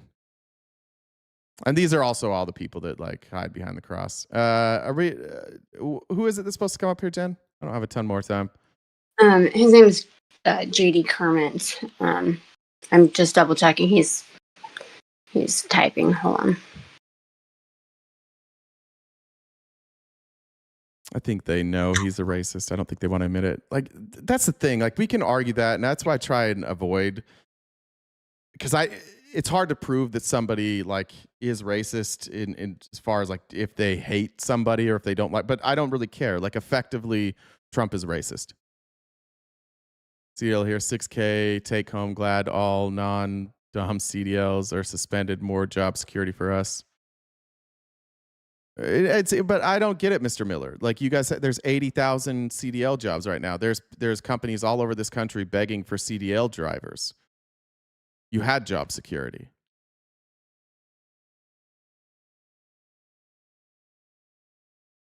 Were you worried about that?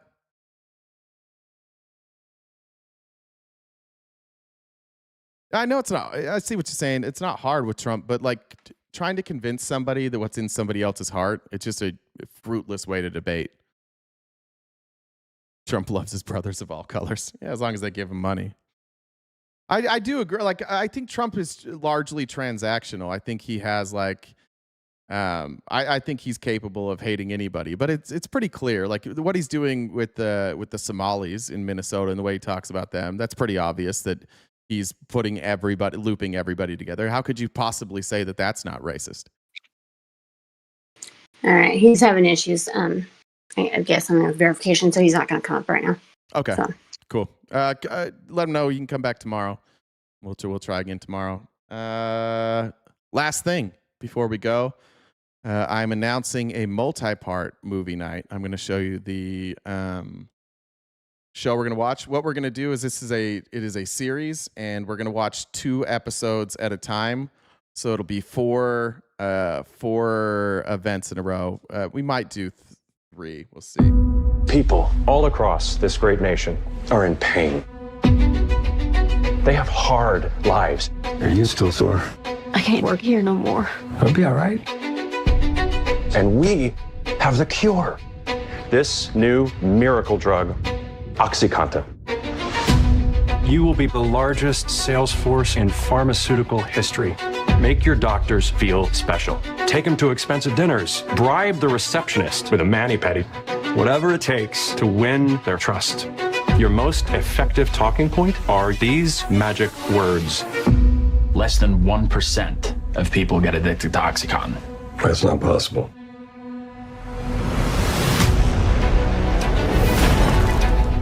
I can't live like this anymore. Let's start you on this. Call on a miracle drug. You only take 2 a day. I think I can make this the biggest drug in the world. I think maybe that medicine might be just a tad more addictive than you said. That's not what we're hearing. Something is happening here. There might be a unique situation brewing. A pharma company is lying about their medication. We have to go after the makers of OxyContin. My patients trusted me. I can't believe how many of them are dead now.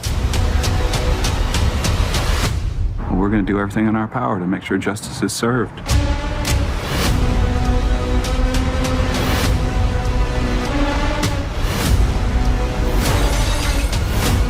going to cure the world of its pain.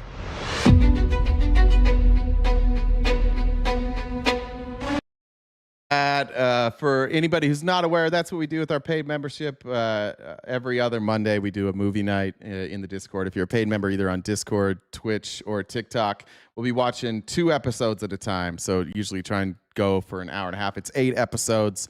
It's incredible. It's based on, obviously, on a true story about the opioid epidemic and how it was created in this country and how Big Pharma not only is disgusting, but how they use the government for protection. The fact that they still exist, the fact that we refuse to do universal health care still at this point and give leverage to all of us is beyond me, but we'll get that. You mean paid members for YouTube, Twitch, and TikTok?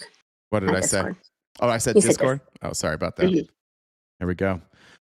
All right, everybody, I'll be back tomorrow morning, medicated tomorrow morning, and every weekday morning, 8:30 a.m. to noon Pacific Standard Time, right here, wherever you're watching. Do we have a raid set up?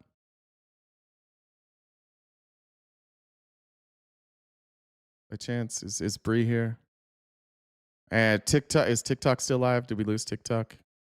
I don't see TikTok. No, TikTok's still up. Let's see who's on. I lost the chat on TikTok. It stopped coming in here.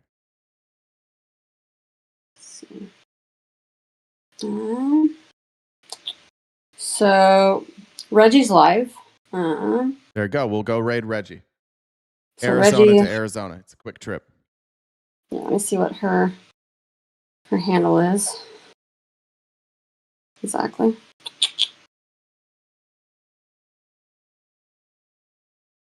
Reggie is